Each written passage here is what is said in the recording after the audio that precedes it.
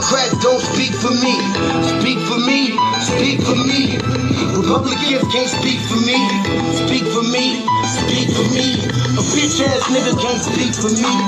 Speak for me, speak for me. You coon ass niggas can't speak for me. Speak for me, speak for me. Listen here, this is a fact of life. I be rapping like Nat Turner came back to life. Grab Donald Trump by the pussy, he ain't acting right. I never run from a conflict, I be glad to fight. It's a very cold world that we living in. Somebody please tell Elizabeth you're not an Indian. You just trying to con them people to get the benefit. Just another immigrant, stealing from the Indians. That's some punk ass shit and that's too lame. Now we finna step over to Andrew Yang. And you a sucker, you can never speak for black folks. Fake ass pandering, trying to get the black vote. The Democrats don't speak for me. Speak for me, speak for me. Republicans can't speak for me. Speak for me, speak for me. A bitch ass nigga can't speak for me. Speak for me, speak for me. You coon ass niggas can't speak for me. Speak for me, speak for me. You know your boy be high off sativa. Kamala wasn't popping, so we said bye, Felicia. She ain't had a right policy. We ain't trying to meet her. Y'all can take Biden too. Bye, we don't need her. We don't need Roland Martin or that coon Al Sharpton. Didn't need Cory Booker from the start, man.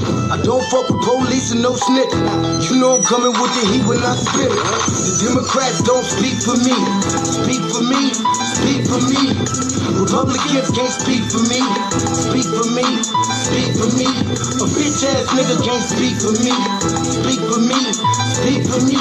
You coon ass niggas can't speak for me. Speak for me, speak for me. If you ever go to court and this is your luck, try not to get fucked by Benjamin Crump. I know it's hard. You and all go is hard. But who the fuck is Amy Cloak? Put her picture up on the bullseye and start throwing darts. People cut our organs out our bodies, that's a stolen heart. They can't save us from the flood like Noah's Ark. Black lives always matter, we finna go for ours. To them we savages, we don't need to pot the piss. Mike Bloomberg can suck dick with that stop and frisk, bitch. You ain't speaking for us, we don't know you. Bernie Sanders, they get your funky ass on too. The Democrats don't speak for me. Speak for me, speak for me. Republicans can't speak for me. Speak for me, speak for me. A bitch ass nigga can't speak for me. Speak for me, speak for me. You coon ass niggas can't speak for me. Speak for me, speak for me.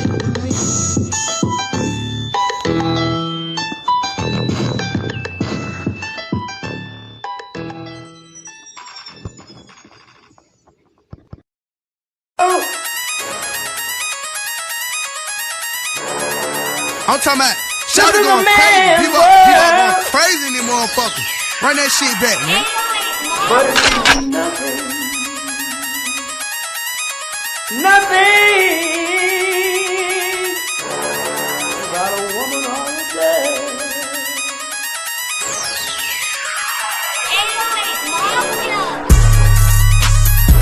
Man made the car.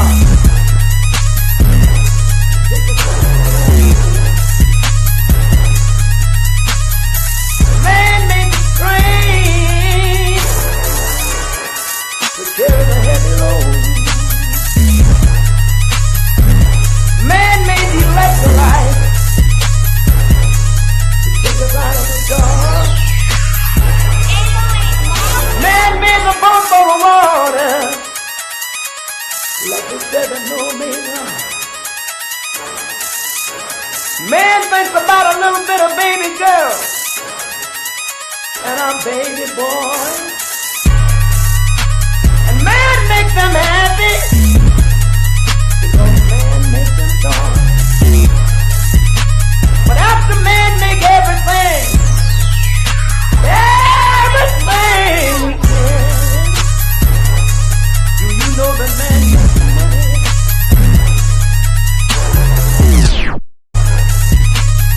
To buy from other men. This is a man's world.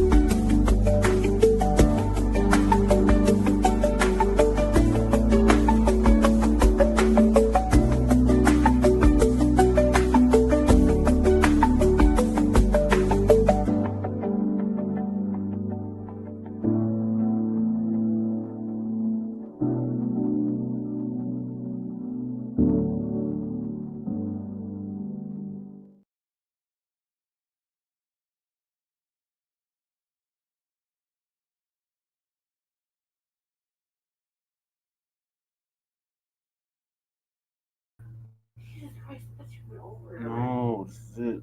Greetings, Black family, greetings. And thank y'all for tuning into another episode of the Frontline Black News. I'm your host, Che and Kruma. We're joined with the other host, Lady Che. And on this season 5, episode 8, part 3 of the Frontline Black News, Malcolm X Day edition, we will be discussing several things that we didn't get to in part 2. And that is, of course, today is Malcolm X's 100th birthday. He would have been 100 years old today. So we got Malcolm X at 100 speaking truth to power on 100th birthday of Malcolm X. Family pressures to dump, as in human shit, and we want to make that perfectly clear, Trump, to release government files on assassination. Malcolm X, international impact, Sankofa and true history. Spike Lee talks Malcolm X at 100, Denzel Washington's brilliance, and upcoming joints. The burning of Altadena is why reparations is owed. Tornado slam Missouri, Kentucky. See the damage from St. Louis to Somerset across the Midwest. Devastating tornado hits St. Louis. St. Louis wakes up to daunting cleanup. Warning victims after because Randy, it's dinner. That's why it's in here. Rip through area. She's terrified. AOC folds and walks back her threats to Tom Homan. She confessed DC mayor missed violating her own donation rules. And illegal migrant news and our unhoused neighbor news. Please join us on STREAMYARD, YouTube, Frontline Black News. The links, Wendy. Jesus. Yes, I am. Then the shows just keep going. You're not gonna stop it. You can't stop it. So it's gonna have to keep going. Unexpected fucking. It ain't no unexpected nothing. Alright, so People just think people are there. You're not talking. they are there. They're not. Yes, they are. Just because nobody watches your shit, don't mean nobody's watching it. Yes, they are, Randy. Damn.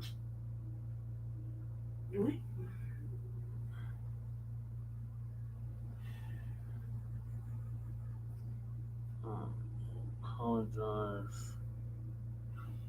Why Lady Trey does this? I would apologize for shit. You shouldn't be doing it like that. What about me, cuz? What about you? I know I have something planned. When you have something planned, Randy? I do. We're supposed to. When? That's tomorrow, Randy. No, that's the whole reason you came here. Oh my God. What do you have planned, Randy? Carry on with your bullshit. It's not my Yes, bullshit. carry on with your bullshit. Go on. Okay. What do you have planned? The RBA. Carry on. You know that's the whole reason you came here. No, that's not the whole reason The why whole I came reason here. you came is to do the RBA. And you haven't been up to doing it. You've been doing this. Randy, When are you done you doing had this? all damn Stop. I don't day. care. Just carry on You had with the your show. past Carry on with your 2-3 show, days to do the damn Carry on with your RBA. show. Yes. Carry on, please. Can you stop interrupting me? God damn. Do this shit every fucking time. It's bullshit. No, Brandy, what you're doing is No, what you're bullshit. doing is bullshit. Brandy, when you get your Will internet you back stop? on, you can do your Will own you ever goddamn show stop doing it? whenever the hell you Stop feel fucking like stop. fucking doing it. Every fucking day, dude. It's not every day, It Brandy. is every day. No, it's not. Goddamn right, No, it's every day. it's Every not. day, dude. It's every No. fucking day. It's 3 times out the It's week. every day. That's not every day. This ain't 3 times. It's 4 It's times. 3 times, Brandy. No, it What's isn't. the 4th time? What's the 4th time? Thursday. We didn't do a show Thursday. Look it up. No. We didn't do a show. Look it up. There's no show. No show to look up. Yeah, you did. No, On Thursday. no. Yes, you did. That was the Thursday prior to last You did Thursday. Thursday, cuz. No, we didn't. Can you just move on with the show, please? Yes. Can you stop interrupting me Yes. so we can move on with the show? Yes. This will be the last show I do over here because I'm not going to keep doing this shit. No, that's what I mean. Come on, cuz. Can you just do the show? That's what I mean. I have internet. I don't have to be here. I'm trying to incorporate you in it because you're always saying, you don't include it. You don't include me because you're never ready. You literally slept all fucking day. You had all day. Randy, you're boring. This is boring. The shit started. Yeah, it already started. Who started then? Damn. You stupid ass fucking. Yes. For 5 fucking years. No, I have to get my intro out. Goddamn. You already did it. No, I didn't. Yes, you did. No, I didn't, Randy. I'm not done talking. I'm not done talking. That's not it. You run the RBA how you run the RBA. I run the Frontline Black News how I run the Frontline Black News. No, Brandy, I'm not going to fall asleep. Unlike you, you can't sleep. I don't have that problem. Brandy, that's my prerogative if I fall asleep. God damn. It's better than being up like a fucking dolphin at all fucking hours of the day and nights. Now shut up. Jesus fucking Christ. I'm sorry. I don't know why she fucking does this shit every fucking day. It's every day. That's why I do it. Oh my God. We literally didn't do a show for a whole week, but it's every day. It's every day because that's why I do it. Because I'm just tired of it. Yeah, Randy, I'm tired of it. And I want to do my show. Okay, well, Randy, you won't never do your show at this rate. I want to do it. No, you'll never do it at this rate because I'm not going to be here. So good luck trying to do your show. Now stop. Fuck. Now on this season 5, episode 8, before I was so rudely interrupted, part 3, we'll be discussing Malcolm X Day. Today, Malcolm X would have been 100 years old. We honored our ancestor. He would have been 100 years old today. So a series of clips I was going to play on Malcolm X. One of my favorite speeches by him, which is the Field Negro and the House Negro. And another speech, don't let them speak for you. Like the intro track says, the Democrats don't speak for me, etc., etc. Malcolm X was saying this over 60 years ago.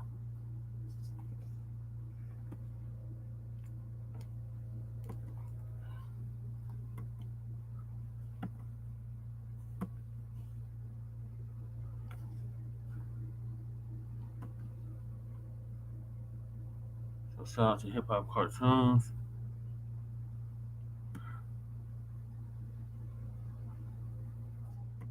Men speak for you, and don't let the white man fight for you. Well, I think to teach a man to hate himself is much more criminal than teaching him to hate someone else. And look at you. Who taught you to hate yourself? Well, it's one of our boys. The sun shines bright in my old Kentucky home. Don't beat me, my husband. Please don't beat me, my husband. Don't beat that tired old body. No, no. What makes the so-called Negro unable to stand on his own 2 feet? He has no self-confidence. He has no proud confidence in his own race. Because the white man destroyed your and my past, destroyed our knowledge of our culture.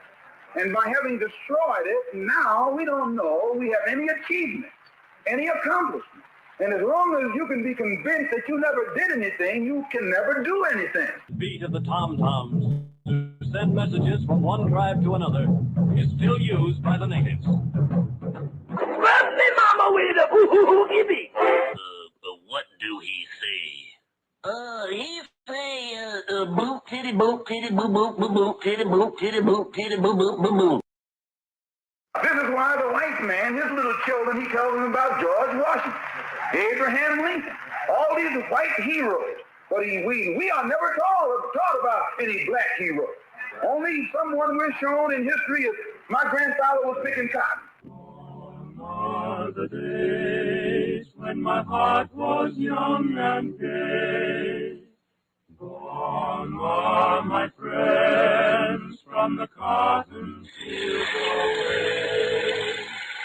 For all the work I do. Picking don't move me. No.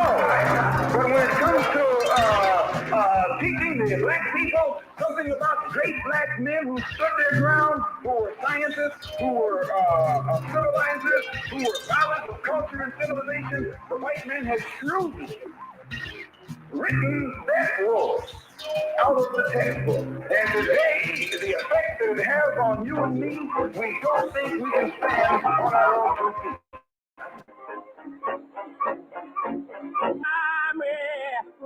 My Uncle Sammy, here comes the freedom man. Say hi. Say hi. Say hi. Say hi. Say hi. Say hi, boy. I'm from South Germany.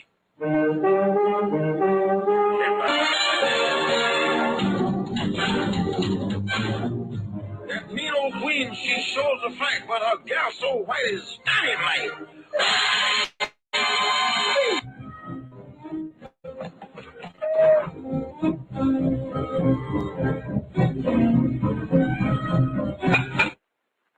We wake up, we clean up, and we stand up. And once we can stand up like a man on our own feet, we stop begging the white man. And we stop apologizing to the white man. We stop compromising with the white man. Then the world will look at us with recognition and respect. But as long as you run around here wearing the white man's name, bragging about you one of the Jones, or one of the Browns, or one of the Smiths, or as long as you run around here bragging about your part in this so-called American democracy, then you will always be looked down upon as a chump by the white man. You never will be given recognition nor respect. Your problem will continue to go unsolved, and we'll still be in the same rut or ditch 1,000 years from now that we're in right now.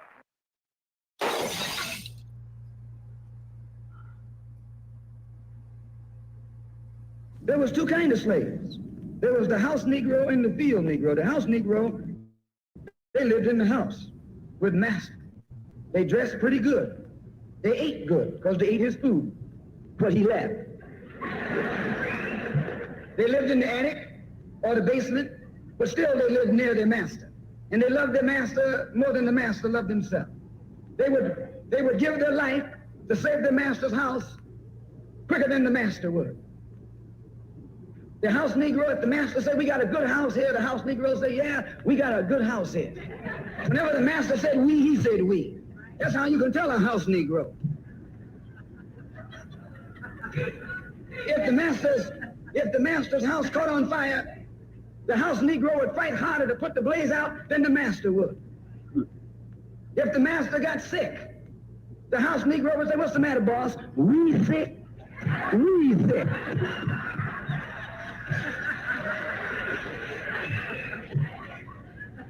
He identified himself with his master more than his master identified with himself. And if you came to the house Negro and said, let's run away, let's escape, let's separate, that house Negro would look at you and say, man, you crazy. What you mean separate? Where is there a better house than this? Where can I wear better clothes than this? Where can I eat better food than this? That was that house Negro. In those days, he was called a house nigger. And that's what we call him today because we still got some house niggers running around here.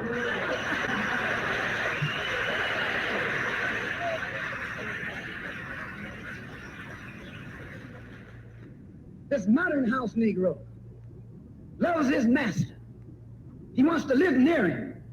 He'll pay 3 times as much as the house is worth just to live near his master. And then brag about, I'm the only Negro out here.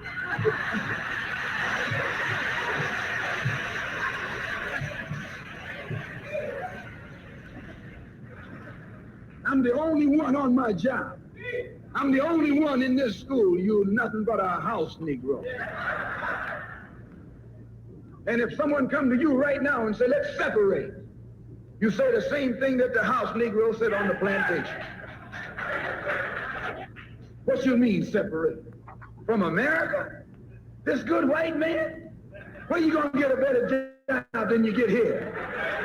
I mean, this is what you say. I ain't left nothing in Africa. That's what you say. Why, you left your mind in Africa.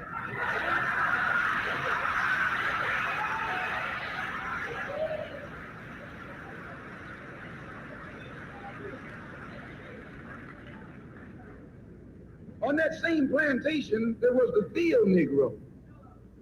The field Negro, those were the masses. There was always more Negroes in the field than there was Negroes in the house. The Negro in the field caught hell. He ate leftovers. In the house, they ate high up on the hull. The Negro in the field didn't get nothing but what was left of the insides of the hull. They call them chitlins nowadays. In those days, they call them what they were, guts. That's what you were, a gut eater. And some of you all still gut eaters.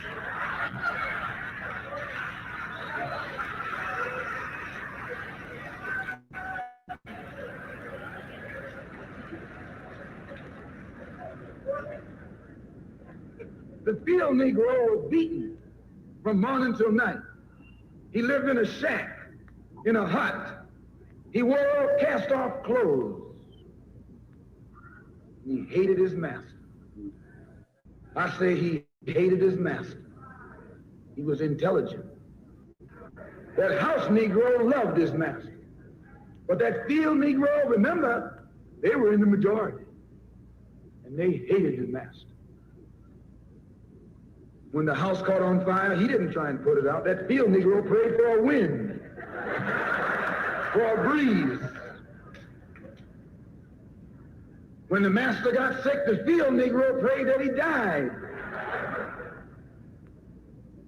If someone come to the field Negro and said, let's separate, let's run, he didn't say, where are we going? He said, any place is better than here.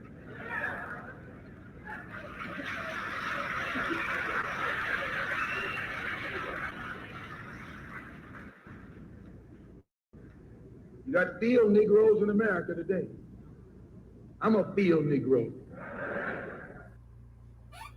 Yep. So that's two of my favorite speeches from the honor. What you and I have to let the man know is we are peaceful people. We are loving people. We love everybody who loves us. But we don't love anybody who doesn't love us. His voice was brave, bold, and uncompromising. This year, 2025, we celebrate the 100th birthday of Malcolm X, a champion for Black people around the world, and one of the most influential and iconic leaders in American history. Let me do that. It is time. It's tripping. So fair use, fair use. This is for purposes such as criticism, comment, news reporting, teaching, scholarship, education, and research. Read the whole thing, just in case they get to acting stupid. Copyright disclaimer under Section 107 of the Copyright Act of 1976.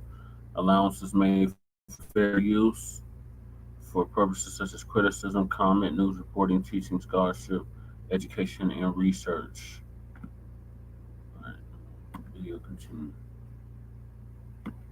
For you and me to stand up for ourselves. It is time for you and me to see for ourselves. It is time for you and me to hear for ourselves. And it is time for you and me to fight for ourselves. As a young man, Malcolm was a convicted criminal, but he transformed his life by studying, learning, and evolving. As a member of the Nation of Islam, Malcolm urged Black pride, self-determination, and most importantly, unity.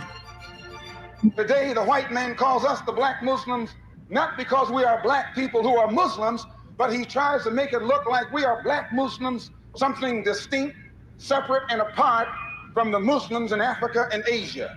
Because the number one tactic that the white man has always used when he wanted to suppress and oppress and exploit has been divide and conquer. Anybody that opposes your freedom is a devil. Anybody that opposes justice for you is a devil. Many whites and Blacks shunned Malcolm while he was alive, labeling him too radical and an advocate for racial violence and hate. You've said, Minister Malcolm, you have to expect the Negroes to rise up sooner or later. Oh, yes. What does that mean? I think every oppressed people, no matter how meek and humble they are, after you drive them so far, they're going to strike back.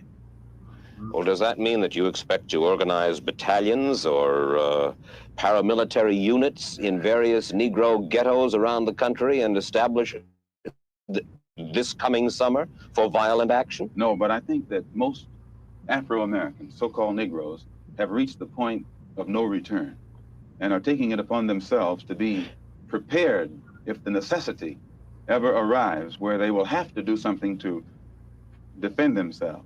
In 1964, a disillusioned Malcolm split from the Nation of Islam and its leader, Elijah Muhammad.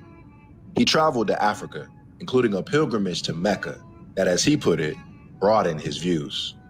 Many white people are fed up with what the Negroes suffered. And this is what I had to become aware of on my pilgrimage to Mecca. I could see then that there are many white people in this country who will side with the Negro in whatever he has to do to protect himself. The Holy Quran teaches us to judge a man by his conscious behavior, by his intention. And my reason for going to Mecca was to get a better understanding of the religion of Islam and what the Quran teaches. So I judge a man by his conscious behavior. I am not a racist. I don't subscribe to any of the tenets of racism. Then there are good whites and good blacks and bad whites and blacks. It's not a case of being good and bad, good or bad blacks and whites. It's a case of being good or bad human beings. But after his dramatic falling out with the Nation of Islam, Malcolm's life was in danger. Even his house was firebombed.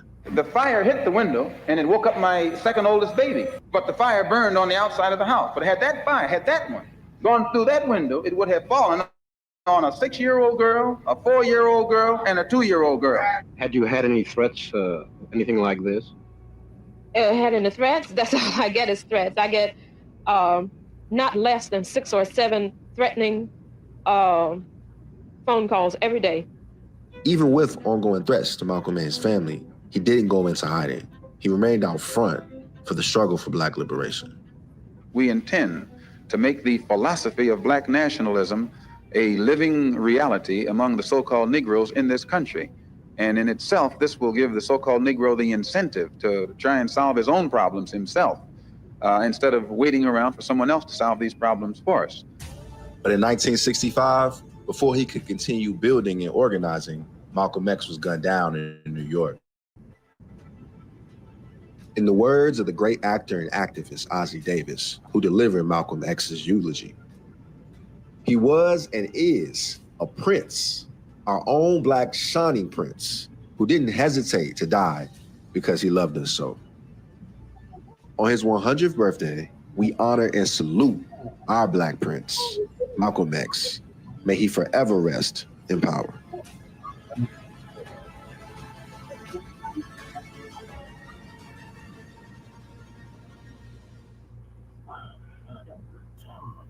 Democracy depends on a free press. Please support our independent journalism at democracynow.org/give. This is Democracy Now!, democracynow.org. I'm Amy Goodman. 100 years ago today, on May 19th, 1925, the man who would become known as Malcolm X was born in Omaha, Nebraska. Malcolm X would go on to become one of the most influential political leaders of the 20th century before he was assassinated at the age of 39 on February 21st, 1965, as he was standing at the podium before a crowd in Harlem's Audubon Ballroom. His wife, Dr. Betty Shabazz, pregnant with twins and sitting next to her 4 daughters, aged 6, 4, 2, and 5 months, were in the ballroom looking on. In 2023, the family of Malcolm X filed a $100 million wrongful death lawsuit against the FBI, the CIA, New York City and state, and the NYPD, as well as the district attorney's office for concealing evidence of their involvement in Malcolm X's assassination. Now his family is calling for President Trump to release more details about Malcolm X's assassination, just as he released thousands of unredacted files related to the assassination of President John F. Kennedy and vowed in an executive order to release files on the assassination of Dr. Martin Luther King Jr. The state of Nebraska officially designated May 19th as Malcolm X Day in 2024. His daughter, Dr. Ilyasah Shabazz, was recently there to remember her father's legacy and joins us in our studio. But first, we go to an interview. In the 1960s, when Malcolm X briefly spoke about his childhood, he was questioned by Chicago reporter Jim Hurlbut in a clip featured in the PBS American Experience documentary, Malcolm X, Make It Plain. You were born in Omaha, is that right? Yes, sir. And your family left Omaha when you were, what, 1 year old? I imagine about a year old. And why did they leave Omaha? Well, to my understanding, the Ku Klux Klan burned down one of their homes in Omaha. They had a lot of Ku Klux This made your family feel very unhappy, I'm sure. Well, insecure, if not unhappy. So you must have a somewhat prejudiced point of view, a personally prejudiced point of view. In other words, you cannot look at this in a broad academic sort of way, really. I think that's incorrect, because despite the fact that that happened in Omaha, and then when we moved to Lansing, Michigan, our home was burned down again. In fact, my father was killed by the Ku Klux Klan. And despite all of that, no one was more thoroughly integrated with whites than I. No one has lived more so in the society of whites than I. So that was Malcolm X in the 1960s. Today would have been his 100th birthday. And today, the National Action Network will commemorate this birthday with Reverend Al Sharpton and National Civil Rights Attorney Ben Crump, who joins us now remotely, and with members of his family, including Dr. Ilyasah Shabazz, one of Malcolm X's 6 daughters, professor at John Jay College of Criminal Justice here in New York City, a community organizer, an activist, award-winning author of many books. Her memoir is titled Growing Up X, her most recent book for young adults, co-written with Tiffany Jackson, titled The Awakening of Malcolm X. Dr. Shabazz is the chairperson of the Malcolm X and Dr. Betty Shabazz Memorial and Educational Center. We welcome you both to Democracy Now! Before we turn to Ben Crump, Dr. Shabazz, it's great to have you with us again. Your thoughts as you watch your father talking about being born in Omaha, being forced out by the white supremacists there, his legacy. You know, and as I shared with members in that community, that was the legacy, that was the foundation for my father. His parents instilled these specific values of love, of care, compassion, environmentalist. It's such a beautiful place. And it is just so indicative of how this young boy would grow up to be this iconic human rights figure. Well, I want to come back to that legacy, but Ben Crump, I know you have a court Zoom in a few minutes, and I want to make sure we get in this lawsuit that you filed and the demand that as President Trump releases most of the documents in the case of the JFK assassination and says he's going to do it in the case of the King assassination, your and the family's demand that they release the Malcolm X assassination documents. What exactly you're calling for, and tell us about the lawsuit. Certainly, Amy. First, I want to say thank you to Dr. Ilyasah Shabazz and her family for keeping the legacy of Malcolm X alive 60 years later on what would be his 100th birthday. We can never say thank you enough. As it relates to the court case and celebrating his enduring legacy, we continue to fight for justice for Malcolm X by any means necessary. We are calling for truth and transparency to finally be the prevailing factor in all of this legal minutia. We know that the FBI files exist. We know that they were surveilling every waking moment of Malcolm X's life. We know that they were aware of assassination attempts on Malcolm X before he was fatally killed in the Audubon Ballroom. And so in our lawsuit that we filed for $100 million against those who conspired to assassinate Malcolm X, one of the great thought leaders of the 20th century, we continue to try to make absolute certain to everybody who's paying attention that this was an intentional effort at the behest of the leaders of our government, that being New York Police Department, the FBI, the CIA, all the way to the very top. And so therefore, finally, 60 years later, on what would have been his 100th birthday, we implore the federal government to release all of the FBI papers on Malcolm X. You know, as you sue the city, it makes me think about the fact the mayor is going to be with you. Is that right? Today at noon, Mayor Eric Adams, who is a former police officer, and now he's the mayor. And he has ability to release information about the assassination. Ben Crump, do you know if he's going to do this? Well, you know, we are involved in litigation with the city of New York, and it is our hope that he is going to be able to speak with Dr. Shabazz, as well as other civil rights leaders who are encouraging him to help finally get justice for Malcolm X's family. You see, Amy, you know, 2.5 years ago, the city entered into a settlement agreement with those two brothers who were wrongfully convicted for killing Malcolm X. And when you really think about it, those men suffered.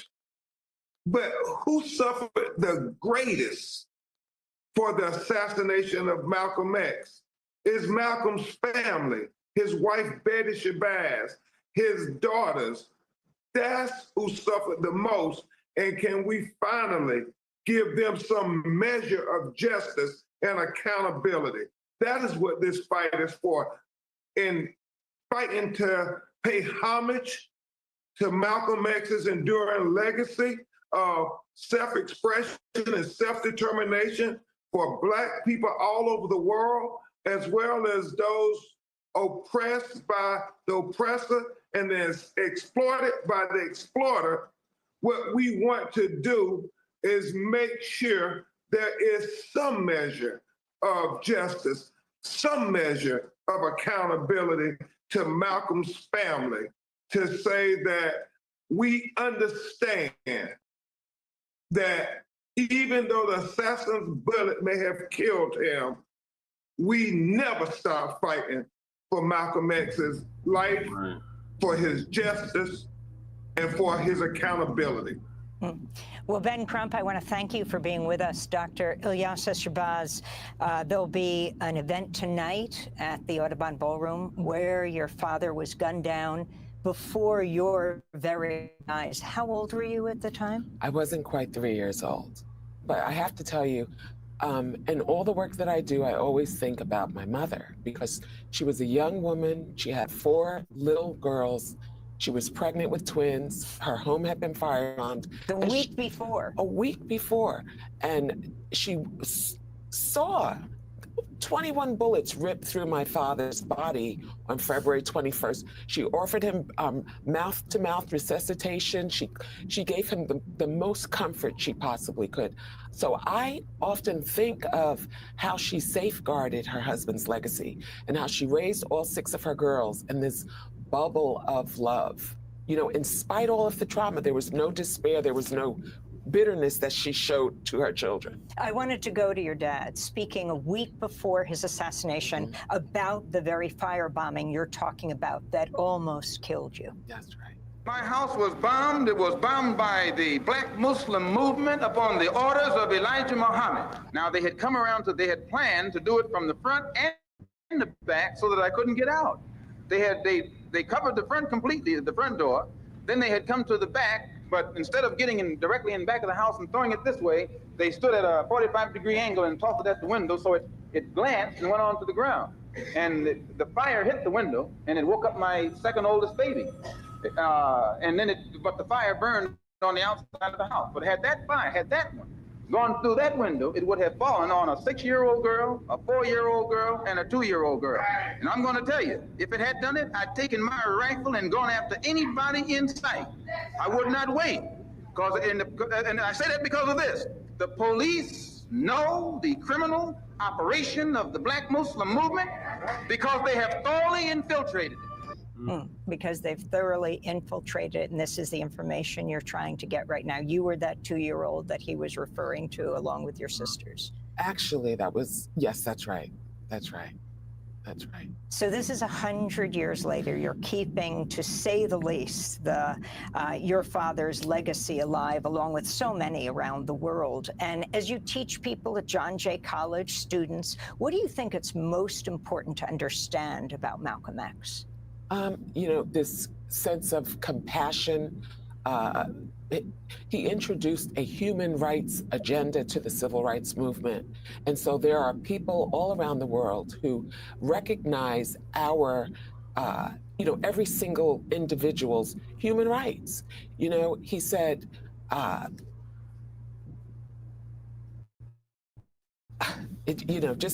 tell you, there's just so many thoughts. But when I think of my father most, he was such a young man. He was in his 20s when the world learned of him, 39 when he was assassinated. He, like King, were assassinated when they were 39 years old. That's right. They were assassinated both at 39. And he said, I don't know why I keep going on a blank, but this quote that is so important by introducing this human rights agenda to the civil rights movement for the first time. We're talking to Dr. Ilyasah Shabazz, one of Malcolm X's 6 daughters. She's a professor at John Jay College of Criminal Justice, as well as an activist. If you can talk about, you have the 2 men who are held in prison for decades. They've won tens of millions of dollars from New York City. They were exonerated. What would it mean for you to settle this lawsuit? Well, it's principle. And the quote that I was thinking of, my father, he said, oh gosh, every time I want to say it, so maybe I'm not supposed to say it, right? Well, I bet you're going to say it tonight, and we're going to record it and play it on Democracy Now! In the coming days. Okay. And, one word that I can recall growing up with, hearing from my mother, is the word surveillance. Surveillance. And so I think of how traumatized, how oh gosh, what is going on with these words? How my mother must have been traumatized at such a young age to experience and live through all of this. My father being such a young man, And so we most definitely want to ensure that we get justice for our father. He sacrificed his entire self. He said, we demand our human rights as your brother. There is no asking. We demand our human rights as ordained by God. And I would imagine it's the reason why there is this reverence for this young man whose legacy continues to inspire, empower, uplift people all around the world. You're wearing all white today. Not black, to remember your father, the fact that he was assassinated, but white. Why? Oh, it's, the spirituality. It's just a bunch of things. And I love my father. I love my mother so much. And, whatever I can do to keep these legacies alive and thriving, and And tonight you'll be at the Audubon Ballroom, which your mother fought to save from destruction when Columbia was building its big biotech building. And there you have so many events honoring Malcolm X and Dr. Betty Shabazz. And I want to say that my mother turned this place of tragedy into a place of triumph. Dr. Ilyasah Shabazz on the 100th anniversary of the birth of Malcolm X. I'm Amy Goodman. Thanks for joining us. Democracy Now! Is funded by viewers like you. Please give today at democracynow.org/give. KBLA Talk 1580. Good morning and God bless. I'm Dominique Dupree. The show is called First Things First. And my very first thing today and every day, giving thanks, giving praises, and asking for blessings from God, asking for the blessings of the ancestors and the elders, and turning up the volume. Welcome. I'm so glad you're here. Happy Malcolm X El Haj Malik Shabazz 100th birthday. That is today. I know the festivities were going on here in LA all weekend and will continue throughout the week, as they are really worldwide. It's incredible to see the outpouring of love. honor, respect, and commemoration for Malcolm X that's happening um, in cities and counties and nooks and crannies worldwide, not just in the United States where he had his greatest impact. So, this is the way we do the show on a Monday. Hour one, we look local, what's happening over here, left coast side of town, Pacific Ocean side, as I like to say. Hour two, we go national, international, and beyond. And in the third hour, we do a deep dive on a person or persons of interest, a hot topic, etc. Today, we'll be talking with author and poet Kevin Powell, who's written a tribute to Malcolm X, and we'll do a bit of a deep dive on his life and legacy. I invite you to share your reflections on Malcolm X. How did he impact your life? How is he impacting it now? Um, and how do you see his influence on the struggles, the liberation of Black Americans or freedmen or whatever y'all calling yourselves today? And or the worldwide global struggle. I know that when I was in Ghana, I've been there twice now. I've seen tributes to him just as a matter of fact, um, kind of fact of life kind of thing in various places at museums, at the Slave River, a scene river there in Ghana, where they have tributes to him and W.E.B. Du Bois and others, as well as in Nigeria, most strikingly at the shrine, which was built by Fela Kuti in Lagos. Lagos is a big city. The shrine is a party place, kind of a community party place for the working class and the poor, where anyone can get in. There's no cover charge. There's music playing constantly. Fela Kuti's son, Femi Kuti, has a band there, and African dancers and local artists are playing. And they have uh, tributes to the ancestors, including a huge picture of Malcolm X there, and uh, people party and they're selling weed and they're having people are selling snacks, and it reminds me of actually reminds me of Lamert Park a little bit on the weekends. um, but one of the ancestors that they have prominently displayed there is Malcolm X. So of course I would love to hear your reflections, your thoughts, your personal memories, and our thoughts. KBLA delegation, all of us that make up this delegation, working our way through the world on why Malcolm holds such a particular place of fear in this country. Why we often see mainstream media and corporate entities honoring Malcolm X, not honoring Malcolm X, honoring Martin Luther King, perhaps, or Rosa Parks, sometimes even a sanitized version of Harriet Tubman. But we seldom see a reflection on Malcolm X. In fact, it's almost as if there is an effort in America to erase his legacy and his life. And why do you suppose that is? I have my thoughts. I'd love to hear them. Please forgive my voice. I'm feeling a little under the weather today, but I was not going to not show up on Malcolm X's birthday. Um, my friend and colleague, Akili, affectionately or famously known as Baba Akili, is a lead organizer with Black Lives Matter LA. He's a field coordinator for the national entity, which is BLM Grassroots, and the founder of the Fannie Lou Hamer Institute, um, has been taking part in an international convening to honor the 100th birthday of Malcolm X, and he is he's on the phone now, somewhere in the world. Where in the world is Baba Akili? Good morning, Akili.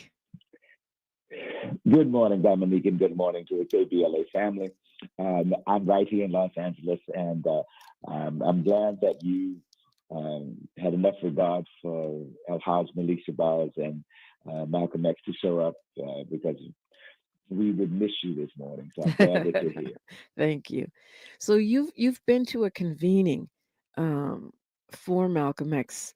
That's like an international gathering, right? Talk to me a little bit about that. Yes, yes. I was in Grenada, which is the home of the mother of Malcolm X, Miss Louise Langdon Little. And I was there with an international group of people for two reasons. One, to commemorate her, and there was land that was purchased where she was born and lived, and we put a monument there. But we also talked about the Ghanaian Revolution and how that was connected to the concept, beliefs, and ideas that Malcolm promoted. So it was a moving and very inspiring set of activities. We had workshops. We talked about the impact of Malcolm both yesterday and today. We made a pilgrimage to where his mother was born and placed a very nice monument there that, and then had people speak. It was all around one of the most moving, interesting, and beautiful activities that I participated in relationship to Malcolm. And so, and for me, Malcolm holds a special place. Our lives paralleled in the fact that we both wound up going to prison. We both wound up becoming more educated and enlightened in prison, and came out committed to improving conditions for Black people. So Malcolm is special to me. In my house, they say I may not remember all my children's birthday, but I always remember May 19th. So it's important to me. Yeah, I mean, I think one of the reasons that, well, we'll get into that later, but you mentioned the parallels in your lives. And I remember we've spoken on that before. When you discovered Malcolm X, how, talk about how that changed perhaps your trajectory and what you, how you perceived yourself as someone who had been, what is the term we're meant to use now, just as impacted? Well, yes.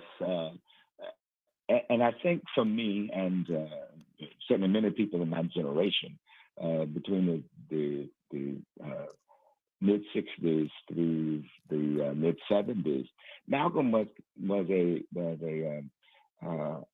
crowning figure for us because he talked what we believed. He talked what we thought needed to happen, and he talked the kind of positions that we felt were necessary in the Black world at the time. And many of us identified with him. And certainly, like I said, for me, who was able to turn my life around in the same way he was able to turn his life around, it was significant. But I mean, there's a couple of things that always stood out for me as I listened to Malcolm and learned more about it. I mean, he opposed the Vietnam War before anybody. And I remember when the first time I heard him, when I got out of prison, I used to listen to these big reel-to-reel tapes of him speaking. A friend of mine who was very much involved in the movement at the time had these tapes of him. And I, of course, read his autobiography when I was in prison. And I certainly knew about Malcolm before I went, but I really didn't understand the impact until I went to prison myself and came out. But what he did was not only highlight and point out the contradictions in the U.S. and the racism, but talked about what needed to be done as a people, how we needed to, as he said, wake up, clean up, and stand up. And that became a very common phrase for me for many years. So his transformation, I think, is one of the most important, I think, in activities that certainly gave inspiration, to people like me, and I think hundreds of thousands of other young Black men. Yeah, I mean, because he would be 100 today, so he's clearly older than Yes, you by quite a bit. But that I feel like generation after generation of people have been inspired by him, particularly folks who many times, the ones I call unlikely voters, the ones that society typically doesn't Yes. count count on and many times writes off, that uh, to show how influential, how important, how powerful they are in transforming, particularly in having a transformative impact on our society. Achilles with me, and you're welcome in as well. 800-920-1580, 800-920-1580, as we celebrate the 100th birthday of El Haj Malik Al Shabazz. Excited to learn that Tavis Smiley has his eldest daughter, my play auntie, Ms. Shabazz, Atala Shabazz, on next show, next program in our cycle. Um, I can't wait to hear his hat as a historian matched with her unparalleled understanding of her father. She was the only child old enough to actually be. She was a tiny little kid, but she was there and witnessed his assassination. And clearly that shaped her life in all kinds of ways. And so I'm looking forward to hearing her sharing her reflections on this day on the Tavis Smiley Show. Right now, though, I'm inviting you to share yours with me, Akili, and Miles on KBLA Talk 1580. She's reclaiming her time on KBLA Talk 1580. More First Things First with Dominic DePrima when we come forward. Olay Indulgent Moisture Body Wash. It's me, Olay Indulgent Moisture Body Wash. I see together. We've got a lot to talk about. Fire tonight. Unapologetically progressive. KBLA Talk 1580. We've got your black.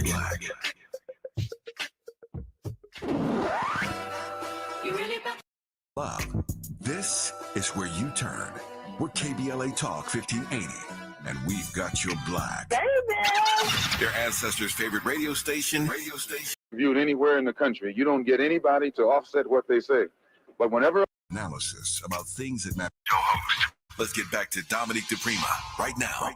if Martin Luther King, Roy Wilkins, or any of these compromising Negroes who say exactly what the white man wants to hear is interviewed anywhere in the country, you don't get anybody to offset what they say.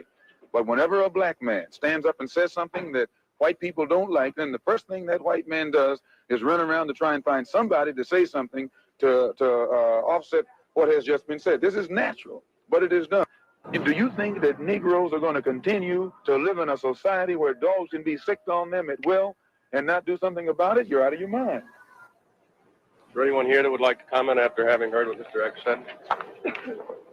KBLA Talk 1580, that kind of exchange, that moment of Malcolm X in the press reflects on a question, Akili, that I posed at the beginning of the show, which is, why does he have such a special place, and I put air quotes around special, in U.S. mainstream history and journalism, where it's almost like they're afraid of this man. 60 years after his death, still, you don't see the kind of honoring and commemoration of him that you see of Rosa Parks or MLK, even Harriet Tubman.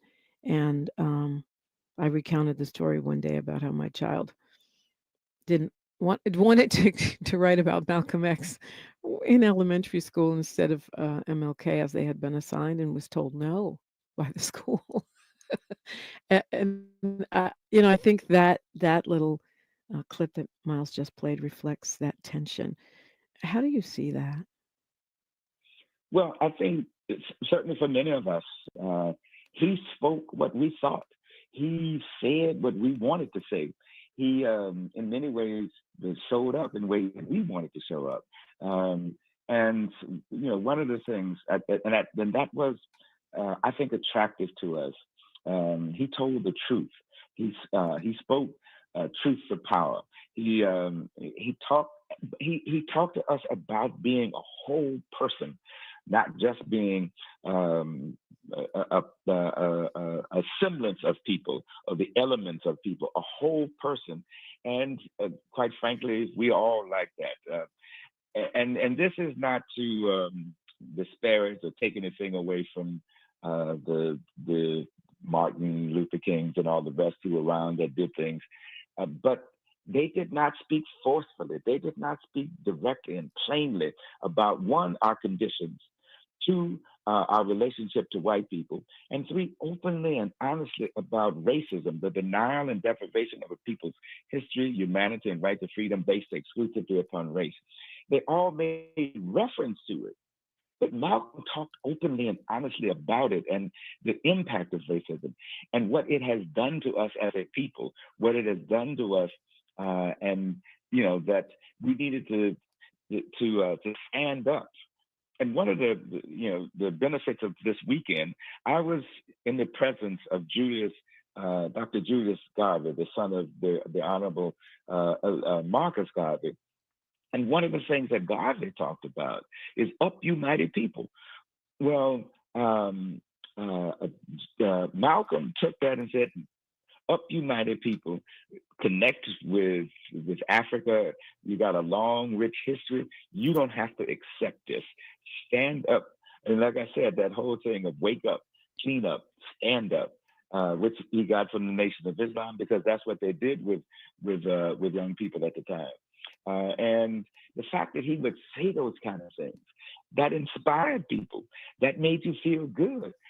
Even in the midst of the worst of Jim Crow, when Black people were not, you could be arrested, convicted, and lynched, even if you looked differently at a white person.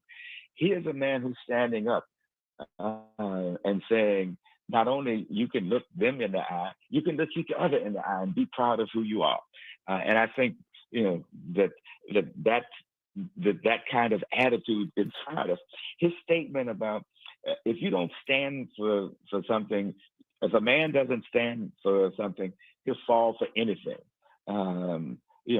I have a T-shirt with that I wear all the time, and that's on my it's on my wall in my in almost every office I've been in for the last 50-some years. So Malcolm, I think, like I said, represented the best of us, but the strongest best of us, the strongest and most articulate best of us, and his willingness to speak truth to power. Well, yeah, I mean, and I also think in that time, I mean, from what I gather, obviously I wasn't there, but it seems like there was more fear of white people. There was more, you weren't allowed to say the things that he said. You weren't allowed to have the attitude that he had. People were lynched for much, much less. And he was clearly unafraid. I love the way and for me as a journalist or a commentator, maybe more than journalist, I'm inspired by him because he was never afraid to say that thing. And he always used humor and analogies and clever, crazy examples to make his point, which left some of these white journalists flummoxed and unable to bounce back. I was definitely channeling him during my work, battling Republicans on Fox Soul. I always thought about Malcolm and how he had a way of just turning a phrase that drove home a point like a dagger. And I always aspired to be that way. And I think, of course, at much less risk, Molly Bell says the fact that Malcolm X and Martin Luther King both only lived 39 years. Speaking of parallels, Baba Keely, much love, listening, blessing for my 78 years.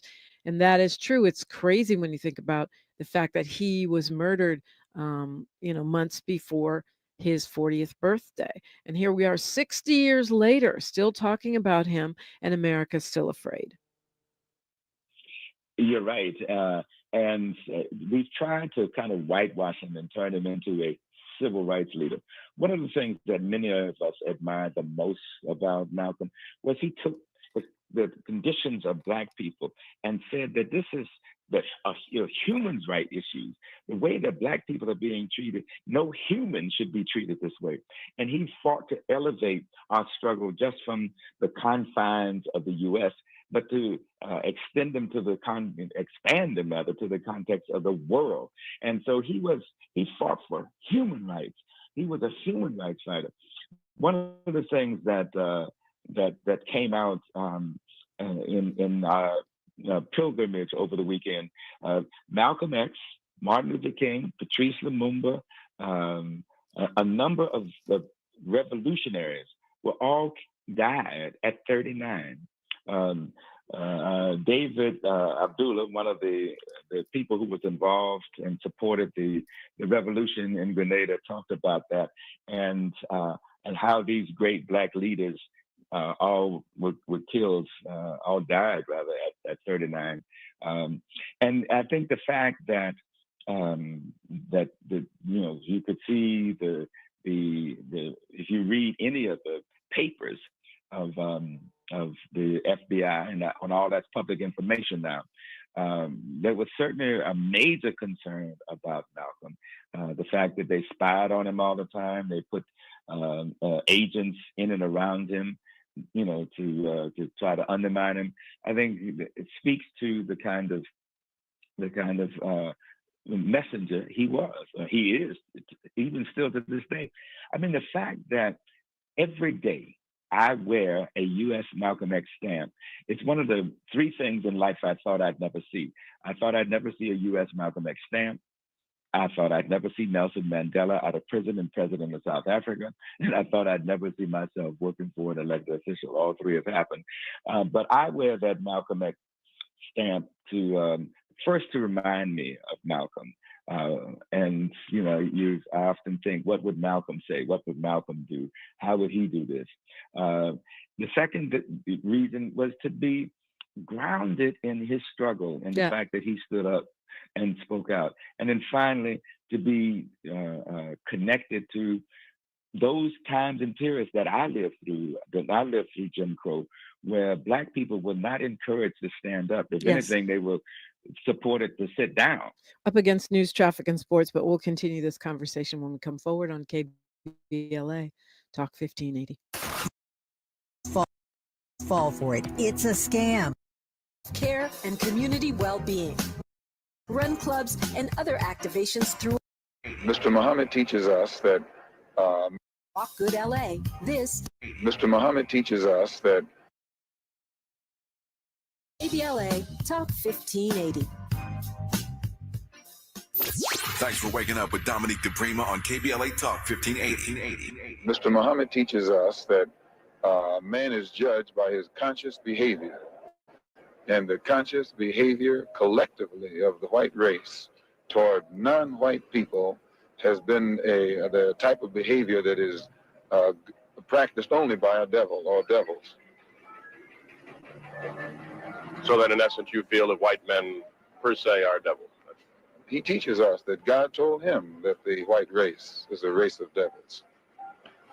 Teaching this kind of a doctrine of hate and a doctrine of separationism is bound to inflame the passions of people, wouldn't you imagine? The deeds that the white man has committed against Black people is what is inflaming Black people. There's no teaching inflames anyone. It's what you do to a man that inflames him. And if the white man wants Black people to love him, then he should do something to warrant that love. KBLA Talk 1580 as we mark the centennial of the birthday of Malcolm X, El-Hajj Malik Al-Shabazz. And Akili is with me, just back from a convening in Grenada to honor the 100-year anniversary. The thing about Malcolm X, it also reminds me a little bit of my own father, is you have to track the trajectory of his consciousness, his evolving politics over the course of his lifetime. Any snapshot in time is just a snapshot in time. However, your reflections on what you just heard.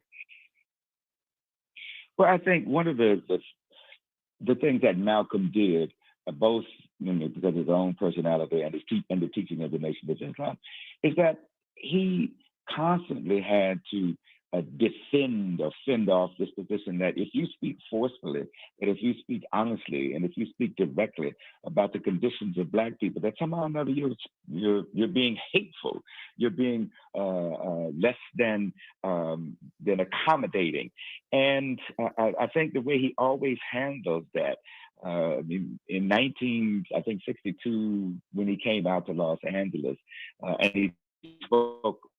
I think he spoke a lot about this, that his movement was they tried to paint as a hateful movement, and Malcolm talked about how to, who taught you to hate yourself, and how whites have certainly hated black people, but also supported and advanced this notion that we should hate ourselves.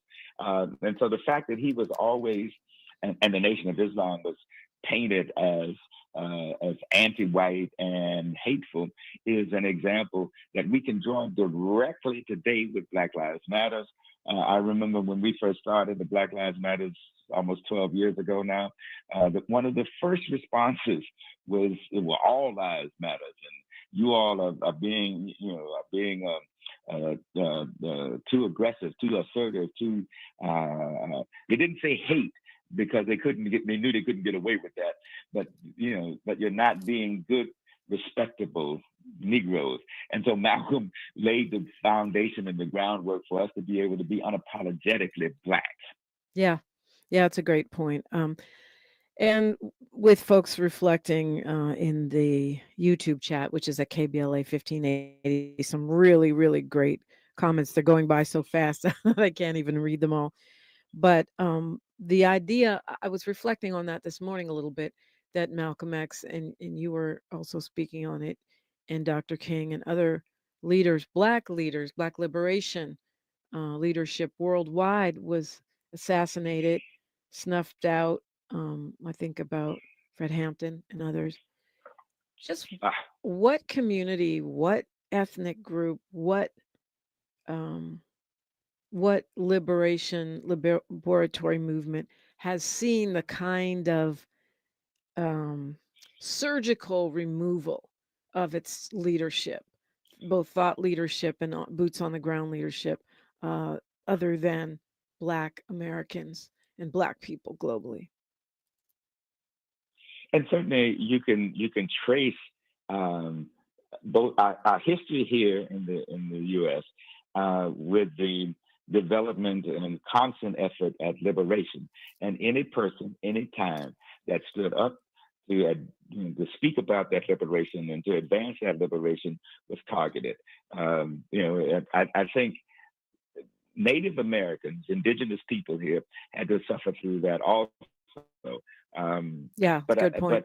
But Black people have been targeted. Black leaders have been targeted because we are not supposed to rise up. We are supposed to accept conditions as they are. We are supposed to, and that's the key element of racism, that you have to accept your second-class status. You have to accept your unequalness. You have to accept the fact, and you can see it today in this administration with all their efforts to erase anything positive or strong about Black people. By the end of this year, Black people's accomplishments will try to erase them. I mean, we have fought to keep them and advance them, but this administration will try to erase that. And the reason they try to do that is because, one, of white supremacy, two, because of their own racism. But if our story is told, the fact that we've advanced, that we've thrived, that we've contributed to this country, that smacks in the face of the kind of white supremacist position that exists, that somehow or another white people invented everything of meaning and advanced all good things in the world. And if you look at how we, once again, have thrived under the worst conditions, we have thrived, we have developed, and we have contributed significantly to this country. And and I think that's part of it too, Akili. I think part of it is because not only have we contributed significantly to this country, it would be a boring, dry, broke place if it wasn't for us. But also because our leadership on the world stage makes us dangerous. I think that one of the reasons why our leaders have been systematically assassinated, taken down, undermined, and now that what they do is they just try to discredit, is because of our leadership and influence on the entire world. The fact that there is a huge Malcolm X portrait in Ghana at the Slave River, that there is a huge Malcolm X portrait at the shrine in Lagos, Nigeria, and other places that I've traveled, not just him, but other leaders. Black American leaders, that we are like the moral compass of the world. And so I feel like that is part of the reason for the targeting of our leadership. They're always trying to kneecap us and make sure that we don't inspire other revolutions and other movements. And you can certainly see, and like you're building on your point, when I was in Ghana, I wore a Malcolm X T-shirt, and Black people would come up to me and compliment me on that, and how they understood Malcolm's contribution. And certainly when you go to the W.B. Du Bois Center, there's a picture of him and Du Bois's wife. That he's there talking with them, and pictures of him all over the center. He had an impact. He made an impact, and still is having an impact today. The fact that over the weekend, right here in Los Angeles, thanks to Tori Reese and others, who have been fighting and trying to get this done, Malcolm is being recognized. The Malcolm X corridor, and the fact that we celebrate him. I remember, in the early 70s, the Kuzaliwa, I remember, we young people would walk out of school and went to celebrate his birthday. I have been coordinating activities kind or another over the past 50 years, and for as we say, for his Kuzaliwa. So the fact that even to this day, we see the X, and I appreciate the fact that Spike Lee made that movie. That was tremendously helpful in terms of. Oh, you gonna bring that up? Really, now we got to get into the whole controversy. My father was incredibly critical of that movie. He felt like it undermined Malcolm X's legacy and gave a simplistic. And also, he did not agree with the portrayal that the nation were the sole perpetrators of his demise. I have been around your father many times, and that was a sensitive point that I was, when we brought it up, and I remember him talking about it and saying that there needed to be a much more accurate, a much more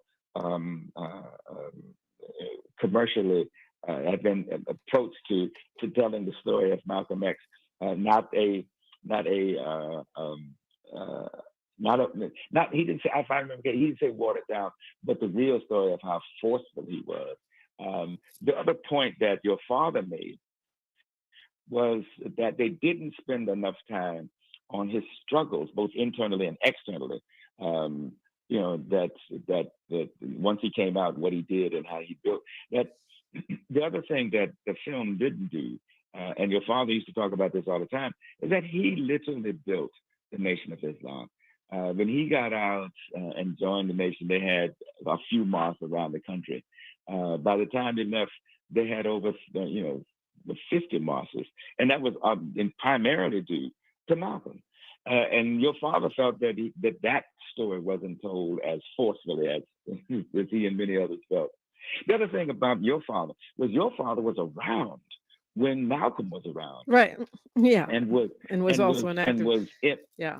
Yes, and impacted by him. He was about 9 years younger than Malcolm X, but he was definitely around. Yeah, and Malcolm inspired him, and of course the assassination of Malcolm X inspired my dad, Amiri Baraka, aka Leroy Jones, to launch the Black Arts Movement. That was the spark that moved my dad from downtown as part of the Beat Poets movement to uptown Harlem and the establishing of the Black Arts Movement.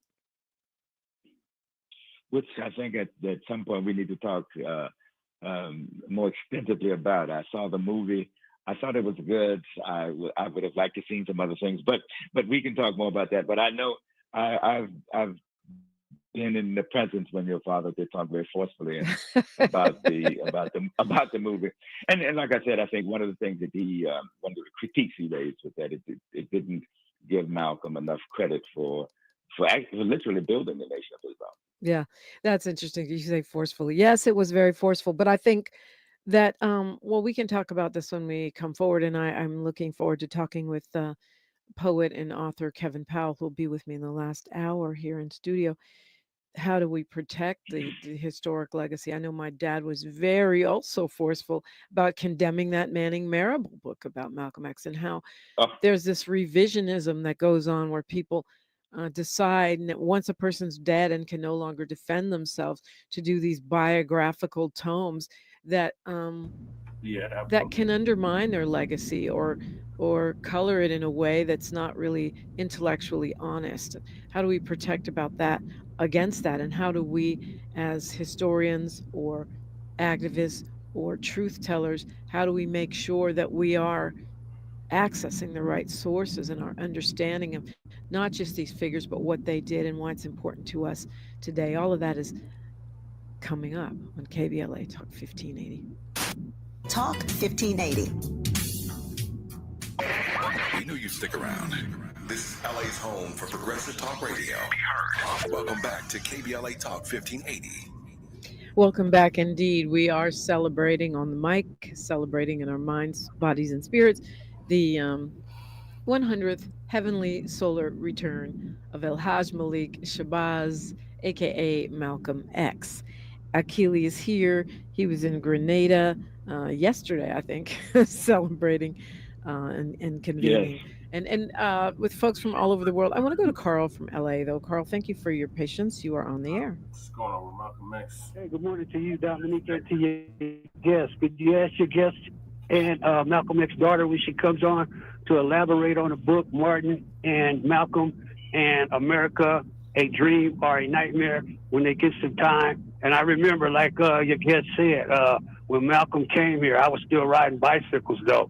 I thought they would have that army here in Los Angeles, but he left and went back to the East Coast, and he was gone. Thank you for giving me time, Dominique. Bye. Thank you, Carl. That'll be Ms. Shabazz, Ambassador Atala Shabazz, will be on with Tavis, so I won't be able to ask her anything today, but I'm sure Tavis will have it more than covered. He's such an accomplished historian, Mr. Smiley. I mean, that may be one of his stronger suits. But your reflections on what Carl said, Akili? Well, I didn't get all of it, but one of the things that I learned this weekend, that Malcolm came from strong roots. His mother was a Garveyite. His mother wrote for the paper and was considered a very good writer and speaker herself. His mother was a very accomplished, educated, and talented person who would challenge the orthodoxy of white supremacy. So when they would come home from school, she would review what they learned and then give them the right information about what really happened. And I raised that to connect it to the last point, that Malcolm, both before, during his life, and after, he has been, I think, shaped, molded, and presented in ways that have tried to help our people. And I think Carl's point is well taken, and I'm hoping that I will certainly be listening out for the next segment with Tavis, because I think to hear his daughter talk about the impact that Malcolm still has is very valuable. Yeah, particularly, as she applies it today.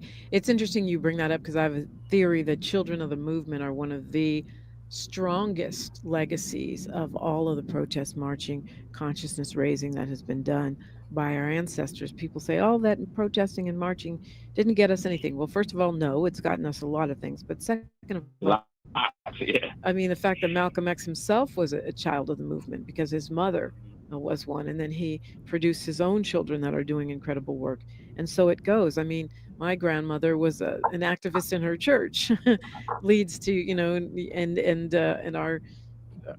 my great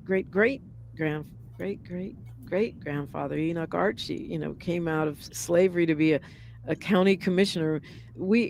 My dad was a child of the movement. Now he's got 9 of us that are, all part of the progress, including my brother Raz Baraka. So I think that's a great point. Events are planned in New York, Los Angeles, Indianapolis, Dakar, Senegal, and so many other places, Washington, D.C., Omaha, Nebraska, and Jamaica, the University of Nebraska. I mean, on and on it goes. They've restored one of the houses that he lived in briefly in Chicago. Where did people hail from at the conference you just returned from in Grenada? But very quickly, two of them actually were there from Nebraska. Uh, and the Malcolm X Restoration Center that they've developed there, um, they've raised money, both public and private monies, to develop a site there. They talked about that. That was good to hear. The other thing was listening to Julius Garvin talk about his father. He was there. There were people from around the world. There was people from Nigeria that were there that were talking about the impact that Malcolm had in stirring their need to in many cases rebel against colonialism. And so there were the other thing that happened this weekend was a fuller and better understanding of the 1979 revolution in Grenada and the murder. Well, first of all, the heroism of Maurice Bishop and the murder of Maurice Bishop, and how this country decided that they did not want a revolutionary leader, a leader who was going to take their country in a direction that was much better for the people. And so we undermined, invaded, and wound up, supporting the murder of Maurice Bishop, and the fact that they're recapturing that. So the whole weekend wound up being one, the elevation of Malcolm's mother, and we learned a lot about her. We learned a lot about how she helped shape Malcolm's life. And we also learned a lot about the revolution of Grenada. And I think the combination of the two, learning more about Louise Langdon Little, and learning about the struggles, successes of the people of Grenada, it was just tremendously moving. And so in the time that we had there, it was one of the best times I've had connected to Malcolm in my struggles here. And that brings us also, I mean, to the way that he's inspired and fueled movements going back through the years, but also today. I love the parallel that you made with the Black Lives Matter movement and how being outside of the approval of sort of the respectability politics within the Black community. Someone said in the chat, Malcolm X didn't have a standing to protect, so he was free to be outspoken and unapologetic. I love the parallel that you drew from his legacy of by any means necessary to the Black Lives Matter grassroots legacy of the same.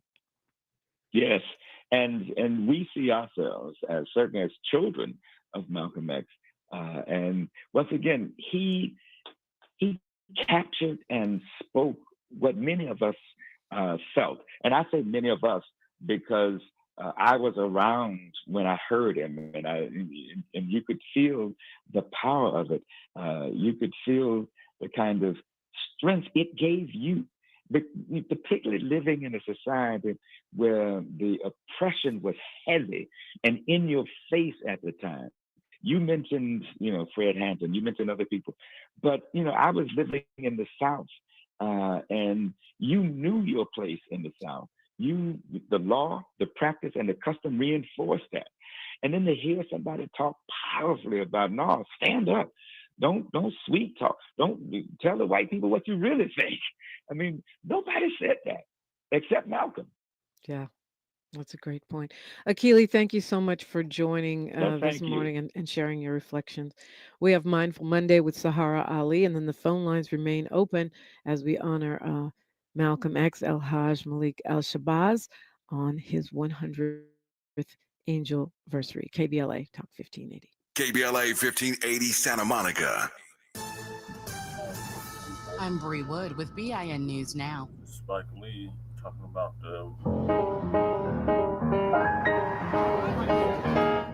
On the 100th anniversary of Malcolm X's birthday, Newsweek sits down with filmmaker Spike Lee. So he's here, he's being shot now. He's doing his photos. Okay. Clap it. Spike, thank you so much for agreeing to do this interview. Appreciate you. We go way back, man. We go way back. You're part of the reason why I live in Brooklyn. Your work, your movies. You ain't the only one.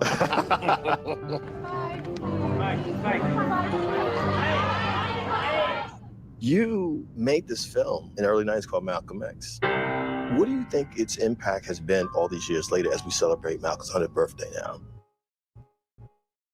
Ryan Coogler, my brother, told me his father took him to see Malcolm X when he was 5 years old. Sat on his knee. Wow. And he still, I don't know how much you could comprehend 5 years old, but he said that film made an impact on my brother Ryan. So, and then you cannot overlook the performance by my brother from Money Earning Mount Vernon. Yes, yes. Denzel Washington. What does it say about Denzel as an actor that he embodied Malcolm X that much? I want these people moved out of here. Fruit of Islam are disciplined men. They haven't broken any laws. Yet. What about them? That's your headache, Captain. No disrespect to any actor, but I think Denzel's the greatest living actor today. When we're doing that film, we weren't seeing Denzel, we were seeing Malcolm. I think that if white people find themselves the victims of the same kind of violence that black people have found themselves victims of here in America, and if the government has either found itself either unwilling or unable to do anything about it, it would be intelligence on their part to defend themselves. We were seeing Detroit Red, El Hajj Bully. We were seeing the spirit of Malcolm came into Denzel's being. Denzel, he prepared for that role a year before we began the film. Because he has intelligence and the knowledge to do that. You just can't show up and do that. You can't fake the funk. No. You got to put the work in. And also, the academy could do what they want, but we know. We know. You should have won that Oscar. We know. What does it mean that Malcolm is about to turn 100 in the times that we're in now? What can we glean from him that we could use now in the times we're in? Ain't that much changed. Particularly with this new world we live in. And if you look specifically at DEI, when they tried to remove Jackie Robinson's being in the military, fighting for the United States of America, and just trying to remove that, they were messing with the raw African American. Yeah. And he's not the only one. But that jumped out. That was so blatant. I had to speak on it on my Instagram, which I flipped it to DIE. Peep that. Peep that? I peeped. Couple words. Like 3 Carmani. Right. Watch the black, watch the black, watch Right, no, right. don't watch the black. Don't watch the black, don't watch the black, don't watch the black. So I gotta go back to my 3 S's. Shenanigans, skullduggery, subterfuge. You can't do that to Jackie. Jackie Roosevelt Robinson, the pride of Brooklyn. Come on now. Right, right. You can't do that. Number 42, Brooklyn Dodgers, Hall of Famer, Evans Field down the block. Right. Hell no. Right. Hell no. Spike to your left.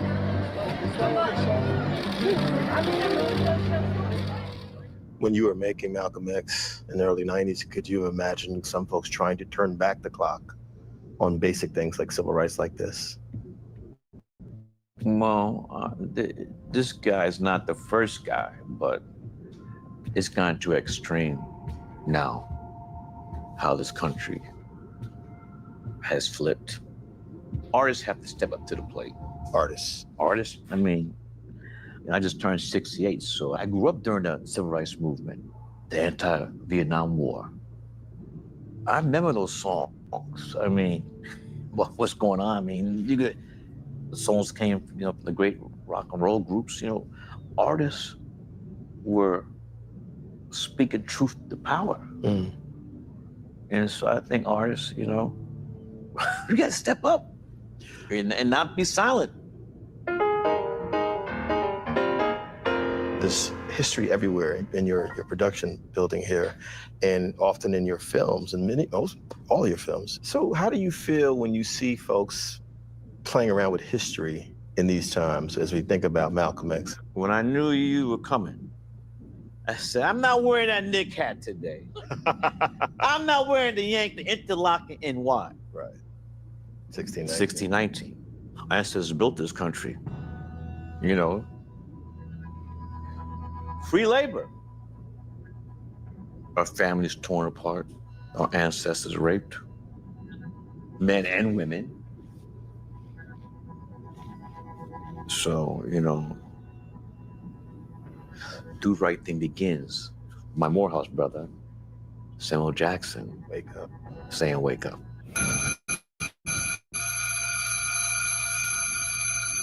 Wake up, wake up, wake up, wake up. Up you wake, up you wake, up you wake, up you wake. And we had to owe that to our ancestors. The hardships we're going through now, that's nothing compared to what ancestors had to go through. Yeah. I think. So much of your work is about educating people. Do you think the autobiography of Malcolm X should be required reading for all Americans? I think so. Why? To learn about this country. So what did Malcolm represent, do you feel, with that autobiography? What does he represent? The great American.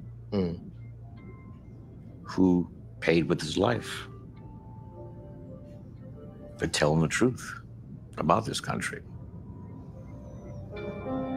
When you think about the impact of that film, we're still talking about all these years later, what lessons should people take from Malcolm? Because there seems to be so many still misconceptions about him. Malcolm was a criminal. They'll say Malcolm was angry and hated white folks. Or they'll say, well, he wasn't that important like Dr. King. Well, that goes directly to divide and conquer. And the final image, before we go to end credits of Malcolm X, we had the only photograph of those two together. Dr. King and Malcolm X. Yes, and they were shaking hands. And both of them knew that they had to find a middle ground. And they knew they could. And Malcolm got assassinated.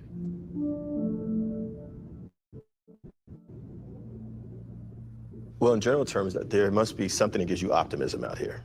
Do what you do for love. It comes down to love. Because this other stuff's not love.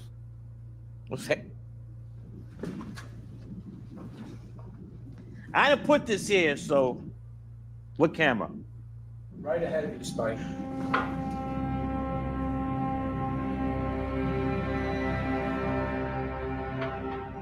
I saw this film when I was in film school, Night of the Hunter, directed by Charles Lawton.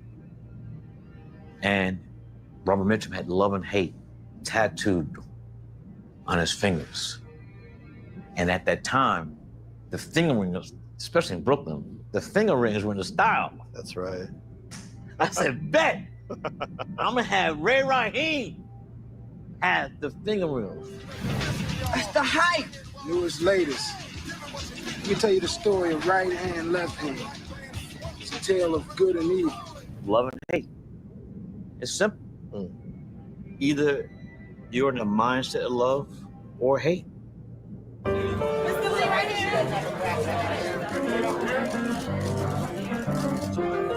We're talking about Malcolm quite a bit, his evolution. What about your evolution as a filmmaker, as a human being as well? Do you consider yourself a leader?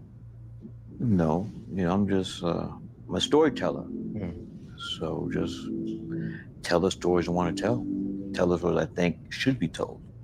Now I got this new joint coming out with Denzel Washington in August, Highest to Lowest. What's it about in a nutshell?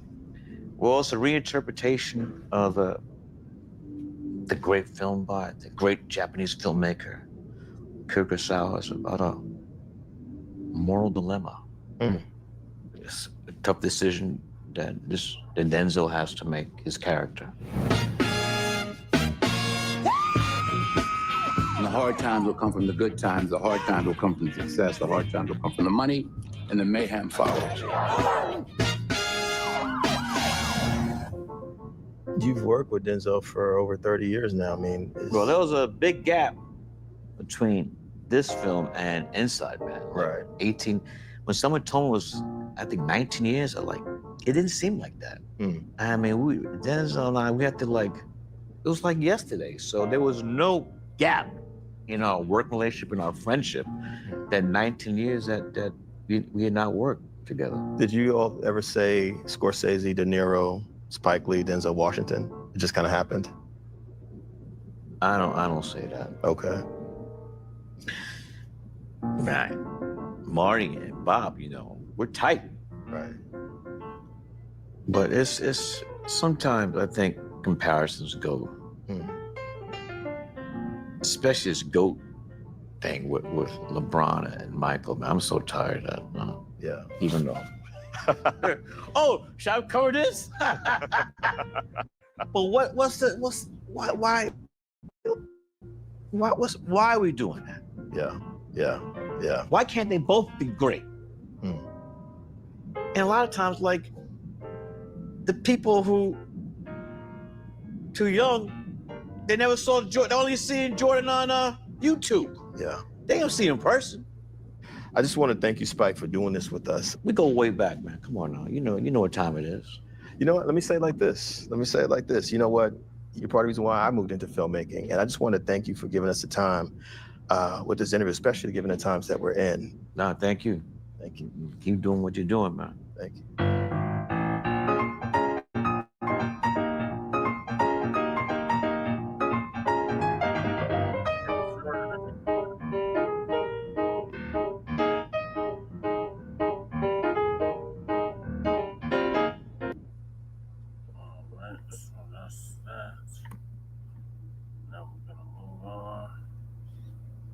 Altadena.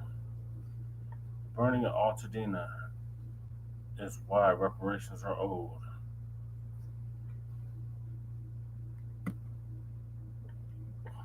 Family and fellow soldiers, I'm the professor, and this is the moment of truth.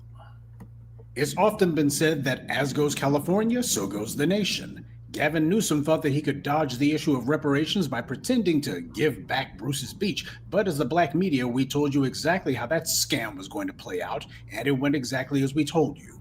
A lot of white liberals are shocked and appalled that Gavin Newsom's been making nice with the likes of out-and-out racist extremists like Charlie Kirk, but it's nothing new. He was best buds with Elon Musk, who is also an out-and-out racial extremist. A lot of Californians have been dismayed, if not outraged, by Governor Newsom's lack of preparation for the inferno that engulfed LA and his dysfunctional response in the aftermath. But they shouldn't be. The LA wildfire inferno that ravaged the city destroyed countless homes, but it wasn't just in Los Angeles. The fires also devastated places like Altadena, which is in Los Angeles County and only 15 minutes outside of LA itself. Altadena, you may not recognize the name, but the story of that town is the story of foundational Black Americans. African-American life in Altadena dates to the Great Migration in the late 1800s and is often told through the tales of people like Robert Owens. He was born a slave in 1806, but left Texas a free man after he bought his own freedom. He set out for California in 1853, and while California called itself a free state, we know it was anything but that and remains so to this day.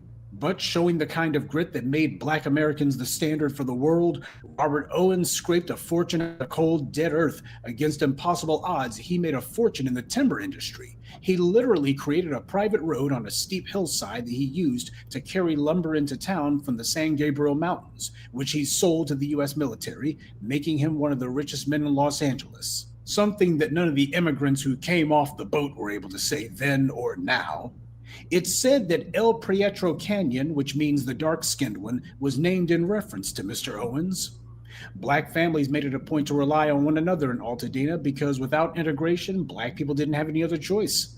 This reinforced and strengthened our loyalty system with one another and gave us strong group economics. By the time the Great Depression hit, Black families had already been moving into Altadena in numbers, such that officials warned of a threat of subversive racial infiltration if something wasn't done to stop them.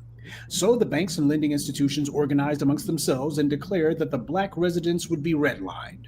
White residents and business people formed so-called property owners leagues and began getting homeowners to sign on to racial covenants to prevent the sale of land or houses to Black buyers. In less than a year, 80% of Altadena's residential properties had deed restrictions, which of course were nothing more than racial restrictions. This is how the city leaders and its white population engineered Altadena's Black residents to be corralled on the west side of the city, while giving white residents free reign everywhere else. Another story that reveals the unique character of Black Altadena is the Little Red Hen coffee shop.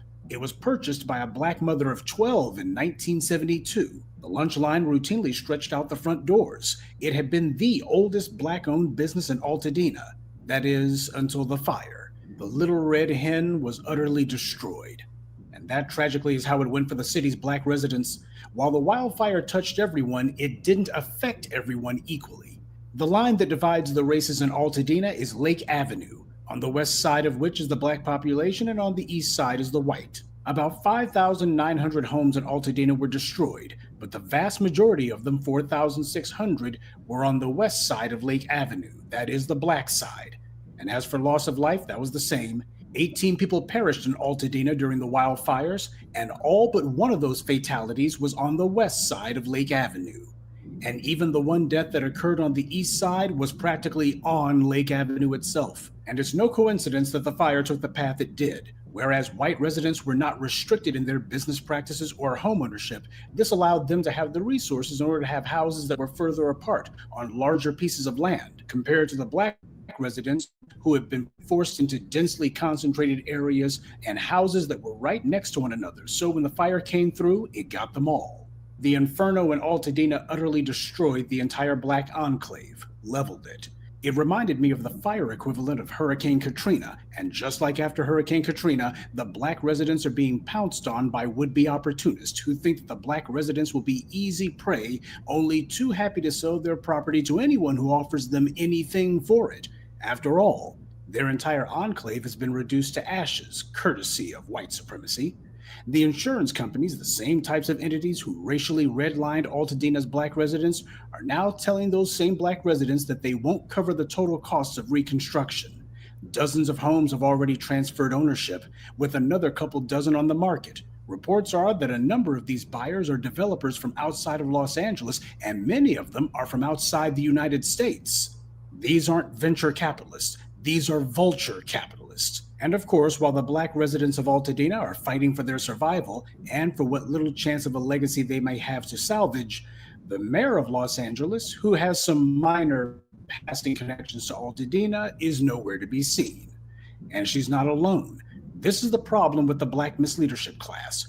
White power selected these tools and set them up to be empty suits. They would claim that their being elected erases all the racist sins of the past, and now everyone can be one big happy kumbaya. But of course, when Black people voice their needs, they get ignored, and only Black people.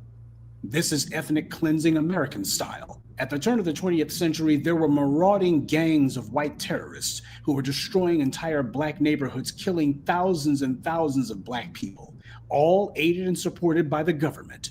After the 1920s, however, they began to rely on strictly administrative means to do the same thing, because industrialization had made it where simply creating an interstate highway could be used as the perfect excuse to bulldoze entire Black neighborhoods. It wasn't that they didn't want to send in the marauding white gangsters. It was just a matter of mechanization was far more efficient. And this is exactly what happened.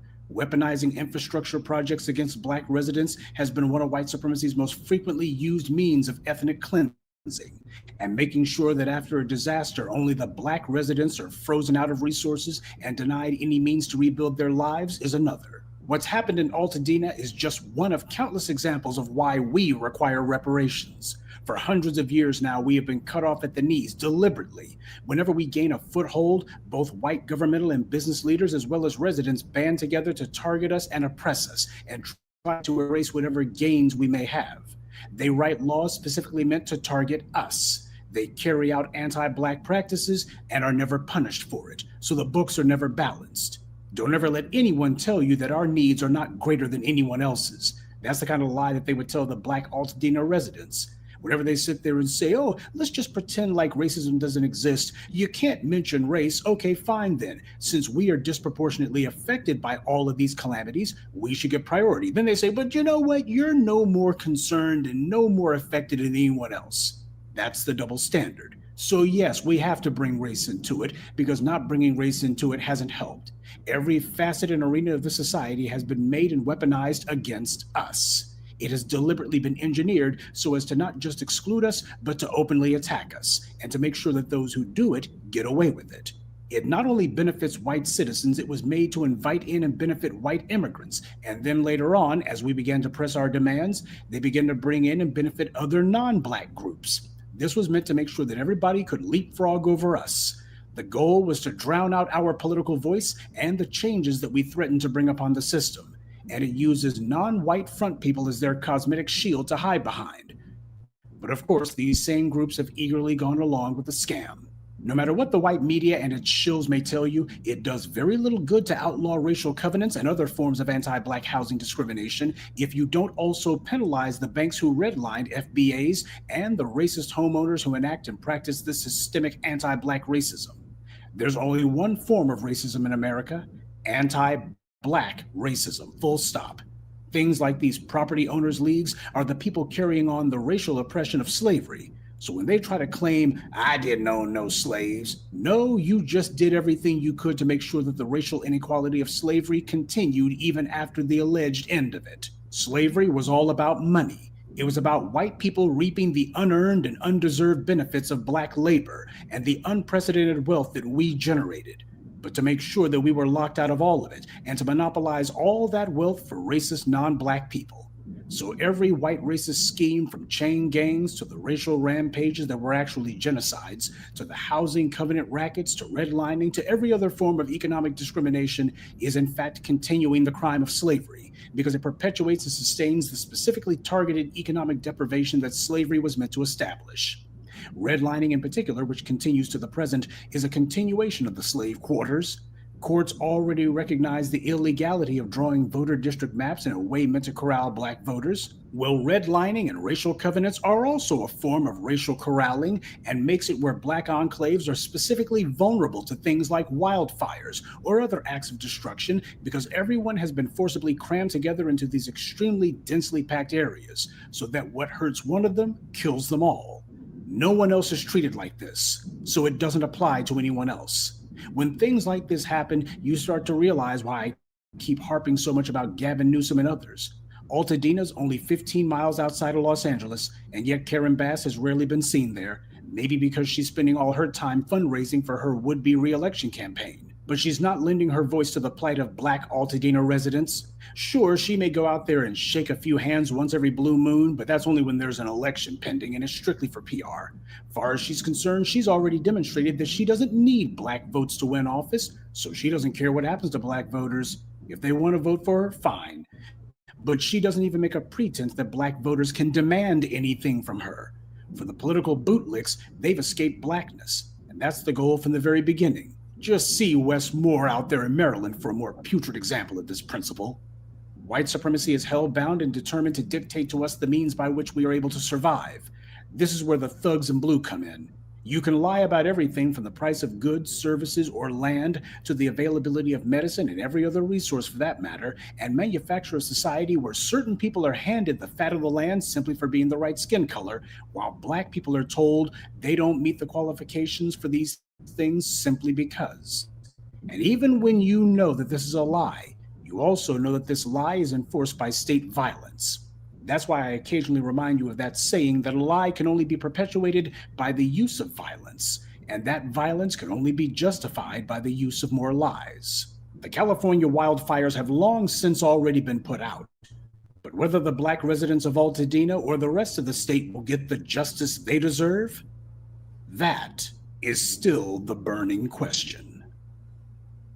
Good day, and be one. I'd like to take a moment to mention some of our contributors: Charles Hobson, Rose Arnold, William Outlaw, Shrampstein, and Jesse Good. Salute to them, and thank you to everyone for listening, liking, and sharing this message. Black empowerment only exists because of you.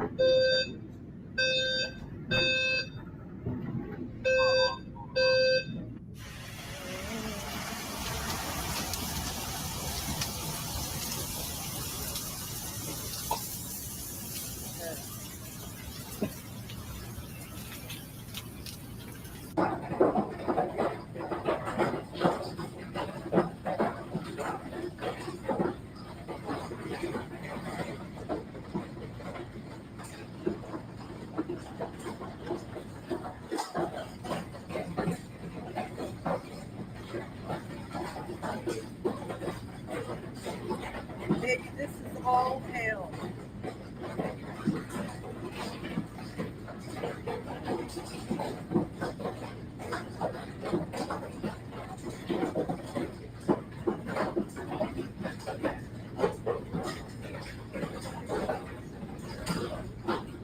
I mean, Jesus.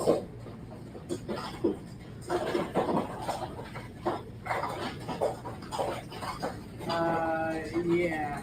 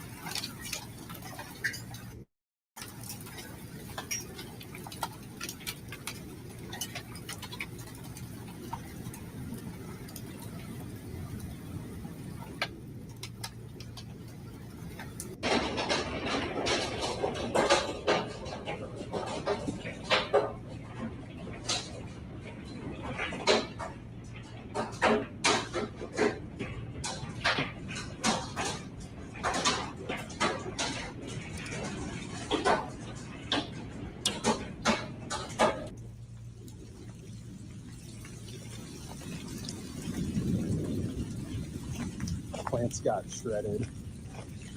Look at this. This word zucchini and cauliflower and flowers. Our tomato plants are pretty much gone. Man, it's rough.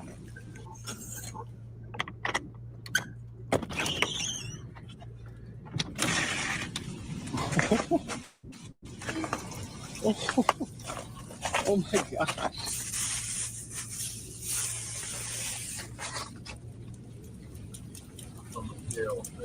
Look at this hail. It must have hailed for 10 minutes straight.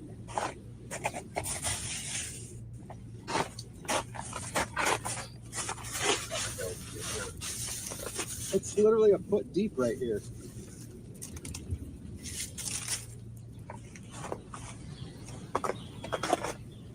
Wow. The trees got annihilated. These are all waves.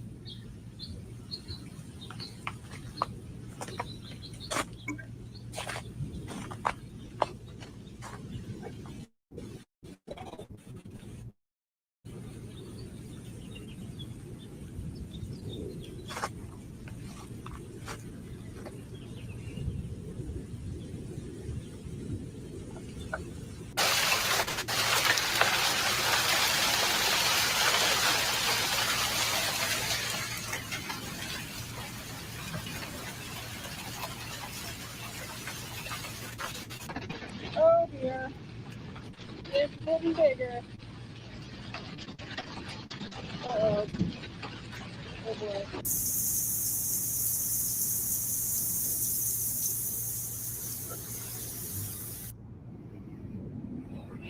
Kid, don't watch your language now.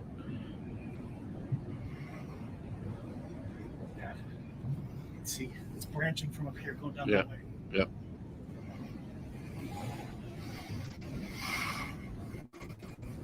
Oh my god.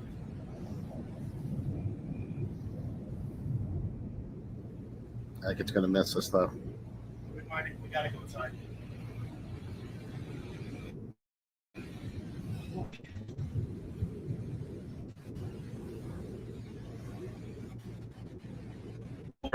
It's right there. It's a rope. It's a rope. It's right there. Oh my god. Watch the language.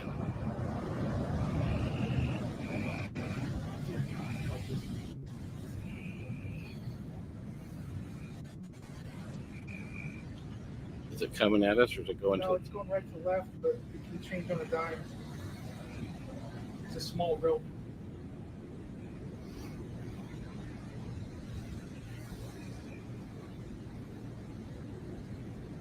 You can hear it. That I really think she wants out.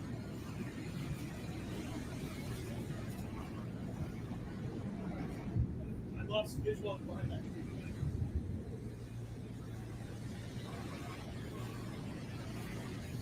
We lost internet. Okay.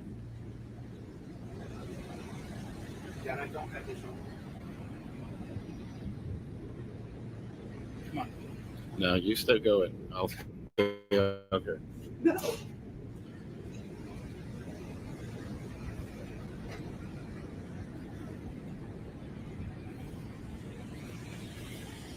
I don't see it.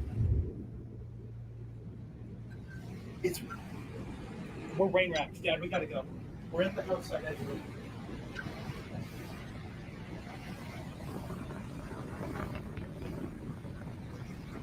Yeah, seriously, come on.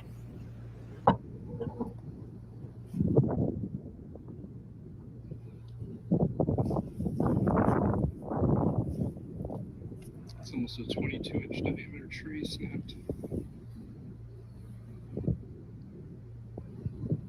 But she still flies.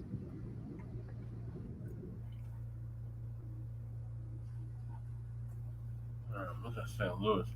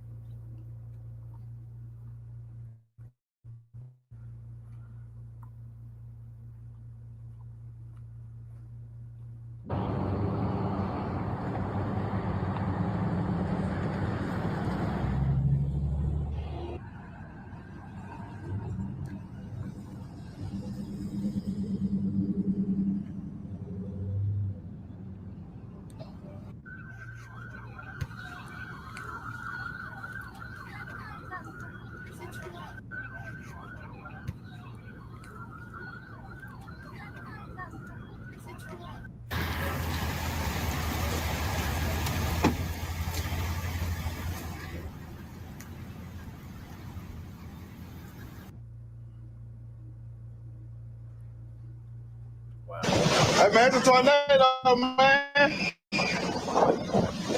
We're in a tornado. Oh! Tonight, a new round of explosive storms with Missouri in the bullseye. Hail pummeling the area around St. Louis. And late today, at least one suspected tornado tearing through the heart of the city, wrecking homes, damaging a church, and downing trees. Rescue crews trying to save a man trapped in the basement of a collapsed building. Staff huddling in the basement of City Hall. Elsewhere, the twister leaving utter devastation. Everything started falling. The roof just fell in, the lights, the ceiling, all that stuff just fell down. This tap room in St. Louis torn to pieces. People inside telling our St. Louis affiliate KSDK they barely escaped with their lives. This man says someone at the last minute told him to move out of harm's way. If he wouldn't have told us to move, we would still been sitting there. We'd have been probably dead. Meanwhile, this apparent tornado crossing a highway in Kentucky and flash flooding sweeping across the Northeast. With wild weather wreaking havoc at airports across the country, temporarily delaying or grounding flights in New York, D.C., even Minneapolis. All of it adding to a chaotic week. Overnight in Michigan, sparks flying along power lines as violent storms knocked out power for hundreds of thousands. Oh my God. Yesterday's tornado outbreak spawning at least 11 reported twisters across the Midwest. Homes and buildings today left torn to shreds. It's just a mess. I don't know what I'm going to do. At this farm near Milwaukee, We got one. dozens helping to move this herd of cows away from the damage as cleanup gets underway and more storms fire up tonight. Thanks for watching. Stay updated about breaking news and top stories on the NBC News app or follow us on social media.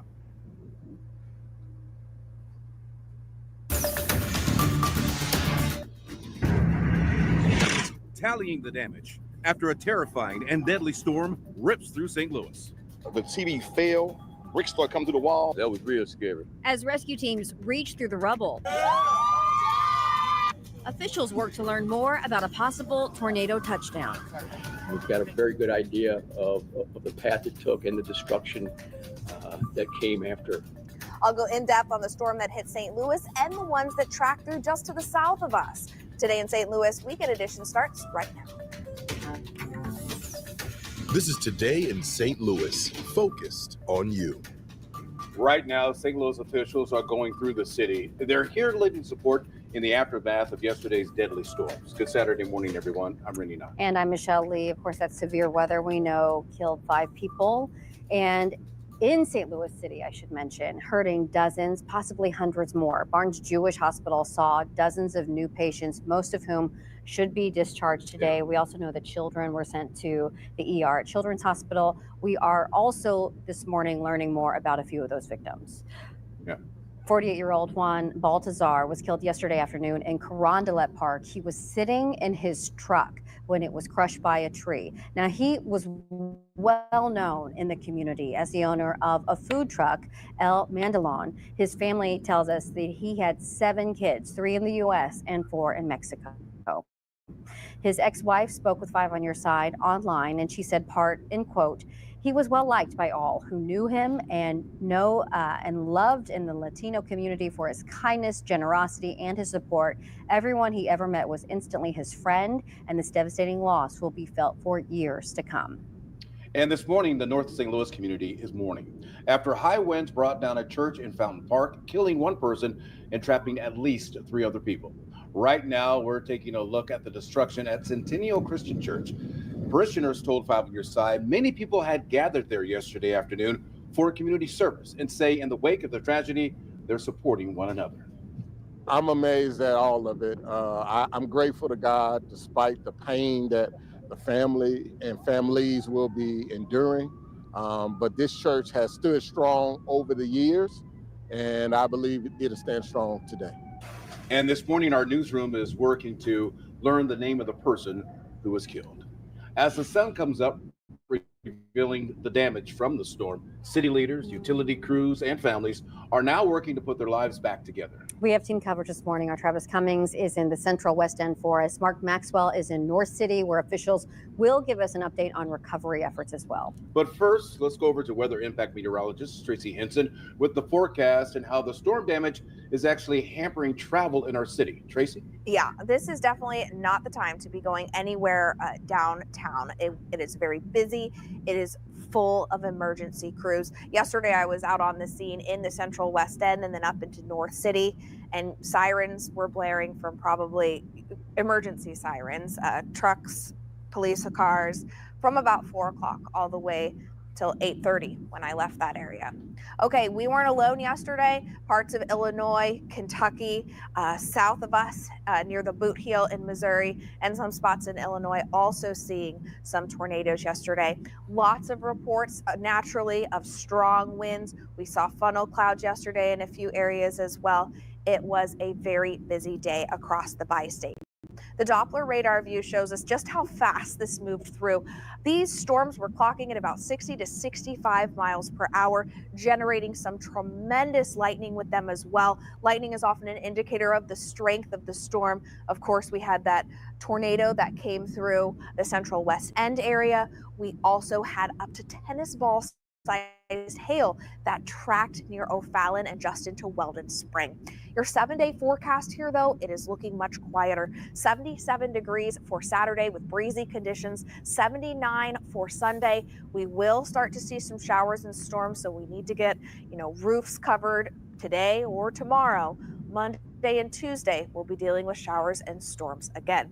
Okay, let's also go over a look at our traffic conditions for us.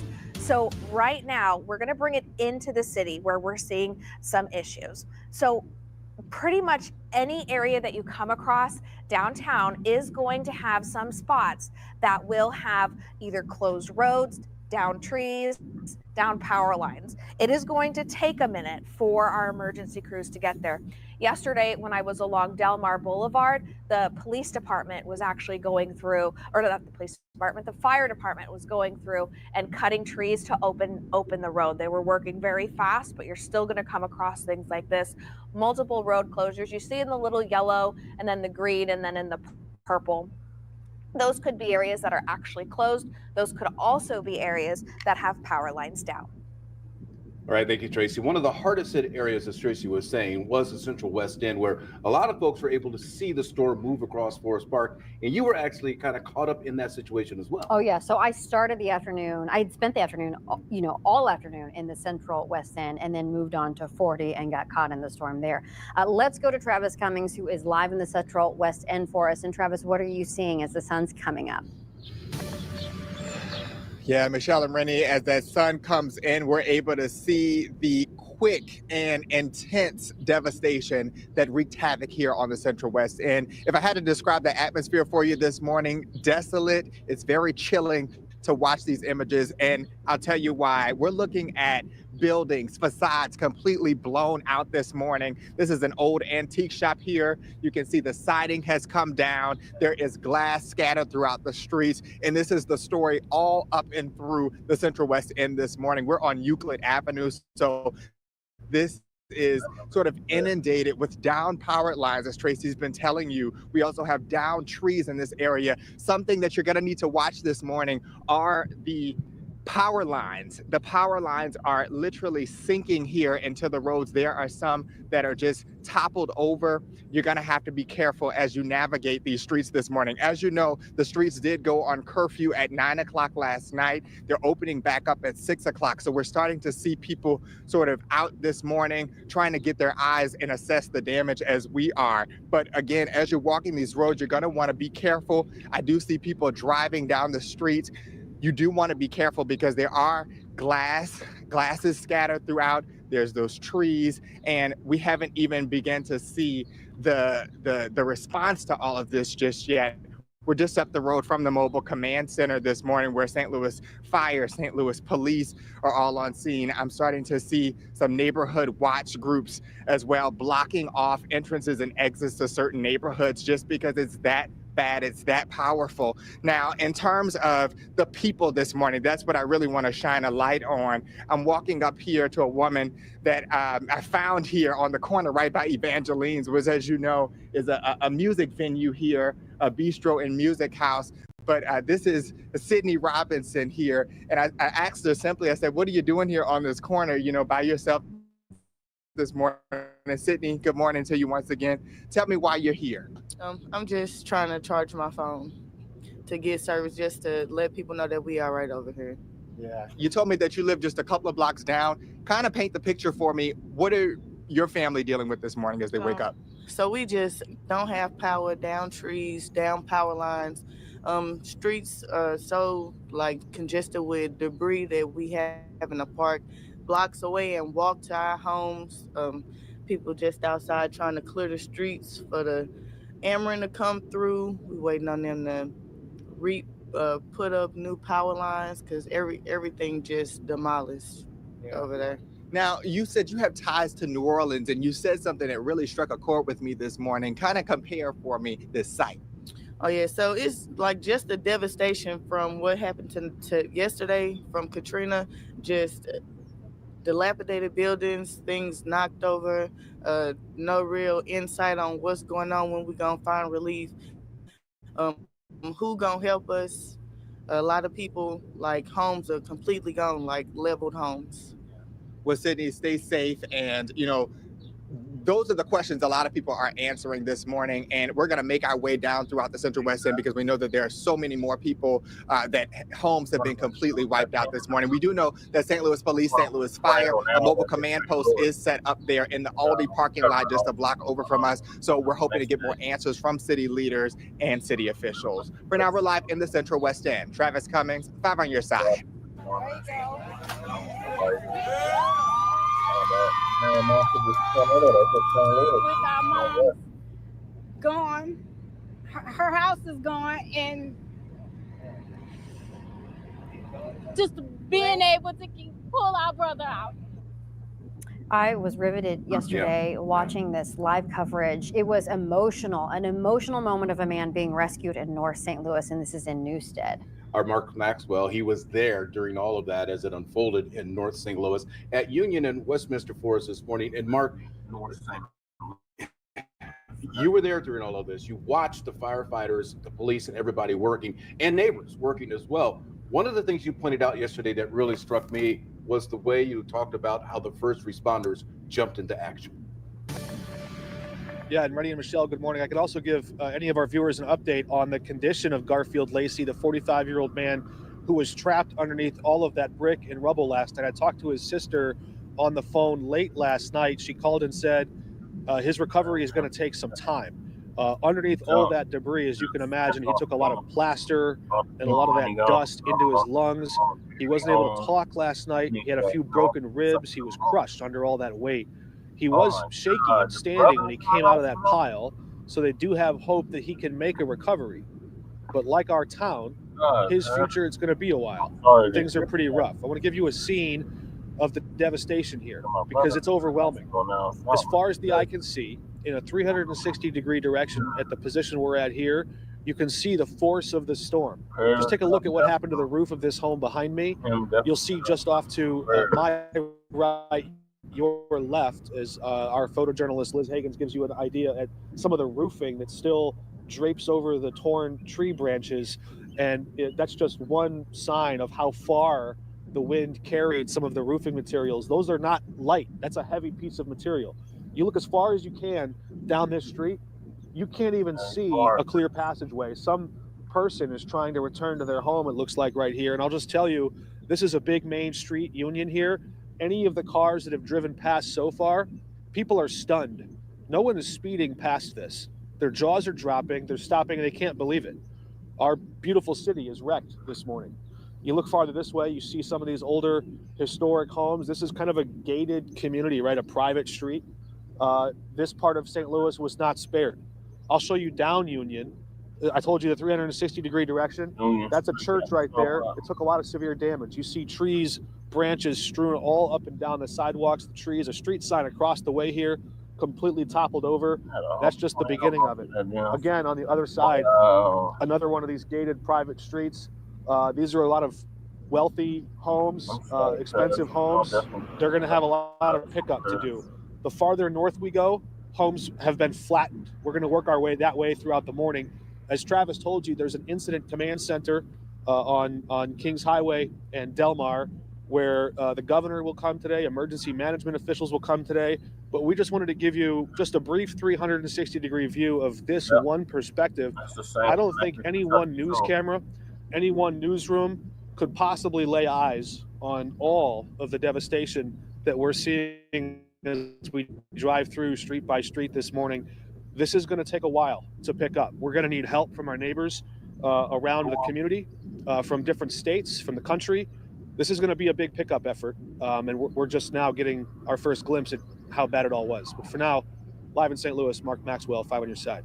Thank you, Mark. Right now, we're going to take a live look out over Forest Park. We do know that there was damage to the zoo, damage to the boathouse, and damage to the clubhouse for the golf course. We're going to update that throughout the morning to let you know whether or not those things are back open today. I was just there in 2019. We continue to follow breaking news in St. Louis, where at least 4 people have died following severe storms. In St. Louis, North City and the Central West End were hit the hardest.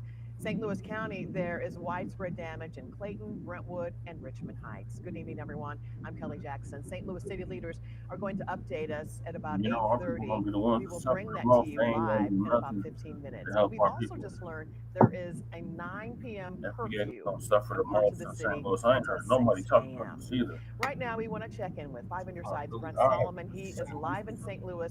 And Paige and Euclid and Brent, he spoke with someone who lost their home. I sure did, Kelly. More on that in just a second. First, I just want to tell you what we're witnessing, being on the ground, what we're seeing and hearing from people. Folks are hugging each other, coming together as community. At one point, my photojournalist, Maddie, was recording video when she heard a little girl tell her mom, "Mom, I want to go home." And the mom responded, "We don't have a home." The home got destroyed. That's what many people are dealing with here tonight, and not just homeowners, but so are business owners. Let me step out of the way. You might be familiar with this shopping where the Dollar Tree is located here at Page and Euclid, not far from Kings Highway. And as we zoom in, you can see a significant portion of that plaza now destroyed from today's heavy storms. Let's continue over. Maddie is panning over the camera right now, and you can see a home once stood here, now leveled to the ground. We have some images that we captured a little earlier this evening when we went and spoke with the man who lives here. He told me he was at work at the time, and he kept getting phone calls saying, "Hey, you need to get home." Murphy Lee. He rushed as quickly as he could, although many roads were blocked. And what would have normally taken a 10-minute ride to get home took more like 40 minutes because of all of the traffic and people out south sightseeing and really seeing the damage for themselves. That man got home to find that indeed what he was hearing is true. His home destroyed in the storm. And come to find out, everything I have is gone. I have no feelings. I don't even really know how to think right now. First fires in California, Altadena covered that. It's kind of like unbelievable. What's going on in Altadena, and then now this in St. Louis. And let's go ahead and get you back alive. We'll go back to the images here. That home is a 2-family home. Really bad. And I spoke with another gentleman who lives there, and he told me that he would normally be home asleep at the time because he works nights. Today was his first day of vacation. And at the moment when the storm hit, he happened to go run an errand. He left the house to go run an errand. And as soon as he Came got back back, and then that home hurricane was season leveled. is right around the corner, cuz that shit This is is a story for so many people tonight really who are busting. working to get through Hurricane this season. devastation and now come to terms with their very new reality. That is the latest from St. Louis, where we're live tonight. Brent Solomon, 5 on your side. Some really And they heartbreaking getting some stories, more and at least storms 3 right people were now. trapped after a I know church they're getting hit collapsed. with One of more them storms died. right now This as we is at speak. the Centennial Christian Church near Fountain Park in North St. Louis. We're still trying to learn more about who the victims are. They ain't even been able Here's to a live prepare look at for Kings this Highway, shit where yet. right They now getting emergency another crews are the only vehicles being allowed. tornadic St. Louis storm. Children's Hospital ER received at least 15 patients, at least one in critical condition. Barnes Oh, Jewish has God. received 20 to 30 patients, some in critical condition, and most are expected to be released today. The Kings Highway closure is causing a lot of traffic issues. Drivers are finding themselves stuck in traffic around the Central West End and in North St. Louis. A drive that would normally take minutes is taking hours. And our other big story since this storm, Mark Maxwell in studio. You just got back from the scene in North St. Louis where a man named Garfield was trapped for 3+ hours. No one had a closer call than Garfield today. We saw a lot of destruction there. Of course, a lot of people grieving, but he was buried under 2 stories and tons of bricks. You see here the moment of elation and exuberance when his family starts to cheer. Several firefighters from St. Louis, from surrounding towns, even from Belleville, tried to get underneath all that rubble. Finally, they found the fastest way to him was from the top out. So they started lifting all that brick, iron, and rubble off of him. He's 45 years old. You see him there on the stretcher. We are showing you this video because we're told, the medic told his sister they think he's in pretty decent shape. That was a preliminary checkup. They're taking him to the hospital now, but he was under there inside of the pantry near his basement in the kitchen doing what he's told to do. Right. You're going to see him give the camera a thumbs up here in a moment, perhaps. Maybe we won't, but we did see him give a thumbs up as he was going into the ambulance, heading to the hospital. His family sat and talked to us just after that. Let's check in and see if we can play some of that interview with his family. We feel blessed because after the tornado, you know, we've come back with our moms gone. Her house is gone, and just being able to pull our brother out. Yeah, you were here. You're his sister. Yeah. And Ashley, I just met you now, but I saw you over there waiting and watching. There were a lot of cheers at the end, but you didn't quite know if those cheers were going to come the whole time. No, we weren't sure because he was so trapped deep underneath the rubble. He was up under 2 stories of house. So we didn't really know if he was going to be okay, and we were just really worried about him. And we're just relieved to know that he's alive. You know. So are we. And Rayleigh, I don't even know what you must have been thinking watching firefighters and police wave after wave try to go in at the bottom, then go in at the top. What's going through your mind as you see all that?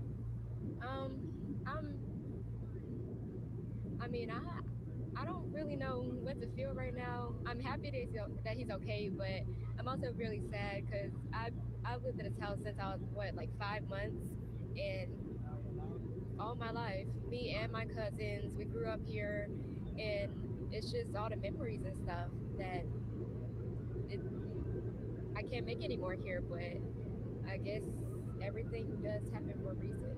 Well, I just want you to know that there are so many of our viewers and people watching who have been really rooting for you guys all as a family, and that this community is going to wrap their arms around you guys and give some support. Rhea, do you have any idea or indication from the medics or from the first responders how your brother's doing right now? So far, he's doing really good. He's on his way to the hospital now, so we'll be able to get some more information soon. You guys have been real troopers, and I think that he had to really appreciate those cheers. I think you were the loudest maybe among those people cheering.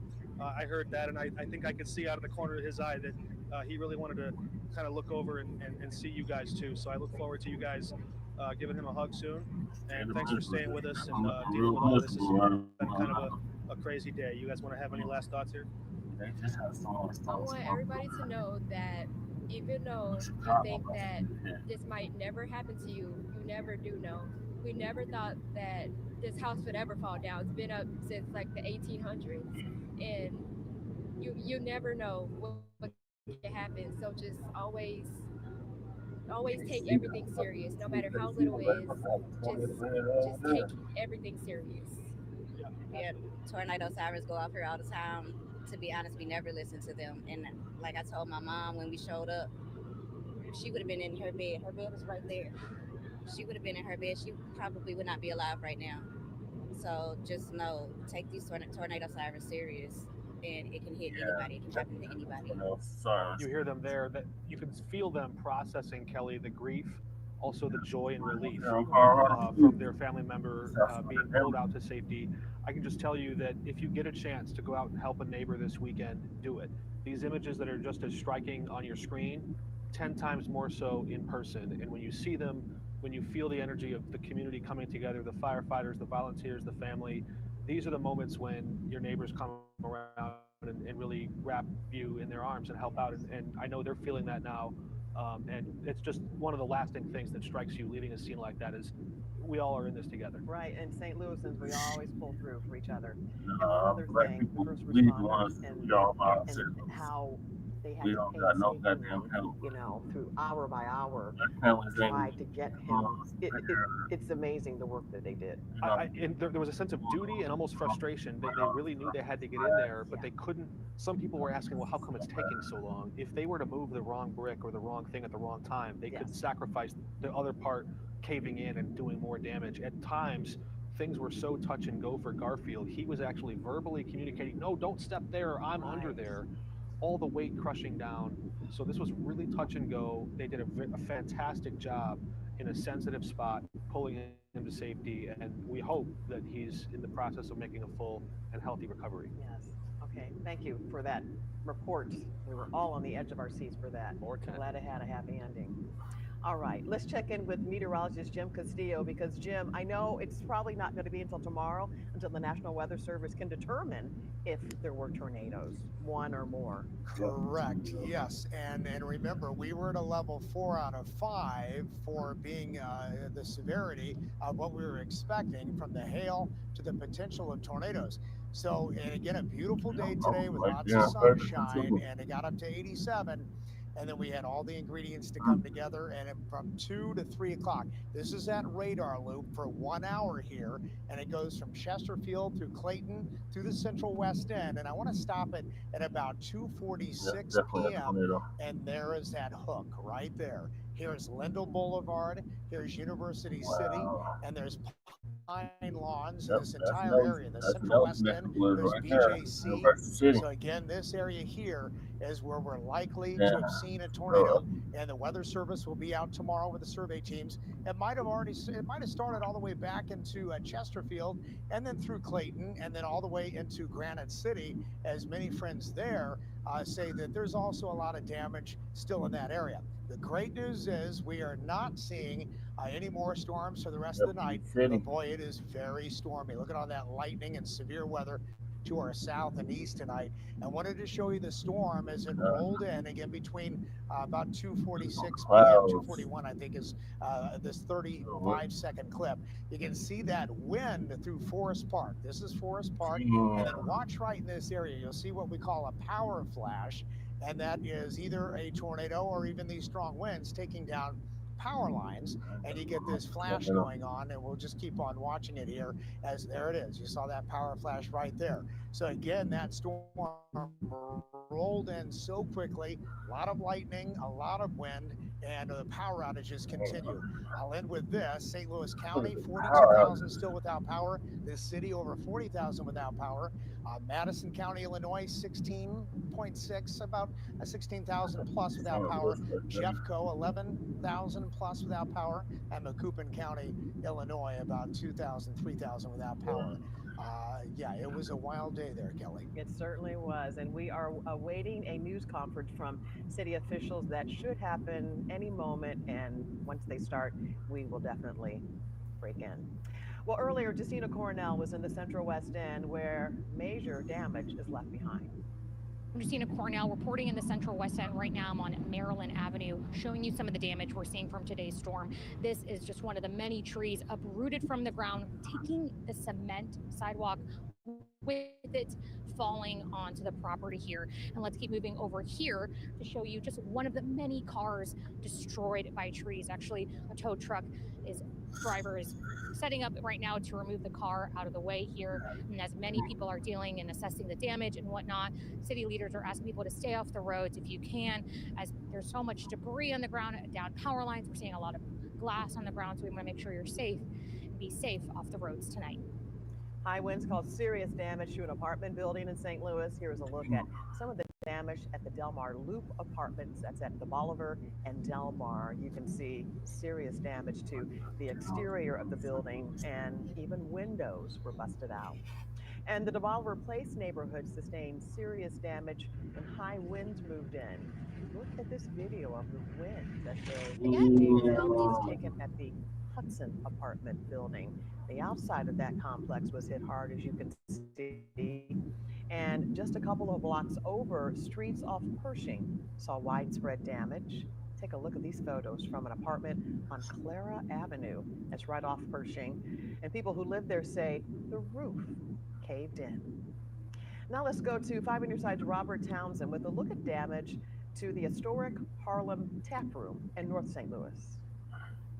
Here in North St. Louis, everybody is talking about the damage here at what used to be the Harlem Tap Room. This bar has been in this neighborhood for more than 60 years. Just after 2:30 this afternoon, neighbors are telling me strong winds blew through this area. One guy said, quote, it was clearly a tornado. He says the owner's brother was looking out the window at the time. He saw the tail of the funnel cloud whipping through this area. It ripped off the roof of the inside of this building. Look at all those bricks you see that came tumbling down. People are saying the whole area just felt like it was flickering. Lights were flickering. The building was shaking. One guy said that the owner's brother stormed inside and just started yelling to everybody who was up front, get to the back, get to the back. Keith Bain, you were one of those persons inside. Tell us how frightening all that was. Real frightening. Because we didn't know if the tornado was going to come all the way to the back or not. Because it came in the door, but it went back out. And you were sitting up front? Yeah, we was out. Most of us were sitting up front. And owner brother Pig, he told us when he came in, he said he seen the tornado form and everybody go to the back. So we all went to the back. And as soon as we got back there, it hit it and ripped the door open and came up in there and went back out. But it tore all that. You see what happened? Another guy told me the lights just kept flickering. Mounted TVs came crashing. At first, the lights started flickering. Then second time, everything went out. And the third time, that's when the tornado came in. You okay physically? Yeah, physically, everybody okay. But, I mean, mentally, yeah, because that was real scary. You're sitting on a traffic light that came crashing down during this storm. Right. Had you ever been to a storm like that? Never. I ain't never seen nothing like that, except on TV, on the news. I never witnessed it in my life, and I'm 63 years old. How thankful are you that you survived that? Real thankful. Very thankful. I'm thankful that the guy told us to move to the back, because if he wasn't, I was sitting right there where the stuff came down in the lounge here. I was sitting right there. Thanks a lot. I'm glad you're okay. And before I get out of here, I want to show you all that too. Look at all those bricks still all across the sidewalk there. Bricks also came crashing down on that car. But again, the good news, everybody is just so thankful that nobody was physically hurt, seriously hurt, when that storm blew through here. I'll send it back to you guys in the studio. All right, thank you, Robert. Annie Kroll just got back from North St. Louis, where there was damage in the area that you were in, including a city bus. Well, that's right, Kelly. It was this hard transportation area on Lee Avenue. It was backed up completely. There was so much traffic. Unfortunately, people decided to drive around it. I was not far from Redbud Avenue. And what ended up happening is it was a miracle there wasn't more distance on the intersection just because there was so much traffic and down power lines. So I spent most of the afternoon on Lee Avenue near Athlon Avenue. The line of trees down across the area of North City had many of the one-ways blocked, so it was nearly impossible to get around in some spots, not to mention the down power lines we saw getting caught in people's tires because they kept driving under or even on top of them, which of course we recommend you do not do. Speaking of traumatic transportation, though, a Metro spokesperson told us there was a Metro bus on Lee Avenue near Redbud that got damaged. 8 people were on it, including Lakeisha Robinson, who we spoke with, who actually got cut up by the broken glass from the window of the bus. Thankfully, she said she was mostly okay, so didn't need to go to the hospital, but lives nearby and was terrified when the back of the bus got picked up by the wind. That was my shield. And we were just praying to God, and God shielded us right along with the bus. Because if I would have got that bus, I probably would have been way over there somewhere. The way that, look at that, if it took a tree out the ground, I'm a $125 soaking wet. What you think it would have did to me? What did you see? The tornado. Could have picked your ass up. Trees, the explosion of the power lines, everything. The trees blowing through the houses. It's a mess. And Cedric Lacey, who I was able to speak with, he's lived in that area for close to 55 years, said he's never seen anything like this at all. He's out of power. Lots of people in North City are out of power. And so not only is it getting that power back, but it's also the cleanup, trying to get someone's car out of the driveway. Some people using sticks trying to lift some of those power lines just to try and move their car that had windows blown out of it. So just a lot to do, Kelly, over the next couple of days and, of course, the next couple of hours as things start to get much darker out there. Yes, and that's the thing. You know, it did happen during the day, so people were able to get a good assessment, especially as you were talking about, because I did notice in your live shots that there were power lines on the street. That's what was so frustrating for us, is as we would move around the live shots, we wanted to stay out of the way. We wanted to be around a power line. And one of the cars that I was speaking about, when the line got caught underneath the wheel, you saw the power line start to shake a little bit. So you got very nervous about where that was going to end up and if there wasn't more damage. So that was very much one of the challenging parts of all this, is where was the safe place to go, because there was just so much widespread damage. Did you notice more trees or just equally amount of trees damaged as also homes? Oh, Kelly, it looked like a jungle gym out there. You saw every single tree down along Lee Avenue, and then you would go a little bit farther down and it looked like someone was playing a knitting game with a bunch of power lines, and just the amount of wind and speed. And of course, we're going to hear from the National Weather Service a little bit later. If there was a tornado, what kind of tornado we're going to see, that's going to come in the next couple days. Yeah, they're going to be out there. But it was, as Mark just said, it was very much jarring to see in person. Yeah. All right, and the power is out at most of the homes in North City, and the cleanup is going to be unbelievable. So, again, we are awaiting a news conference from city leaders. Holden Kowicki is there, so we're just standing by to get a better idea. Gonna show up. Get a better idea of how much damage was done throughout the city. We want to take you to Clayton, where You got no heavy money to damage pay was visible for your in home. the Polo neighborhood of Clayton after dozens of old growth trees were blown over onto houses and a car running down South Hanley. Multiple fire crews were sent to the area after uprooted trees caused multiple gas leaks. Mike Jarvis and Susan Ring told our crew they were celebrating their 38th anniversary when they had to rush to the basement as the storm hit, and they didn't even know what to expect once they got out. No one was hurt. That was my immediate reaction. I felt like I was in an apocalyptic scene. That may have been your reaction, but yeah, I had no idea because we were in the basement and then we came out, and all his family is visiting from out of town, and they can't get to our house. And a reminder, we are tracking storm damage all around the St. Louis area, and 4 people have died from these storms, dozens taken to the hospital, and at least 3 people trapped after a church collapse. One of them died. This is Centennial Christian Church near Fountain Park in North St. Louis. We are still trying to learn more about the victims, but once we do, we will definitely pass that on to you.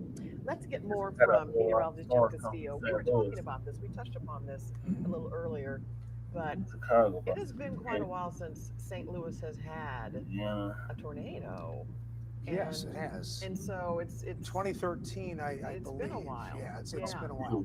A But- major one since the 1950s. Right, and this is going to turn out major, and I'm sure we're going to likely from the Weather Service tomorrow morning see that there's damage from a tornado, whether that be an EF1 or as high as maybe an EF3. Scotty was talking maybe no more than an EF2, but again, that could go from around the Chesterfield area to Clayton to the Central West End to North City and maybe even to Granite City. We'll see where that path took it. Yeah, and you guys had been talking about this for days, and it was just, you know, we started out the day, it was beautiful, it was sunny. It was just hard to kind of wrap your brain around how quickly it can change. Sure, not a cloud in the sky. I was driving in, and I said, "Why is it?" Even in my head, I thought, a little bit later, it's going to happen so fast. And it did. It happened so quickly. It just explodes across the area when all the ingredients come together perfctly. And that's exactly what happened. Yeah, we are still awaiting word from our city leaders too. As you can see, the podium is empty, but I know they have a lot of information that they have to gather because there's just so much widespread damage and loss of life. So, you know, once we do see them, then we will carry the news conference. Yeah, and many of us were affected. Even where I live in the Central West End, power was out. I think it just went back on. So I feel for the people that are still without power. You know, your stuff in your fridge begins to spoil at a certain point. And you know, I have dogs at home, and you're worried about them and what did they feel like when they heard the noises and the storms rolling in. Scary So even I can't wait to get home and check up on neighbors and friends. Yeah, and in St. Louis City, when you have a storm, I'm not going to say tornado yet, but when you have a storm like this, and we touched upon this, where the man who was rescued from his home, there are a lot of brick homes in St. Louis. Right. And old trees, older grown trees. And so to see those trees beautiful trees, so uprooted was old 100-year-old plus trees. Right. Even Forest Park, the damage through there, I wouldn't doubt that was the path of the tornado. And Central West End, some of the other neighborhoods, North City, that really got hit, and the Ville area, even some outlying areas in the county too. Sure, yeah, even it might have started in Chesterfield and then the Clayton area for sure. And that's probably where they're going to start tomorrow. The Weather Service has a lot to do tomorrow morning. I think, hey Sheila, our producer Sheila, Megan Kernan had a story too that we can possibly talk about too. I know we're still awaiting city officials, but yeah, we just had reporters everywhere, and it's just kind of probably overwhelming for emergency crews also to all of this cleanup, you know? It's just because it is so widespread. Well, even getting home tonight, we're worried, aren't we, about how hard is that going to be to get back home, and what roads still have trees covering them. Kansas City, Missouri. Right now,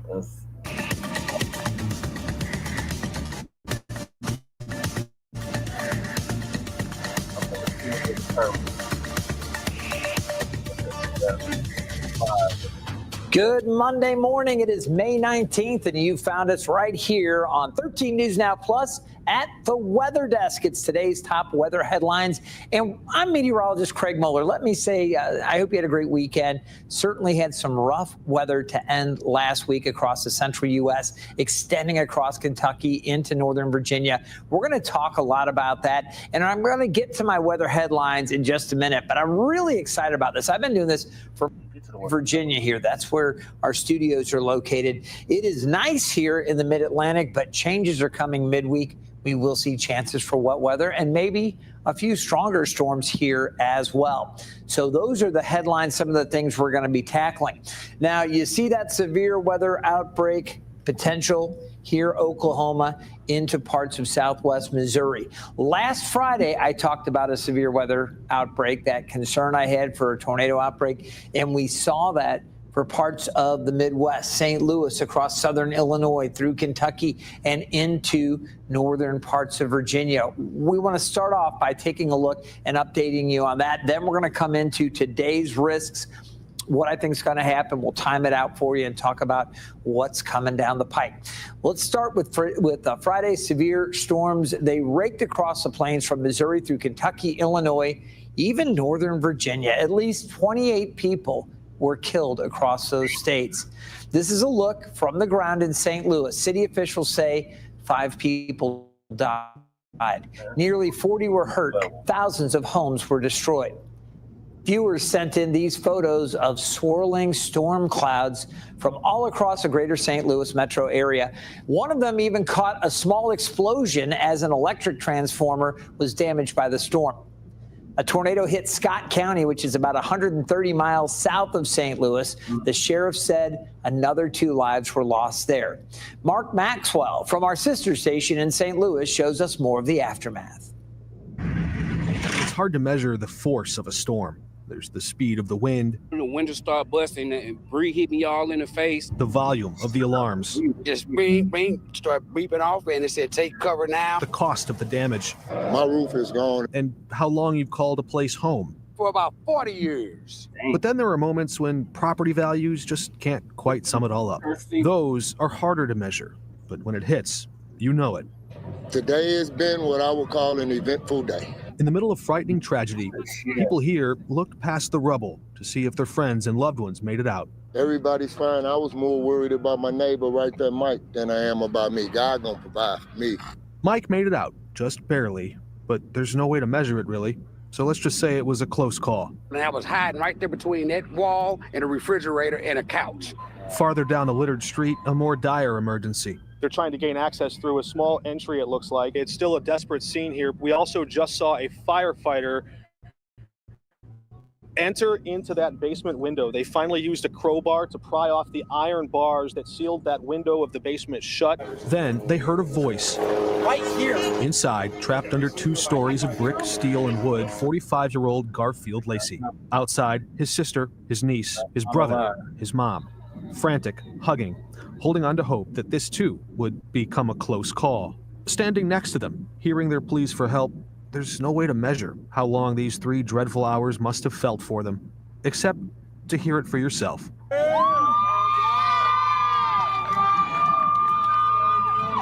That moment, doubt and grief morphed into gratitude and relief. We feel blessed. We sat down with Garfield's sister and her family outside of the home where they grew up. I'm happy that he's okay, but I'm also really sad because I've lived in his house since I was, like 5 months, and all my life, me and my cousins, we grew up here, and it's just all the memories and stuff. They'll never walk into that house again, but they still have the people who helped make it a home. Firefighter Pat was one of the first on the scene, surprised at Garfield's condition after struggling under all that crushing weight. Considering the building collapsed on him, he's doing great. So how do you measure this close call? In this case, with 2 thumbs up. In St. Louis, Mark Maxwell, 5 on your side. Now, the city of St. Louis was hit really, really hard. We're talking about downtown neighborhoods and neighborhoods right there in the city. One of the areas that was really pummeled, the Fountain Park neighborhood. A statue of Martin Luther King Jr. was toppled to the ground. And it's not just any statue, it's the only public statue of Dr. King in the entire state of Missouri. Now residents are doing what they can to restore the neighborhood. Travis Cummings shows us how. Pretty heartbroken. I mean, this statue has so much significance. If there was ever a symbol of a city in distress, it's this bronze statue of Dr. Martin Luther King Jr. lying on the ground. There are people that come from all over the state just to come to this park and see this statue. It's a centerpiece in the Fountain Park neighborhood, marking the destruction from Friday afternoon's tornadoes. Tree limbs now rest where families once gathered. Shattered windows and mangled roofs tell the story of a storm that took just minutes to change everything. Dr. King's spirit of service, says Stefan West, who's lived on this block for 20 years, out clearing debris. I'm very passionate about my city of St. Louis, hence the shirt. You know, we love Black-owned businesses, but we definitely bonded together on our block. And we still out here working as well. It's a lot of work to do, but we definitely pulled together to help our neighbors. Some of the most vulnerable are on his block. We actually have a couple families that have special needs, and we have a lot of elderly neighbors over here. So a lot of them they can't get out and do, the simple things. There is a lot to recover from. I could not even contact anyone because we've been without power all night. And so my heart and my social services, we're hitting the doors and making sure that the youth and our seniors are taken care of and those that are in need. And this is complete devastation. Water, clothing, anything you can provide to help. The days ahead will be long, but can be done with love, something Dr. King fought for. Showing love to each other, showing love to our community, leading by example. Travis Cummings, 5 on your side. Now, that storm system also spawned tornadoes in Wisconsin, and it also covered Illinois in dust clouds from the destructive winds. I want you to take a look at this from Marion, Illinois. Again, this is southeast of St. Louis, where trees were snapped in half.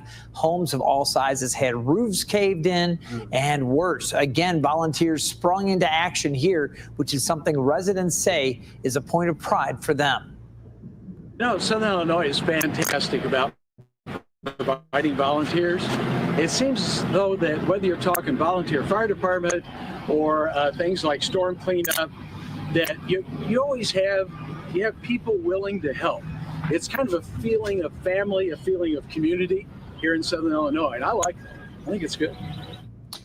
Now, the dust clouds kicked up by the storm affected people as far as Chicago. So you think about that, that's more than 300 miles north of this location. So pretty amazing just how much energy there was and what the winds were able to kick up. Now, that storm system, after coming through St. Louis and across Illinois, worked its way across Kentucky. So it kept moving eastward. The Bluegrass State saw some of the deadliest impacts from the storm. At least 19 people were killed and 10 were seriously hurt. This video is from London, Kentucky, where a tornado barreled through homes and lifted cars fully off the ground.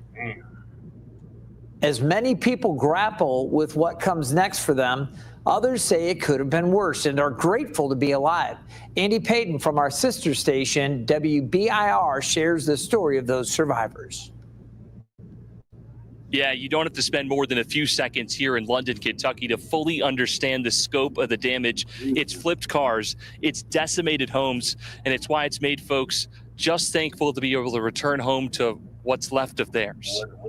Just watch your step very carefully. Few have seen their home like this. Her chair was sitting right here, and the couch was right there. And even fewer have lived to tell the tale. I was laying over the top of the toilet, face down over the toilet. That was Nick Ulrich's Friday night. My mother had her walker and her wedged in the doorway. Visiting his 94-year-old mother when an EF3 tornado with wind speeds of up to 165 miles per hour swept up this London, Kentucky neighborhood and nearly Nick with it. It was trying to lift right straight up. It was lifting. You could just feel it pulling at you. And it's a weird feeling. Kentucky Governor Andy Beshear seeing the damage for the first time himself. You can not only see the destruction, but feel it. Destruction that's just a small part of the loss Kentucky is feeling right now, with the death toll rising to 19, 17 taking place right here in Laurel County. We very well could have been too. Something Nick isn't taking lightly. Kind of crazy how your fridge is still here. Yeah, and the freezer. Got stuff in the fridge too? Yeah, there's stuff. Knowing the only things that are lost, you think kind of total loss? Yeah, it'll be a total. Can be replaced. But it is what it is, and we're still here. In London, Kentucky, I'm Andy Payton. As those survivors come back to what's left, they're not alone. Friends, family, and volunteers have flooded London, Kentucky to help out. That goes for everything from literally picking up the pieces of destroyed homes to making sure everyone has a hot meal to eat. Avery Gingerich picks up our coverage. This is all that's left of a house in Sunshine Hills. As quickly as the tornado that destroyed this property ripped through Laurel County, friends and family have followed right behind to pick up the pieces. Gunny Cole says he has the supplies to make a couple thousand meals. But a warm, hot meal for breakfast, you know, when you've lost everything, you don't have the ability. One, that's a huge deal. And two, you don't have to go drive somewhere. You can come here, You can eat here. You can continue working, continue trying to pick up the pieces. He says chili, coffee, and more will be available from morning through evening indefinitely. His tent and trailer will be parked in the middle of Sunshine Hills.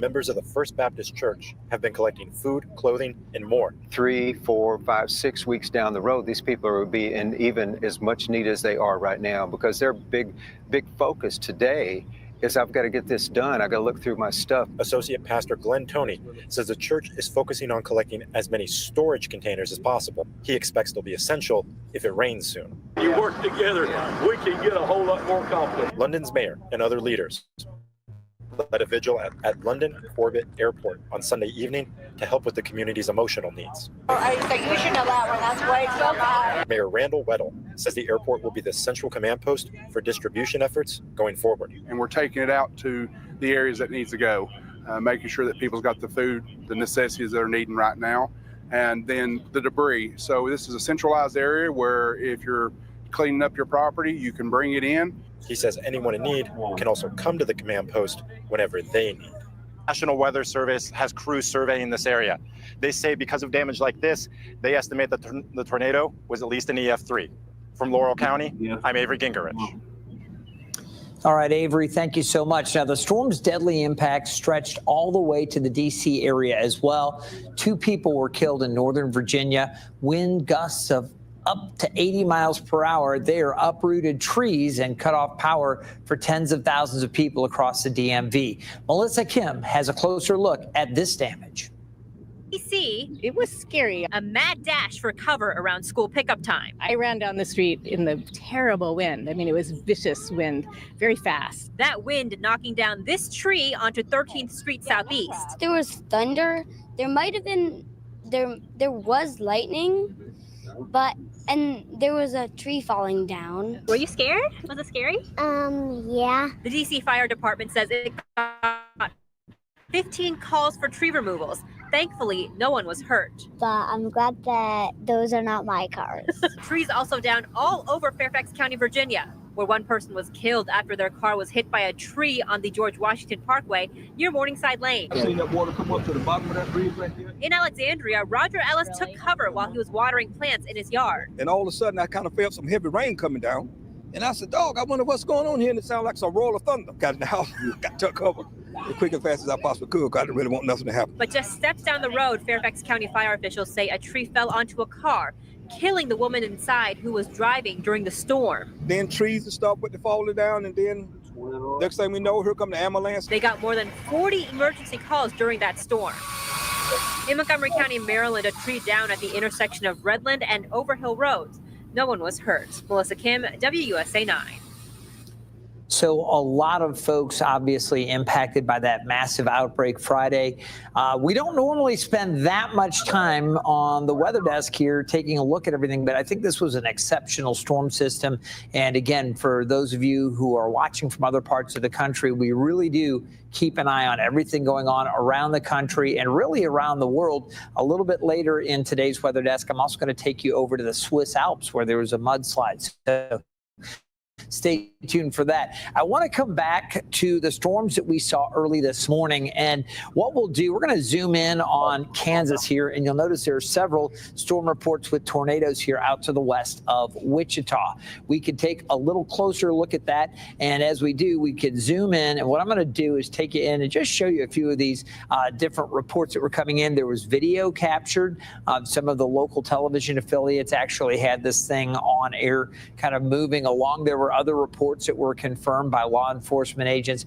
But again, this was a very active overnight. This is not part of that system that I showed you from Friday. This just happened like this one right here. Stafford storm chaser photo of a large tornado with a debris signature on the radar. You know, we have these beautiful, instruments to help us really analyze what's happening in the atmosphere. And one of the things we can do, we take a look at a function of our radar called the correlation coefficient. It shows varying sizes and, kind of picks up differences in returns on the radar, and we look as that as a signature of debris that is getting sucked up into the tornado. And that's what they had, a pretty clear debris signature with that one around 11:23. Again, some were just actually spotted, and there was some video of those. But what I want to do is take you back and show you these as they were happening. So we'll go to the mosaic radar, and you can see this looping along here, a couple of these cells. But let's stop this just for a second.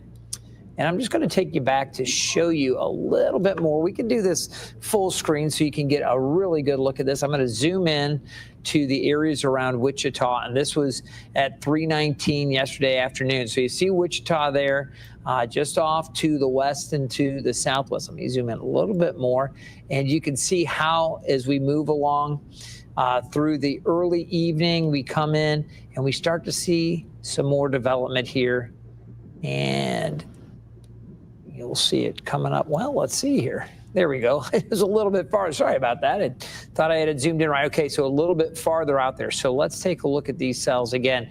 Moving along, we had some that came through early. That one producing some very violent weather. And then look at the rotation there, kind of a little hook on the end of that one. And then we had additional storms coming in right there again, just south of Greensburg. You can see that little notch kind of as that thing moved along. Look at that.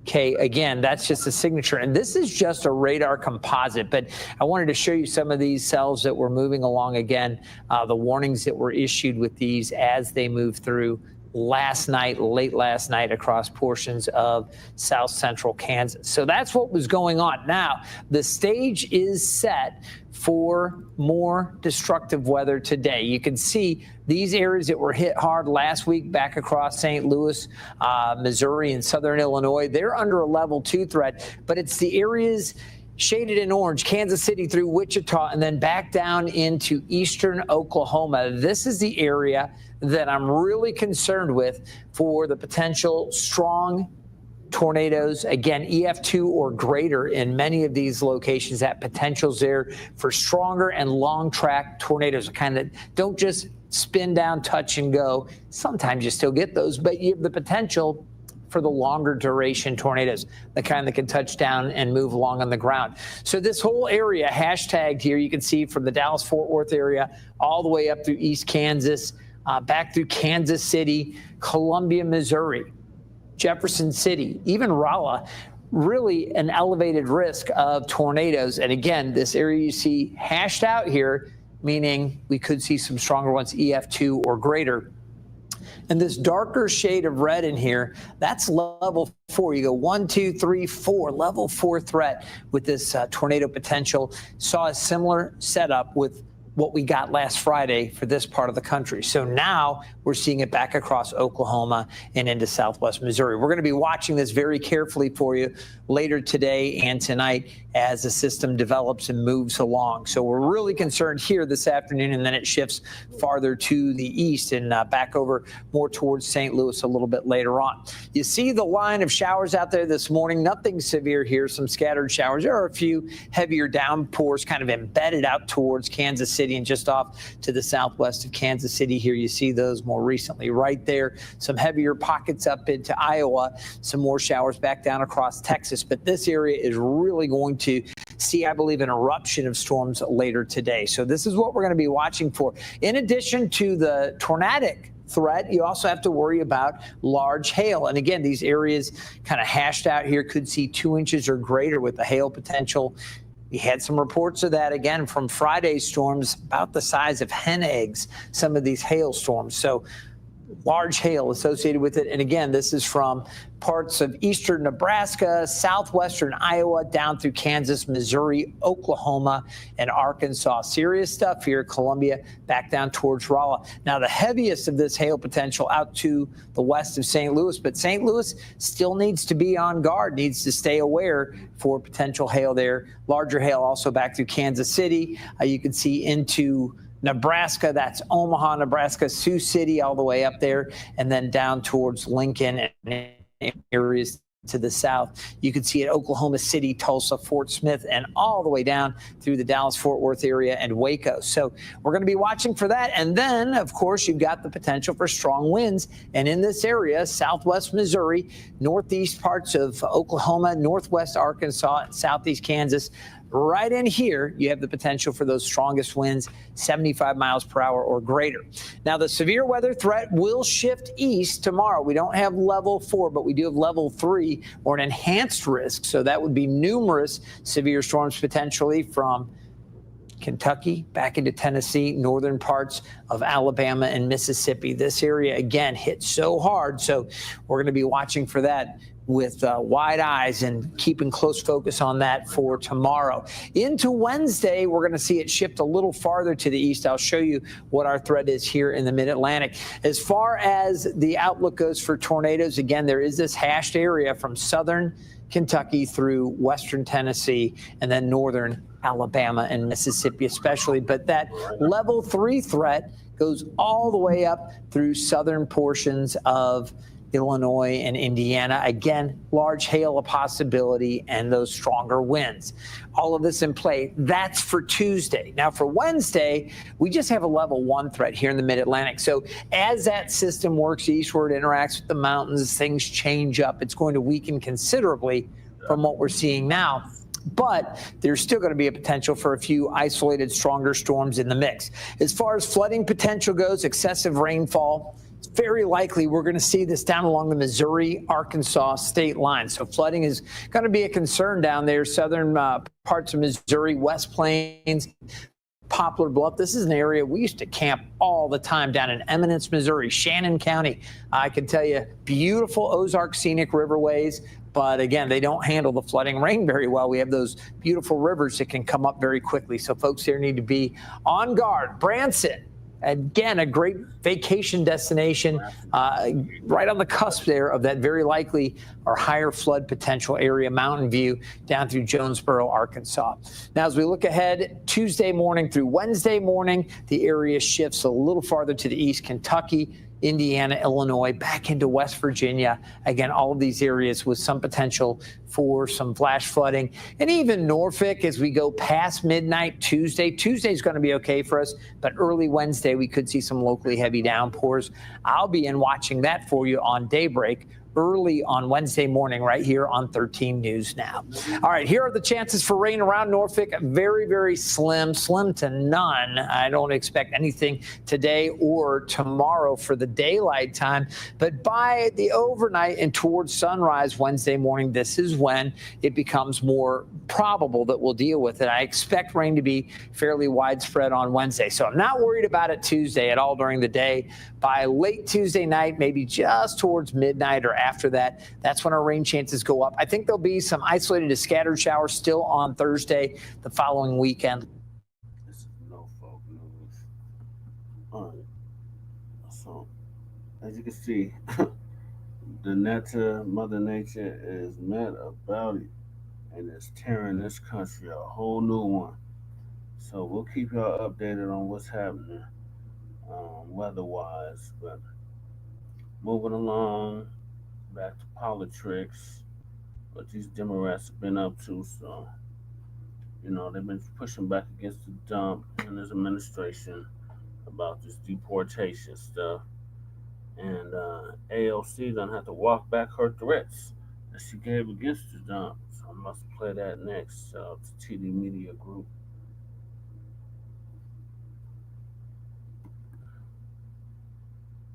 Mr. Holman, your name is on this. Is this correct? Yes, I signed that memo. So you are the author of the family separation policy? I am not the author of this memo. You're not the author, but you signed the memo. Yes, a zero tolerance memo. So you provided the official recommendation to Secretary Nielsen. I love the clarity. Excuse my voice. I love the clarity. He was like, yes, a zero tolerance memo. And let's get it straight, okay? It was a zero tolerance memo. I am not the author of this memo. You're not the author, but you signed the memo. Yes, a zero tolerance memo.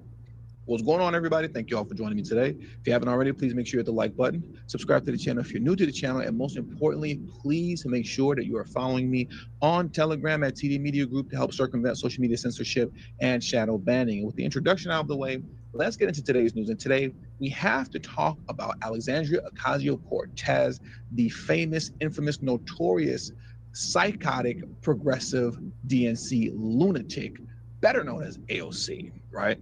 Why do I want to talk about her today? Well, I want to discuss her today because she got caught backtracking, moonwalking her threats to Tom Homan and Kristi Noem. She issued threats, as far as I'm concerned. They were clearly threats. She issued out threats to Tom Homan and Kristi Noem, following behind this situation here that we are all very familiar with. I'll pull it up on a screen right now. You all remember this here. The DNC lunatics that were in the House of Representatives, 3 of them to be exact, who bum rushed the Delaney Detention Center, which is an ICE detention center, trying to essentially break in because they claimed that they wanted to inspect the ICE detention center because they heard that these illegal immigrants, I think 75% of them are convicted felons that are in there for heinous crimes. Apparently the living conditions were poor and they wanted to inspect it. Now they are legally and lawfully able to do that, but there is a way to do that, and you do that by setting an appointment, and they will let the congressman come in to inspect. But of course, because DNC lunatics love to engage in theatrics, instead of scheduling an appointment, they tried to break in. To which you see this woman here in the red. I believe her name is Representative McLever or something like that, if I remember correctly, McLever. She's actually going to be charged because you can clearly see that she here is hitting the ICE officers. Look at this here. Let's take a quick moment to look at this, right? Yeah. Look at, you can see her right here. Let me pull this down for a second. Let me pull this up. As you can see, this is a big woman, right? McLever, right? She's a big woman. She is going to be charged. They're going to charge her because it's clear as day. You can see that she's hitting and punching these ICE officers. But what's my point of bringing up the fact that she's a big woman? Well, look at this here. When we go back to the video, right? You can clearly see her, look at pushing, using all her weight, pushing against the officer. Look at this, look at this. Look at her. And you're gonna see, look, she's punching and everything. Look. She's gonna do it again. Watch this. Boom, you see that? Right in his back. Boom. Let me rewind it a little bit more and blow this up. She's literally punching ICE officers. Boom, right in his back. Slow motion, boom. What is wrong with this woman? Okay? What is wrong with this woman? And what is wrong essentially with all these DNC lunatics that are constantly engaging in political violence? This is a topic that I've been covering over and over again. I just got done recording a video and uploading the video on James Comey with the whole 8647 tweet or Instagram post that he put out, which many are interpreting as a threat on Trump's life. There appears to be a culture of political violence that's growing within the left amongst these DNC lunatics, and we're constantly seeing it. We are constantly seeing it play out in real time on a daily basis, like what you're literally looking at right now concerning that Congresswoman. With all of that being said, following the physical violence that you saw this woman engaging in against ICE officers, you then had AOC engaging in threats towards Tom Homan and Kristi Noem. And I want to play that video for you next. Let's get into that clip right now. Breaking the law in this situation, it's not members of Congress, it's the Department of Homeland Security. It's people like Tom Homan and Secretary Kristi Noem. You lay a finger on someone, on Representative Bonnie Watson Coleman, on Representative, or any of the representatives that were there, you lay a finger on them, we are going to have a problem. What's your response? So, what do you mean by that? What do you mean by that? If you lay a finger on them, we're going to have a problem. Some people say, oh, no, you're reaching. Come on, man. That's not what you really... I mean, why do they keep articulating themselves in this way? Look at this video of Hakeem Jeffries next. Look at this video here. Let me show you this video of Hakeem Jeffries. Your statement the other day after there was this incident in Newark, you said they better not touch our members. Correct. What happens if they were to go and arrest these members, or if they would try to sanction them here in the House of Representatives? They'll find out. What would you do? They'll find out. Of course. I mean, but doesn't that broach a? They'll find out. Doesn't that go across? That's a red line. What's the red line though? I mean, I know we have this. It's a red line. It's very clear. Come on, man. Listen, in the real world, we all know what that means. In the real world, we all know what that means. You can play, this is what I'm talking about with the dog whistling, right? Because they can easily say, oh, no, I didn't mean it like that. I didn't mean it like that. In the real world, when somebody says you can find out, you're in a heated conversation with them, you don't even have to be yelling. You could be speaking calmly, but the conversation is a bit tense. And you say, well, what if I don't stop doing X, Y, and Z? What if I keep doing this? And the response is what you heard there from Timu Obama. You'll find out. You know what that means. That means a physical confrontation. If you were talking about something as far as, legally, how you would pursue the matter concerning the situation that you agree with as it pertains to that House of Representative member being arrested. If you wanted to address it legally, you would just discuss it in that way. He didn't do that. Because number one, he doesn't have a legal argument, in defense of what this woman was doing at the Delaney Detention Center or any of those House of Representative members. So instead, you resort to vague threats. You'll find out. You'll find out. I'll find out what? And then you go back to AOC with it. I mean, this is, listen to this again. Breaking the law in this situation, it's not members of Congress, it's the Department of Homeland Security. It's people like Tom Homan and Secretary Kristi Noem. You lay a finger on someone, on Representative Bonnie Watson Coleman, on Representative, or any of the representatives that were there, you lay a finger on them, we are going to have a problem. She doesn't even know their names, but she's running her mouth. That's what lets you know this is all essentially theater for these people. But at the same time, the consequences behind these threats are very real, right? They're very real. And that's why she's backtracking now. Now, Tom Homan did respond to this, and I want to take a moment to play his response next. So let's get into that before we get into her backtracking. Here's what Tom Homan had to say. First of all, you can't intimidate me. Come on, give me a break. I was enforcing it. I was wearing a green uniform, Border Patrol agent, for 5 years before she was even born. I had more than 3 decades enforcing immigration law before she became a member of Congress. I worked for 6 presidents. I've seen policies. I've seen hundreds of policies. Some worked, some didn't. What you can't deny the success of the Trump administration when it comes to border security. Again, the most secure border in the history of this nation. And I said from day one, and she knows this, you can not support ICE. Shame on you. You can support sanctuary cities. Shame on you. But you can't cross the line. You can't knowingly impede ICE law enforcement officers. That is a felony. You can't harbor and conceal, knowingly harbor and conceal an illegal alien from ICE. That is a felony. And you certainly can't commit criminal trespass. And as far as New York, her district, this administration has done more to protect her district than she has. The number of criminal aliens we took off the streets of New York made her community much safer. She ought to be thanking the members of this administration, the men and women of ICE who protect this country and make her community safer. So, it's politics over public safety. It's just ridiculous. She ought to love her community more than she hates Trump, because we're doing a lot to protect her community. And it's true. But these lunatics are trying to stand in the way of all that. This is something that I've stated numerous times over and over again on this channel. These lunatics, DNC lunatics, they hate Trump more than they love their own country.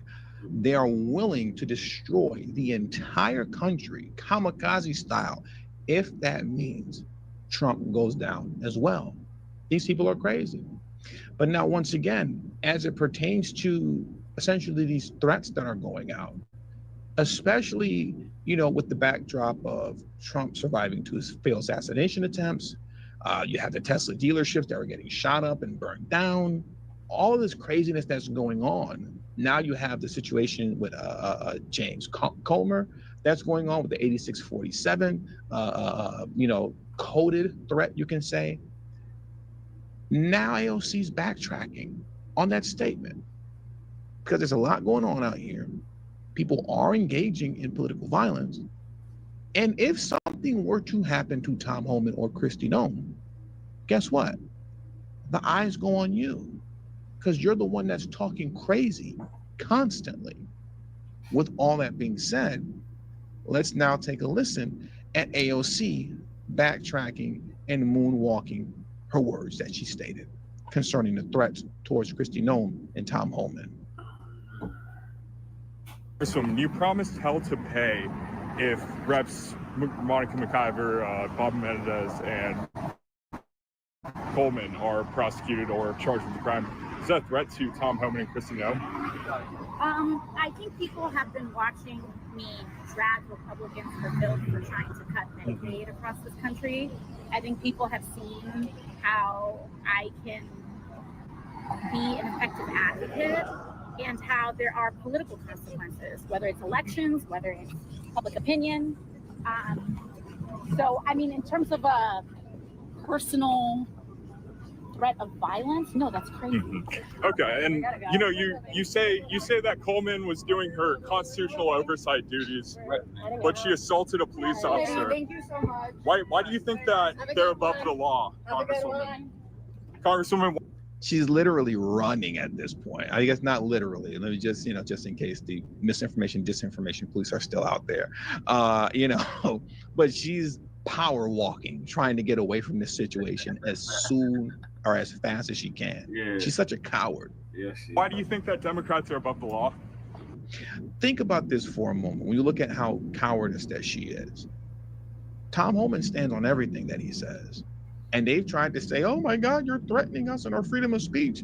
And Tom Homan stands 10 toes down on everything that he says concerning the mass deportation efforts. These people open their mouth, and when you pressure them on it, they try to walk it back every time and say, oh, no. You just heard wrong. It's not what you think it is. Yeah. People are cowards, man. They really are. They aren't. Republicans are just so... Congresswoman, are you afraid that they're going to be prosecuted and found guilty of assaulting us? Stop blocking my phone. Congresswoman. That could be considered assault as well. I mean, she just put her hands on him. She just put hands on this guy. Do I have to play the video of Jasmine Crockett assaulting the one reporter when he was asking her?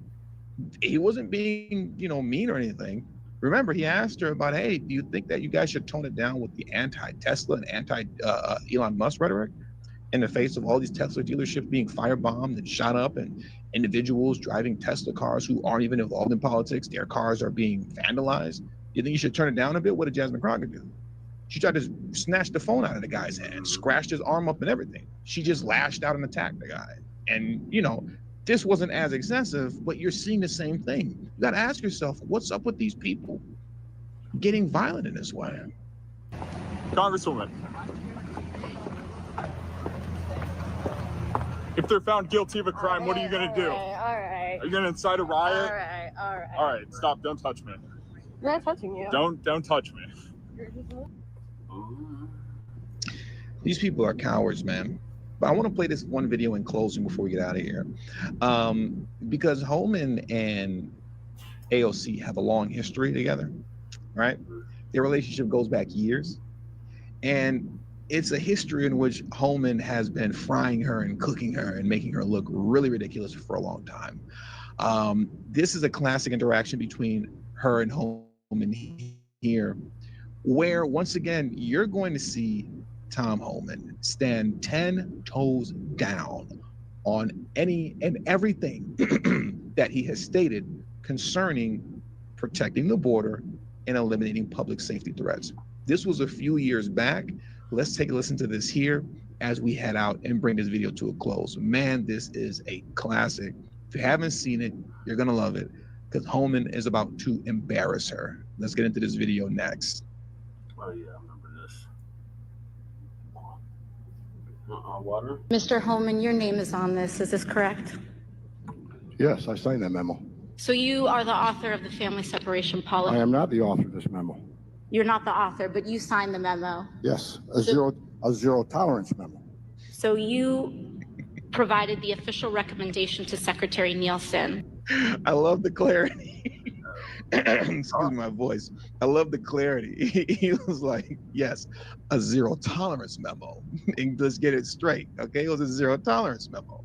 I am not the author of this memo. You're not the author, but you signed the memo. Yes, a zero tolerance memo. So you provided the official recommendation to Secretary Nielsen on for the United States to pursue family separation. I gave Secretary Nielsen numerous recommendations on how to secure the border and save lives. But it says here that you gave her numerous options, but the recommendation was option 3, family separation. What I'm saying, this is not the only paper where we've given the Secretary numerous options to secure the border and save lives. And so the recommendation of the many that you recommended family separation. I recommend zero tolerance. Which includes family separation. The same as is with every U.S. citizen parent gets arrested when they're with a child.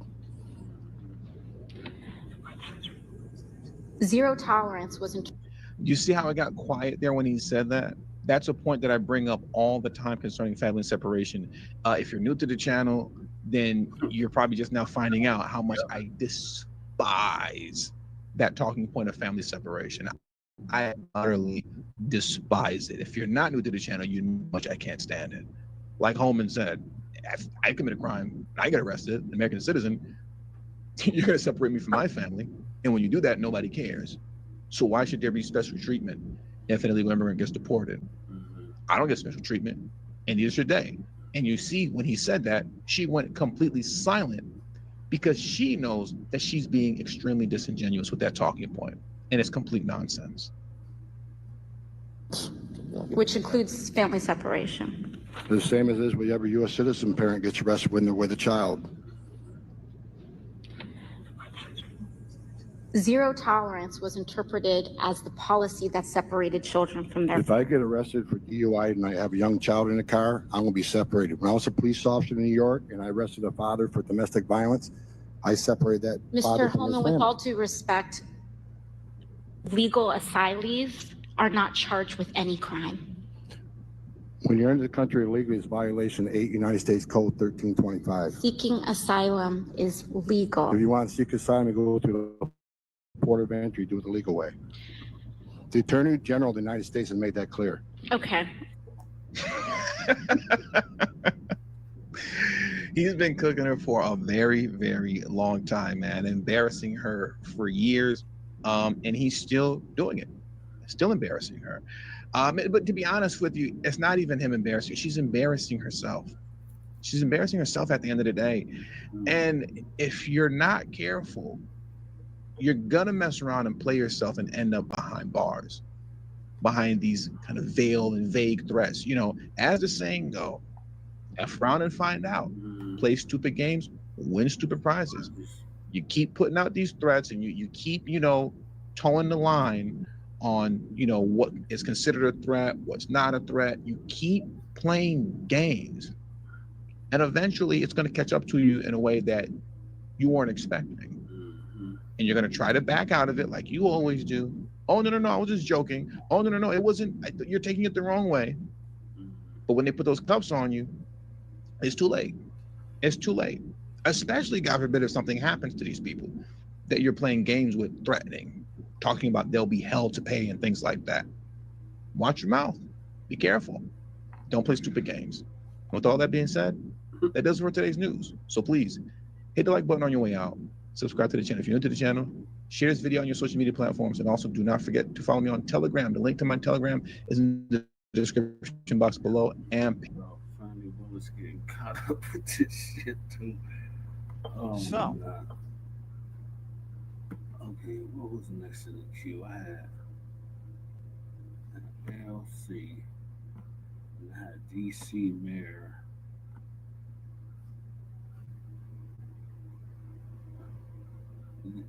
She confessed DC Mayor admits to violating her own donation rules. Ooh. The news exclusive, the I-Team has just uncovered more troubling details of D.C. Mayor Muriel Bowser's expensive trips around the world. We discovered the nation of Qatar paid almost $62,000 for Bowser and 4 staff members to fly to the Middle East in 2023. Our Scott Taylor reports none of these trips have the detailed travel expense records required by law. And it comes as the mayor herself signed some pretty tough accountability and ethics rules for city leadership. What's going on, everybody? Thank you all for joining me today. If you haven't already, please make sure you hit the like button, subscribe to the channel if you're new to the channel, and most importantly, please make sure that you are following me on Telegram at TD Media Group to help circumvent social media censorship and shadow banning. With the introduction out of the way, let's get into today's news. And today, we are going to head back to Washington, D.C., because I want to take a moment to update you all on what has happened with the corrupt Muriel Bowser, right?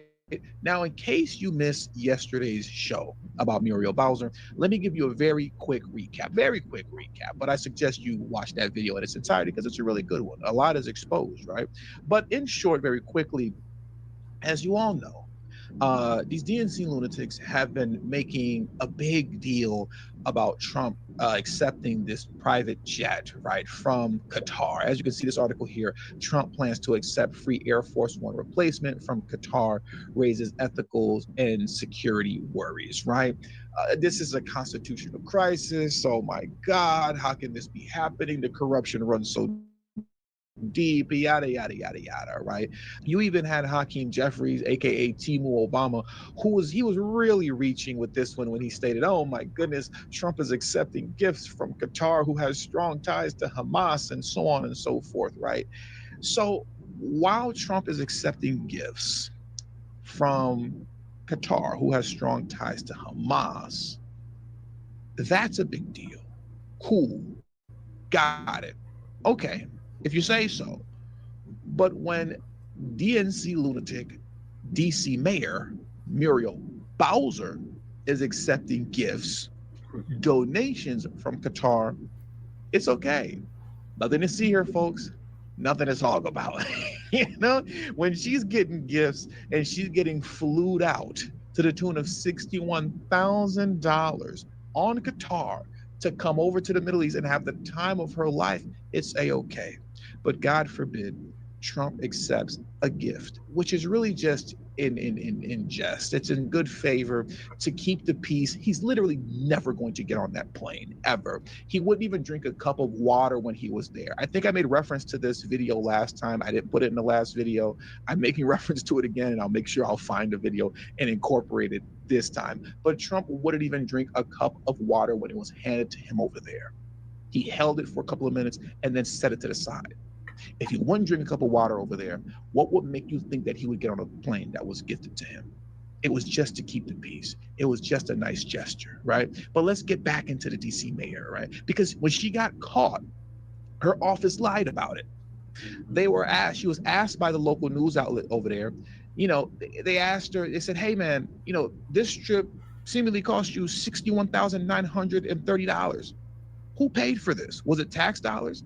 And her office lied about it. And they said, no. It wasn't tax dollars. The trip was paid for by the DC Chamber of Commerce. But then when the DC Chamber of Commerce were asked about it, as you can see here, they stated that's not true. And then her staff came out and said, oh, no. It was actually paid for by the U.S. Conference of Mayors. But when the U.S. Conference of Mayors were asked about it, the Conference of Mayors had no comment and told us to talk to the mayor's office. So when the U.S. Conference of Mayors were asked about it, they said, we don't know what you're talking about. You need to go talk to Muriel Bowser. And then they turned around and emailed Qatar. And the response from Qatar was, and get this, you have the entire nation of Qatar that tried to cover up for Muriel Bowser. The Qatar replied to the email and said, Qatar called it an in-kind donation. So they said, oh, it was a donation. So retroactively, what then happened is that, as you can see here, based on the title, Muriel Bowser then attempts to have Qatar sign a donation agreement 2 years after it paid for her visit. Wow. Right? So the corruption runs deep. lying, and lying some more. She got caught in a lie about 2-3 times. Now she wants to retroactively go back and ask them to say, hey, can you agree that this was a donation? But now, ladies and gentlemen, she's now admitting guilt. She admits it. She's pleading out. Yes, ladies and gentlemen, Muriel Bowser is pleading guilty. Figuratively speaking, that is. Figuratively speaking, yes. Since she was caught red-handed, at least her staff was, she didn't verbally lie, but like her staff got caught, as you saw in the last video. Look at this here. DC Mayor admits to not following her own rules for a $61,930 trip to the Middle East. She had to plead guilty, man. Caught red-handed. Let's get into this corruption here. Oh my God, it's so awful. This is just such a constitutional crisis going on with the mayor of DC, right? Let's get into this article. For months, 7 News has been trying to get answers about who's paying for DC Mayor Muriel Bowser's global hopping trip, most notably a $61,930 junket to the Middle East for her and 4 of her staff members. Now, mind you, for those of you who didn't watch the last video, her staffers that went with her, taxpayers paid for that, right? So apparently that 61,000 just went to Muriel Bowser. But as far as her staffers are concerned, the taxpayers of DC, you guys paid for their trip. Just letting you know in case you didn't know. Despite stonewalling by the mayor's office, 7 News I-Team investigator Scott Taylor uncovered that the trip was paid for by the government of Qatar and was never approved as required under city rules established by the mayor herself. These are her own rules that she put in place that she's not following. As the saying goes, rules for thee, not for me. I don't gotta follow these rules, but you better, but I can do what I want. Who does Mayor Bowser think she is? Big Tush? I think that she believes that she's Big Tush. Let me tell you something, there's only one Big Tush. All right, let's carry on. Let's carry on. The News 7 I-Team was ready to drop another bombshell on this story on Monday. The mayor's office claimed a March letter from Qatar somehow met paperwork requirements, which needed to be filed and approved before she took the pricey trip in 2023. But that letter is missing vital information required once again by her own policy. On Thursday, Mayor Bowser finally talked to 7 News about it on camera. And I quote, "Why were you not transparent in 2023, according to your own 2015 memorandum about obtaining a donation agreement before you traveled to Qatar?" asked Taylor. Mayor Bowser replied, "We should have, but that donation agreement has been completed. The donation agreement doesn't even follow your own rules. It's just a letter and it's missing 2 answers to questions. And it isn't signed by 2 district officials. Have you let other donation agreements come in from just letters with no invoice?" Taylor said. Like I said, we typically do donation agreements according to our best practices, added Mayor Bowser. Essentially, she's just blowing him off at this point. Once again, she answered the question similar to this manner when we discussed this last time in the last video, right? And she's doing this again. She's basically telling you F off. F off. And yeah, we didn't do it, I guess, 100% the right way, but what are you going to do about it? F off. F off. Excuse me. That's basically the response that you're getting here. This is one of the things that drive me crazy about these DNC lunatics. They love to wag their finger, love to tell you about, this is wrong, that's wrong, look at what you're doing here, constitutional crisis, yada, yada, yada. Tyranny is on the loose, oh my goodness. But they're always talking about themselves when they're doing this. Always. They're discussing themselves. Look at how she's just blowing Mr. Taylor off from I7 News. She's just like, whatever. Whatever, bro. F off. Let's carry on because the discussion continues on, right? So we'll start back with Taylor here. So he says, so that was a mistake by your office? Mayor Bowser replied, it was. I'm guilty. And Taylor will go on to ask, why did your communications director misinform us twice about who paid for the Middle East trip? Bowser replied, she must have had a misunderstanding. It was a oopsies. The same excuse that they use for Big Tush. All that mortgage fraud, allegedly, that she's engaged in, a lot of it, oopsies. And here we go again. The answer for DNC lunatic corruption seemingly is always oopsies. And as we close this out, Taylor asked, my last question, are you under any ethics investigation for your undocumented travel or your office? Bowser replied, no, I'm not. No, because like Big Tush, I can do whatever I want. And what are you going to do about it? I mean, you don't get any more corrupt than these folks. And the thing is that they're arrogant in their corruption. They are so arrogant in their corruption because they know at the end of the day, when it comes to these liberal cities and states, it doesn't matter how much they lie. It doesn't matter to what degree that you highlight the hypocrisy and just how obvious the hypocrisy is. The people of these cities and states are just going to vote for them anyway. They don't care. Nobody cares, right? So, I mean, I guess I'd be arrogant too. Now, as it pertains to DC, if I'm not mistaken, somebody please correct me if I'm wrong, especially if you live in DC, maybe somebody would, you all know this. DC operates a bit different than other cities.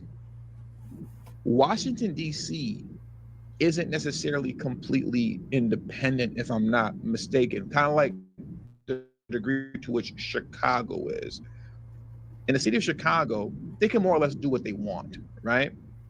But in Washington, DC, they're still, for the most part, oversighted, for lack of better words. I don't think that's a word, but you know, they're watched over by the actual, you know, like House of Representatives and whatnot, if I'm not mistaken. Correct? Somebody please help me with that in the comment section. I know I probably should have looked it up for myself. It would have made the video sound better. But like, if I'm not mistaken, they don't. Though DC, you know, the mayor and whatnot, and the city council, you know, they have the autonomy to do what they need to do, right? As far as the city is concerned, but they're not completely independent. The House of Representatives, in the House and the Senate, right? The federal government is my point. They can actually override almost just about anything that city council and the mayor approve of. I say all that to say this. Should be a federal investigation into this. Yeah. There should be, in my opinion. Should be. I would definitely investigate this, you know, if there's a way to do so, you know, legally, given the fact that, once again, if I'm not mistaken, the federal government has the final say in Washington, D.C., not the actual local governing body. And if that is the case, we definitely need an investigation. And I'll leave it at that. So with all that being said, that does it for today's news. I want to thank you guys for joining me today. Please hit the like button on your way out. Subscribe to the channel if you're new to the channel. Share this video on your social media platforms. And please do not forget to follow me on Telegram. That is so important that you follow me on Telegram, okay? The link to my Telegram is in the description box below and pinned in the comment section as well. You will never miss a notification if you follow me on Telegram. Thank you. So the case is the latest in a string of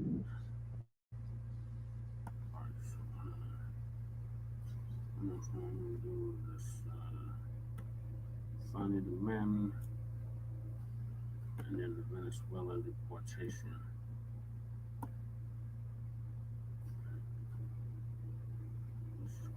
To the migrant news.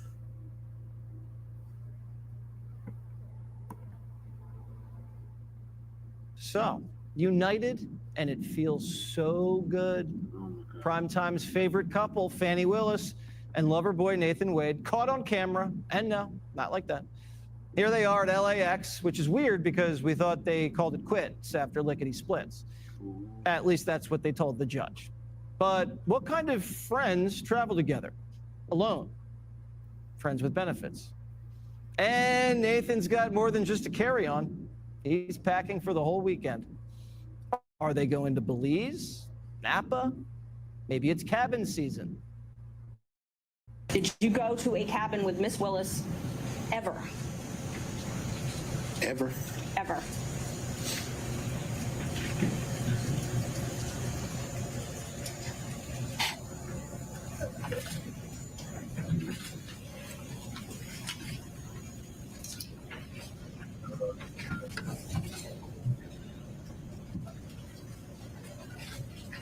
No. What's going on, everybody? Thank you all for joining me today. If you haven't already, please make sure you hit the like button, subscribe to the channel if you're new to the channel, and most importantly, please make sure that you are following me on Telegram at TD Media Group to help circumvent social media censorship and shadow banning. And with the introduction out of the way, let's get into today's news. And today, we're headed to Georgia. Why are we headed to Georgia? Because we have to speak on Fannie Willis. Now, Fannie Willis, ever since the relationship with her and Nathan Wade was confirmed, she has been taking endless L's, just L after L after L after L. And what's been the most noticeable since then is that the propaganda wing of the DNC, which is the mainstream media, has all but completely dropped and forgot about Fannie, leaving her to fend for herself. And what I want to do today is talk about one of her numerous L's that she has been taking since that confirmation has come out, that she's just as crooked as every other DNC lunatic that's tried to prosecute Donald Trump, right? But before we get into all that, what I want to do first is this. I do want to take a moment to just kind of go back and remind everybody of what happened and what has led us up to the point to where we are now, to where Fannie is taking L after L after L after L. So if you may grant me a moment to take a trip down memory lane, as you can see here, for those of you who were asleep during that time period, an Atlanta, Georgia grand jury indicted former President Donald Trump on August 14th, 2023, charging him with racketeering and 12 other felonies related to his alleged attempts to overturn his 2020 election defeat in the state. Now, once this news broke, Fannie Willis was on the fast track to becoming the DNC's newest breakout star.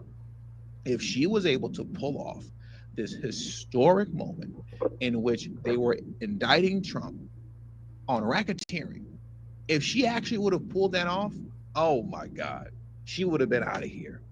But her plane crashed, just like everybody else's plane typically crashes, because surprise, surprise, she was in bed, literally speaking, with another prosecutor on the case that she put on the case while she was in bed with him. So let's get into this right now, and then we're going to get into the massive L that Fannie just took, because it's important to unpack all of this stuff before we get up to date and up to speed with where she is now, right? So let's jump into this right here. In January 2024, Michael Roman, a co-defendant in the case, filed a motion alleging that Willis and Wade had engaged in an improper clandestine personal relationship that began before Wade's appointment. The motion claimed that Willis benefited financially from the relationship through shared luxury vacations, suggesting a conflict of interest. Willis and Wade acknowledged their romantic involvement, but contended it commenced after Wade's hiring and denied any misuse of funds. However, testimony from Robin Yeardy, a former friend of Willis, contradicted their claims, asserting the relationship began in 2019. Judge Scott McAfee ruled in March of 2024 that while there wasn't sufficient evidence of a financial conflict of interest, the relationship created an appearance of impropriety. He stipulated that either Willis or Wade must step aside. Wade resigned shortly thereafter because he's a simp, allowing Willis to continue leading the case. Despite this, the Georgia Court of Appeals later disqualified Willis and her office from the case, citing the significant appearance of impropriety due to her relationship with Wade. The court emphasized that this was a rare instance where disqualification was necessary to maintain public confidence in the legal proceedings. Okay, so if you would, just let's start at the beginning. Explain how you had knowledge that nobody else had that Nathan Wade was having a relationship with the DA, Fani Willis, who hired him. I know, it's a unique set of circumstances. It's really relationships. So I knew the partner. I knew Nathan Wade. I knew Nathan Wade personally. I knew Fani Willis personally. And I also knew their friends and law partners, their former friends and law partners. And so they, in the legal community, we were talking about this and they divulged all of this information to me. And I just sort of started tracking it down and closing different loops and investigating. And it blossomed into something that I knew I had to do something about and became actionable. You're right, and we saw it play out, months ago, where the judge of the case was trying to figure out, is there a conflict of interest here? It was so obvious there was, and the irony is, the case of the conflict of interest was so much stronger, actually, than the case against Donald Trump. Now, what has happened since then? This is where we are now. Boom. Fani Willis ordered to pay $54,000 for violating open records laws in Trump case. Let's get into this next, and this is good. Fulton County District Attorney Fani Willis has been ordered to pay more than $54,000 for violating the state's open records laws in relationship to the prosecution of President Donald Trump. The county Superior Court Judge, Rachel Krause, formalized her ruling Friday and ordered Willis to pay $54,264 in attorney's fees and litigation costs after intentionally failing to provide records requested by Ashley Merchant, the attorney who filed the motion to disqualify Willis from prosecuting Trump on charges of allegedly interfering with the 2020 presidential election. Krause stated that Willis's office failed to provide documents related to the employment of Nathan Wade, the former special assistant district attorney forced to resign from the Trump case due to his romantic relationship with Willis, once again, because he was a simp. Merchant believed that Willis and Wade may have financially benefited from Wade's appointment as the special prosecutor in the case. Defendants, through the open records custodian, Dexter Bond, were openly hostile to conceal for plaintiff, Ms. Merchant, and testified that Ms. Merchant's requests were handled differently than other requests, the court order said.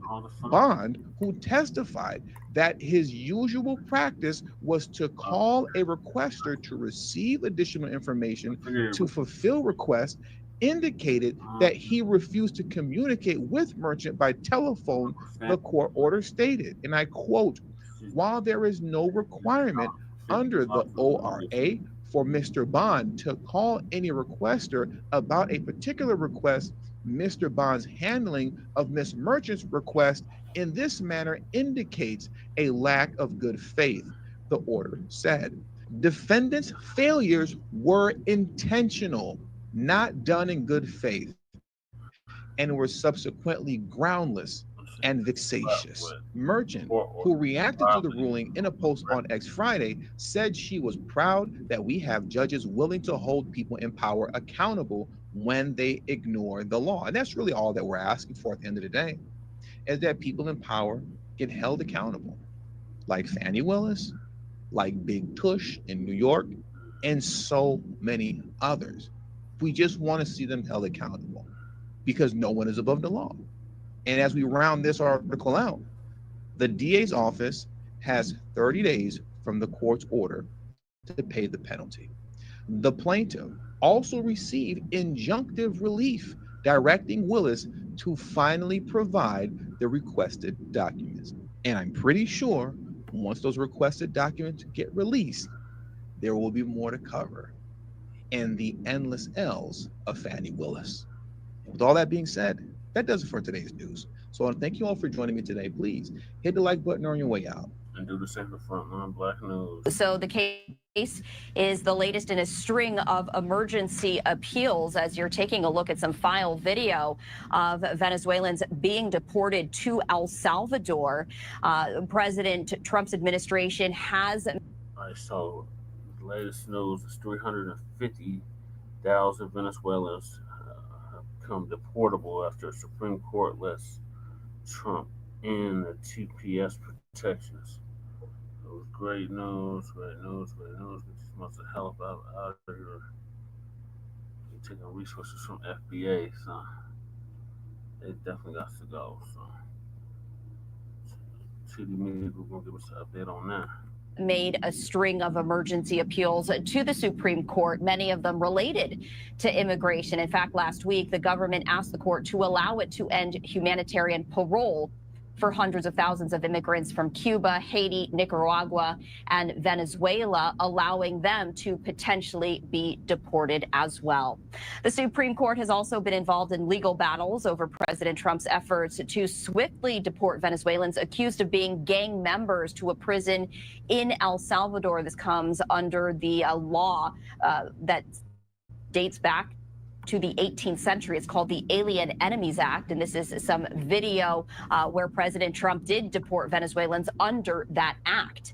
The administration has moved aggressively to withdraw a number of protections that have allowed immigrants to remain in the country, including ending the temporary protective status for about 600,000 Venezuelans and 500,000 Haitians. That status is granted in 18-month increments, and the protections had been set to expire April 7th, but a U.S. district judge did order a pause on those plans. What's going on, everybody? Thank you all for joining me today. If you haven't already, please make sure you hit the like button, subscribe to the channel if you're new to the channel, and most importantly, please make sure that you are following me on Telegram at TD Media Group to help circumvent social media censorship and shadow banning. With the introduction out of the way, let's get into today's news. And today, we have to speak about some great news that came down from the Supreme Court today.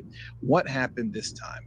The Supreme Court today ruled that the Trump administration does have the authority to strip 350,000 Venezuelan illegal immigrants of their temporary protected status. And that is exactly what has occurred today. Now, obviously, DNC lunatics are not happy about this, but this is a good thing and a good day, especially in light of the fact that we all know that for the most part, these illegal immigrants have engaged in asylum fraud. As far as I'm concerned, in my opinion, I believe, I assume, right? This is all asylum fraud. All of these folks that are crossing the border illegally that came under Biden, they were seeking economic opportunity. And that is not a proper claim for asylum, right? But once again, the Supreme Court did the right thing today. They upheld the ruling by acknowledging the fact that, yes, indeed, the Trump administration, by way of Kristi Noem, because she was the one that did this as soon as she was sworn in, right? They do have the authority to strip 350,000 Venezuelans of their TPS status, and that is exactly what happened today. So I want to get into this news clip very quickly, and then we're going to jump into an article for a little bit more information. But let's see how they're discussing it here on ABC News. We're going to jump into this news clip right now. And breaking news to bring you right now, the Supreme Court giving the Trump administration the green light to terminate temporary protected status for about 350,000 Venezuelans. That means no more protection from deportation and allowing them to work legally in the U.S. Lawyers representing the government argue a lower court decision undermined the executive branch and its authority over immigration and foreign affairs, and the conservative majority on the court agreed. You see how they have to say that they're the conservative majority on the court agreed. Now, when it doesn't swing Trump's way, like it did swing his way recently, I believe it was last week, where they denied the Trump administration's use of the Aliens Enemies Act to deport, I believe it's a little bit over 100 or so Trinidad Agua gang members in Texas, if I remember correctly. When it didn't go his way, it's just the Supreme Court, ruled against the Trump administration because they're all demons and devils, right? But when it does swing his way, now it's the conservative majority. You have to love how they play these games when it comes to the propaganda wing of the DNC. But let's carry on. Our immigration reporter and producer, Armando Garcia, joining me now. So these protections, they're over. So what comes next? Can they still appeal, or are deportations coming now? Look, that's exactly what 350,000 Venezuelans are asking themselves right at this moment. They're asking whether or not am I still here in this country legally, and perhaps most importantly for their families, am I still able to work? I'm not interested in hearing about anything for their families. If you know me, you know how much I hate that family talk. Right. Can't stand that family talk. But let's carry on, all right? Oh, don't get me started on the family separation. I hate it so much. Let me commit a crime right now and I get separated from my son. You will not care what happens to my son's future as a result of me no longer being in his life. So miss me with the family talk. Work legally in this country and provide. Let me rewind it back just a little bit. I won't interrupt it again. Well, I'll try not to. Let's go.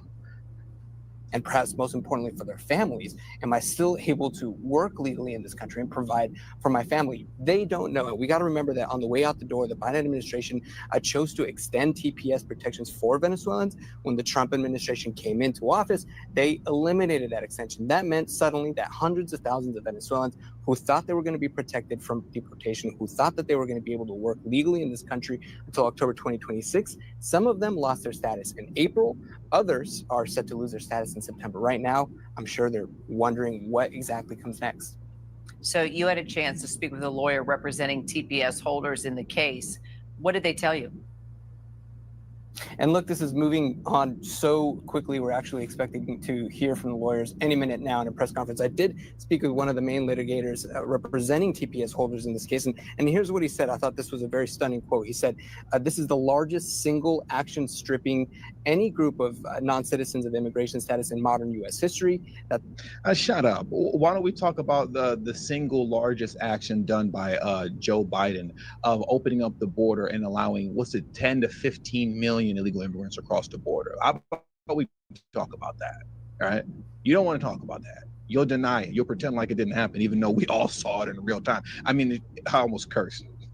I was going to say the ish was so ridiculous.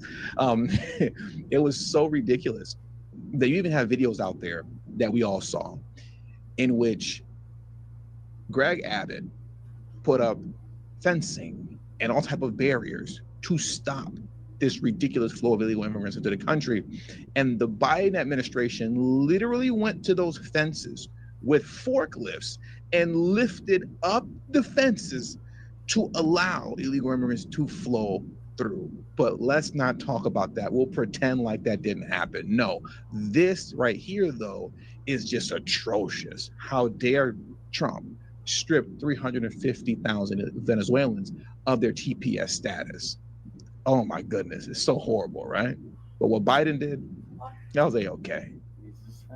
That the Supreme Court authorizes action in a 2-paragraph order with no reasoning is truly. I'm gonna rewind it back just a little bit. Full action stripping any group of non-citizens of immigration status in modern U.S. history. That the Supreme Court authorizes action in a 2-paragraph order with no reasoning is truly shocking. And I think we have to remember also that not only is TPS Venezuela on the line, TPS Haiti, Cameroon, and other countries are sure to follow. So this is major implications for them. They're wondering if the Trump administration can, on a whim, abruptly end protections for Venezuelans. What does that mean for me? Well, they can abruptly on a whim end TPS status because the president can do that. The same way on a whim, Biden gave out TPS status, and on a whim, he extended it by 18 months, right? Because you got to understand what happened here with this particular situation. These Venezuelans, they already had TPS status, right? But it was set, they were all set to expire soon, right, upon Donald Trump becoming president of the United States, beating Kamala Harris in a bloodbath, right, this past election. What happened was that in January, so we're about like a week and a half away from the inauguration. In January, Biden extended the Venezuelans' TPS status by 18 months, okay? He did that in January, extended the TPS status of those Venezuelans at any point in time while he was president pre-election. But he chose to do it about a week or a week and a half away from the inauguration. Understand, he did that as a bitter douchebag move. That was Biden going, ha ha, nana, boo boo, watch this. So much for your mass deportation plans, because I have 350,000 Venezuelans locked in. He did that as a douche move about a week and a half before the inauguration. So if Biden can do that a week and a half on a whim before the inauguration, then yes, Trump can on a whim remove it, right? He can do that. And that's what the Supreme Court stated.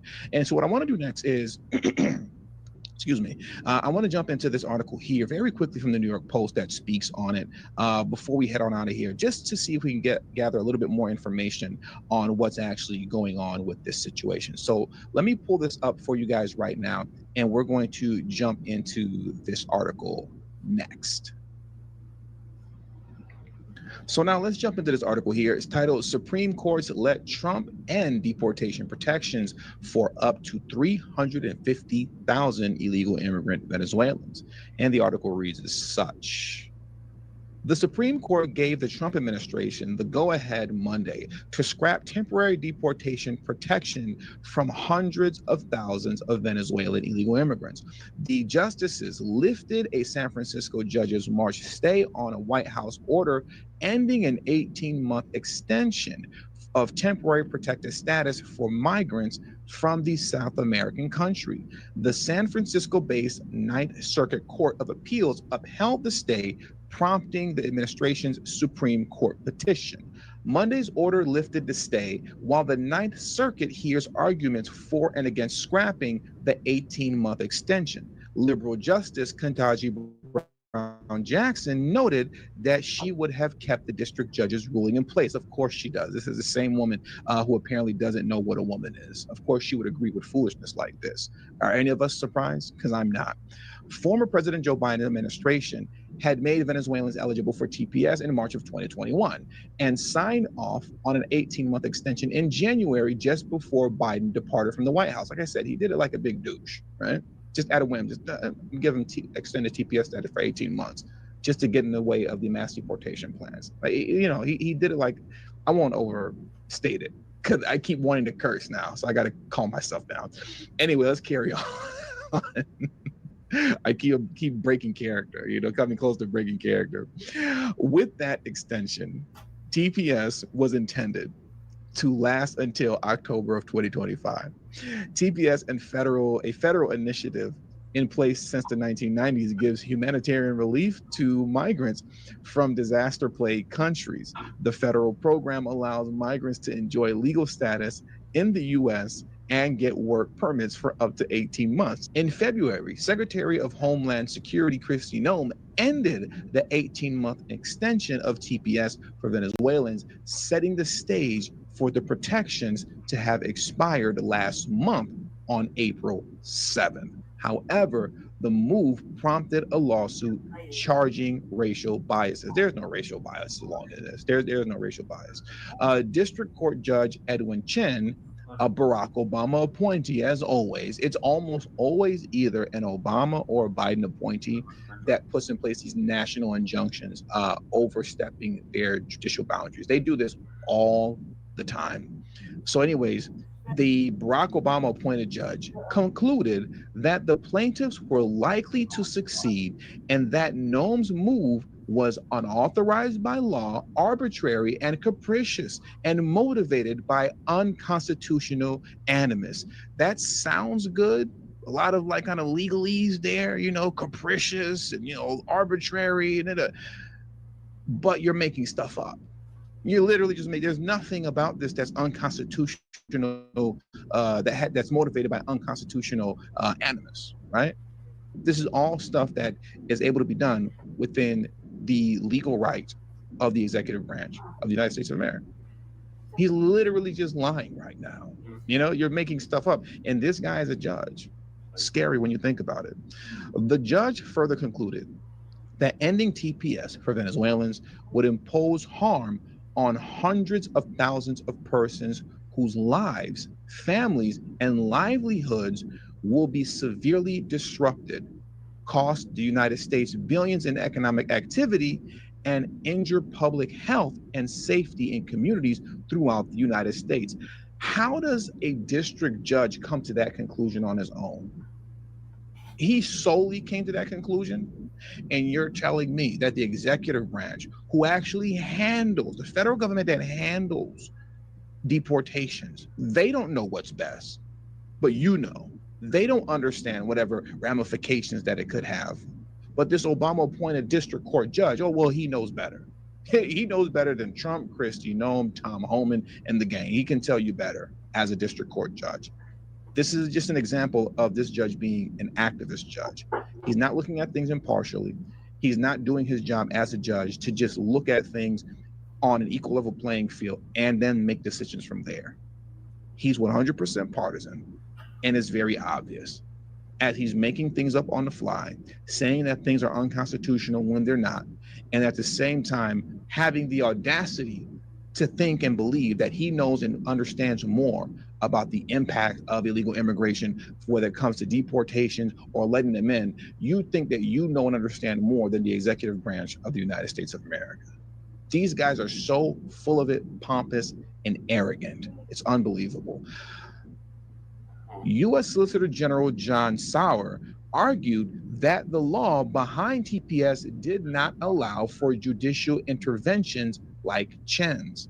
The district court entered nationwide relief, supplanting Secretary Noem's assessment of the national interest in area into which a district court is uniquely unqualified to intrude, Sauer argued in his petition. And I 100% agree. That's just like what I was saying earlier. How do you know what's best? How do you, as a district court judge, know better than Secretary Noem's? How? This is what they do. This is what they're here for. If anybody knows the pros and cons of removing TPS, it's going to be Secretary Noem. It's going to be the Trump administration as a whole, as they're the ones that are in charge of handling these things. How do you, as a lowly district judge, an Obama-appointed judge at that, so we know that you're radical, how do you know better? You're woefully unqualified. So Sauer just said it the best right here. Let's carry on because we're almost done with this article as we round things out. The Supreme Court is currently weighing its decision in a case that will determine whether or not to rein in the lower court's powers to impose sweeping injunctions blocking presidential actions.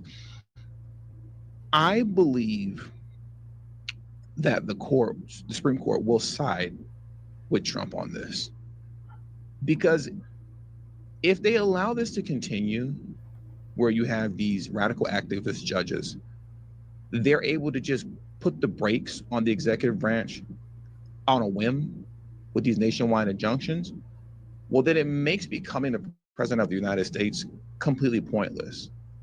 When these district judges can stop and block you and hold up your policy up for years at a moment's notice whenever they feel like it, if they disagree with you. That's completely ridiculous. And from that point on, you're now opening Pandora's box for it to come back around the other way on you, right? So now the next time a Democrat wins, God forbid, now conservative judges, right, can just start imposing these nationwide injunctions, blocking that Democrat from doing whatever it is that they want to do. And though that may sound good to me, right, at the same time, you understand it's wrong. Because then what becomes the point of even having a president of the United States? What's the point of running?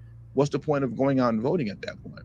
If the opposition can just block any and everything you do at a moment's notice with these nationwide injunctions, that then always has to go up to the Supreme Court. You got to look at it from the Supreme Court side too. On their end, their plates are not just full, in the Supreme Court, their plates are overflowing now.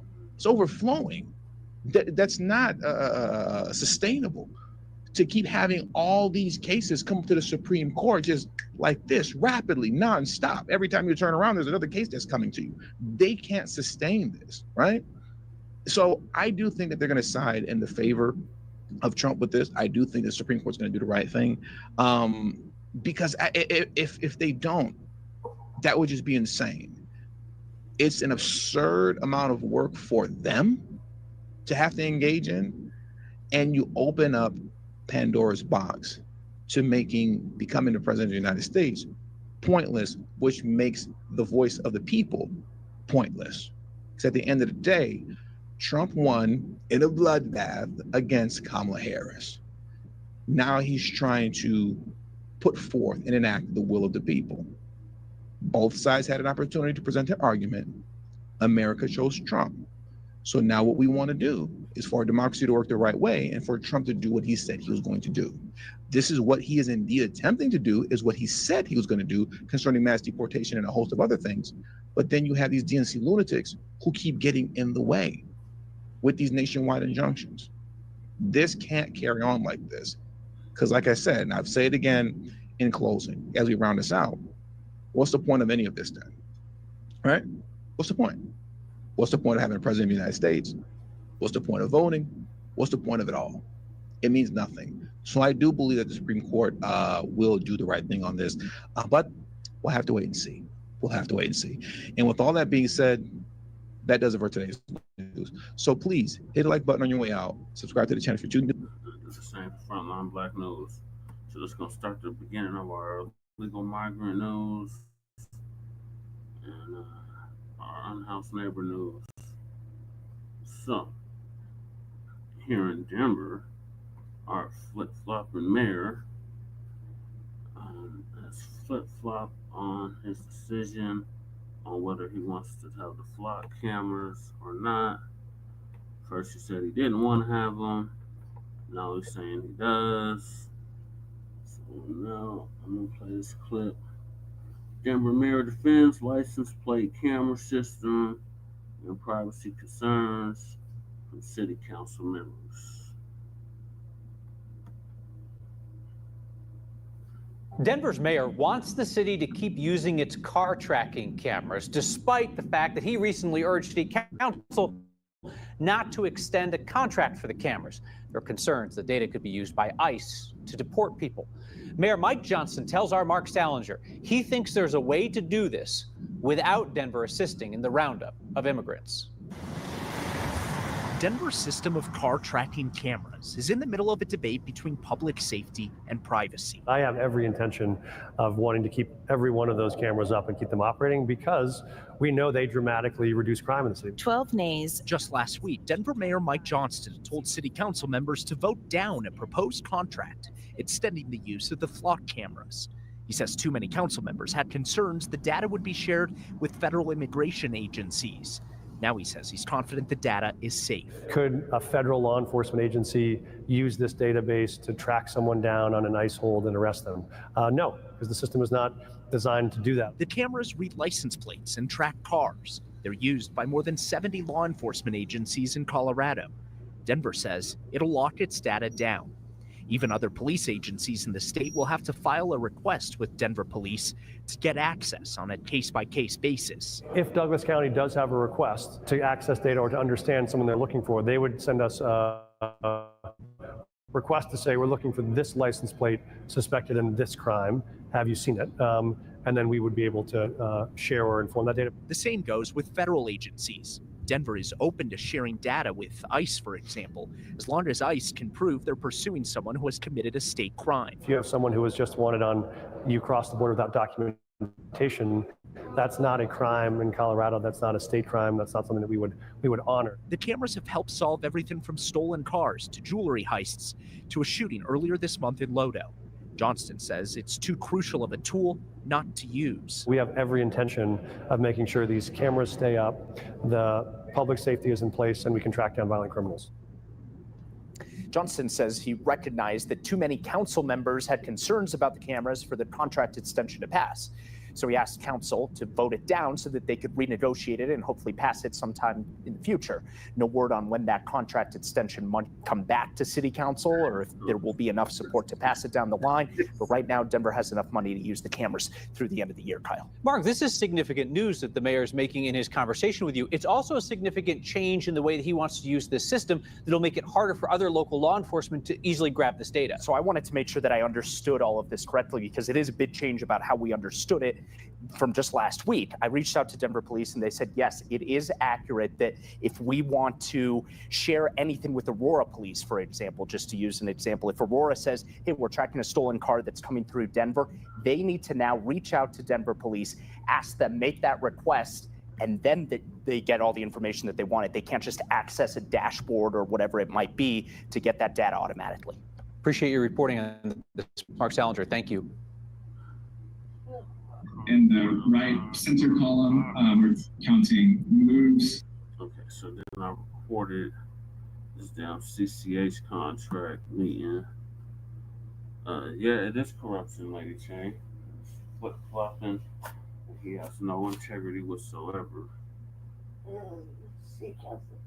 You're not supposed to do that. You're just vote down because he said so. Well, they do the mayor's bidding. That's why I keep telling them who they work for. Do y'all work for us or do y'all work for the mayor?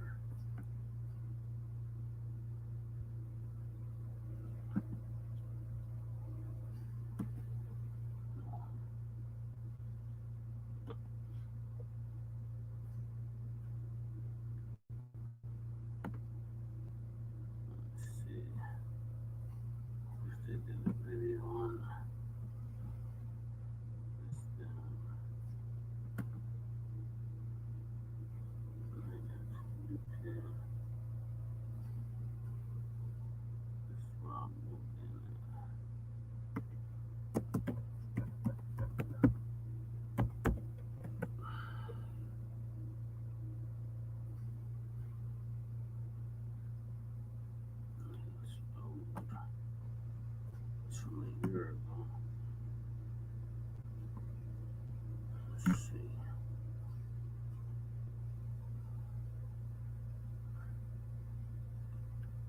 Okay, well, I guess I'll play a clip I recorded.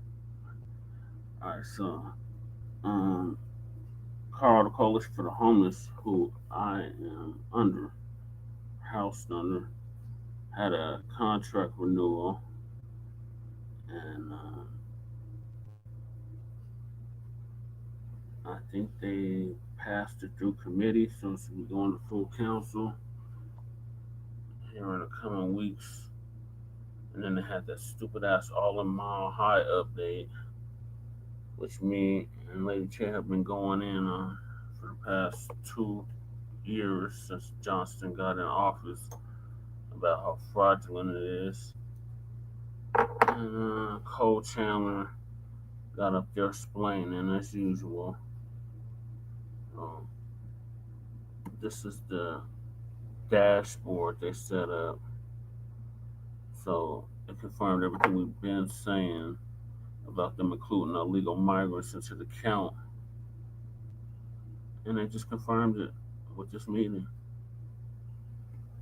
To housing since 2023 across some different program typologies.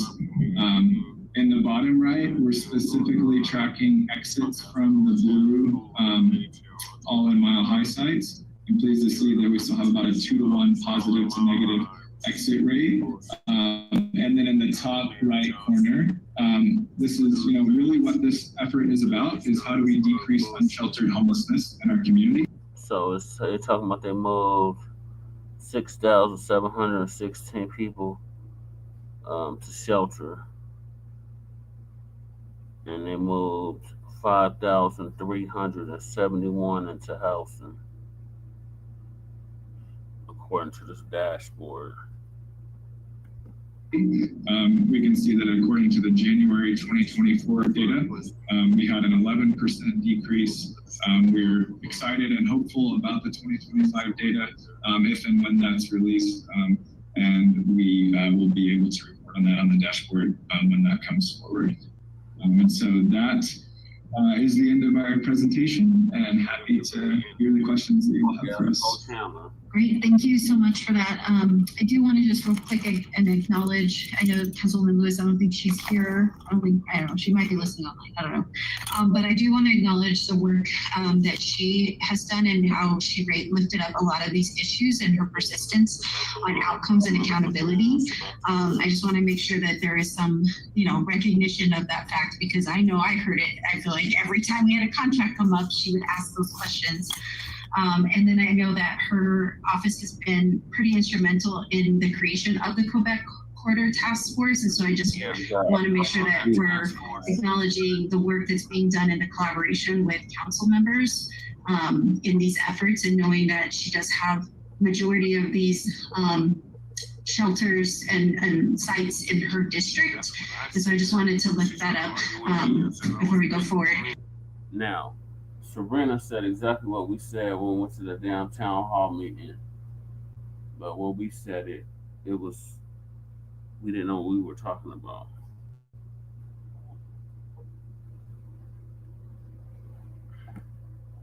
With that said, I have right now 4 council members in the queue. So council members, please feel free to let me know if you want to be added. We'll be kicking off with Councilman Watson, followed by Councilwoman Torres. Thank you, Committee Chair and Cole, Tristan, Jeff, and Emily. Thank you for this presentation. It provides a lot of clarification. It would have been nice for this presentation to come first, especially the contracting piece. I want to share one quick thing, and then I've got a question for Jeff.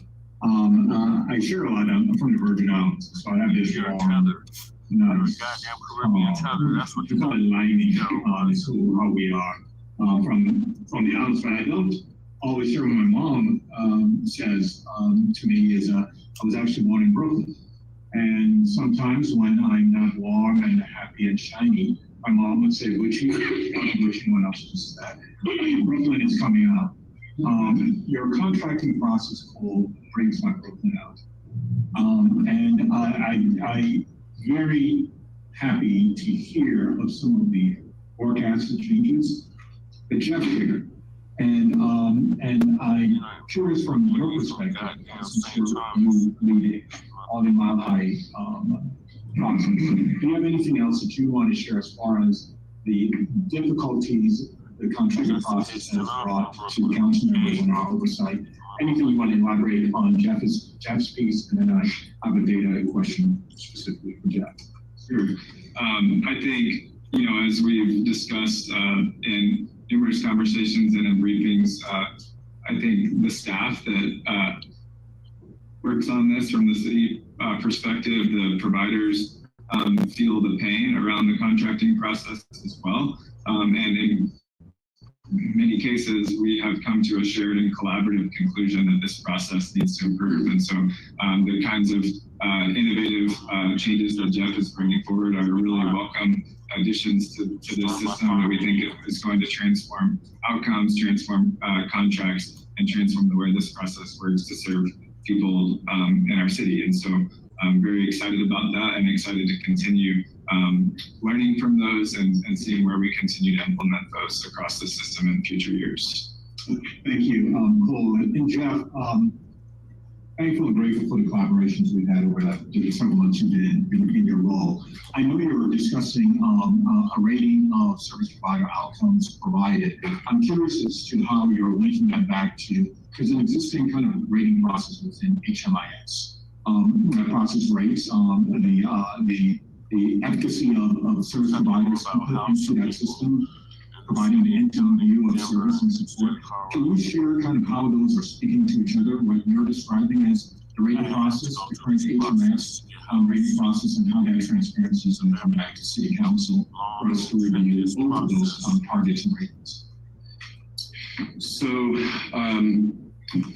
the HMIS system essentially is capturing all of the data that allows us to see outcomes that are happening, including uses of shelters, to types of services that are being provided, to housing outcomes.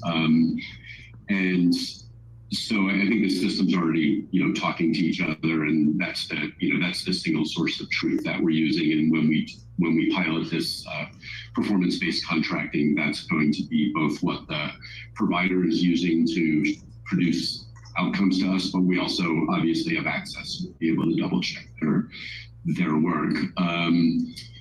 And as far as how we go about rating, when we're looking at an RFP, I think you're asking about how are we going to rank providers based on past performance. We're still working out what are the things we're going to be looking at, and it's going to be really different for each provider type. So, for example, it's hard to hold shelter providers accountable for housing folks when they don't have access to housing resources. They're relying on other providers. So we have to kind of look at the system and how the system is working and measure hosts' performance based on that broader view. But for a shelter provider, I would be looking to see, what we might call like heads and beds. Like, are they, and that's important because if a provider has 50% of their units offline, but we're still paying them for, the same every month, that's a problem for us. We want to look at occupancy. Are they filling up their units every day? Are they turning their units over quickly? But then there's some things that we expect our providers to be doing in the shelter to help people prepare, our unhoused neighbors prepare for their journey out of homelessness, including how's everybody been assessed out?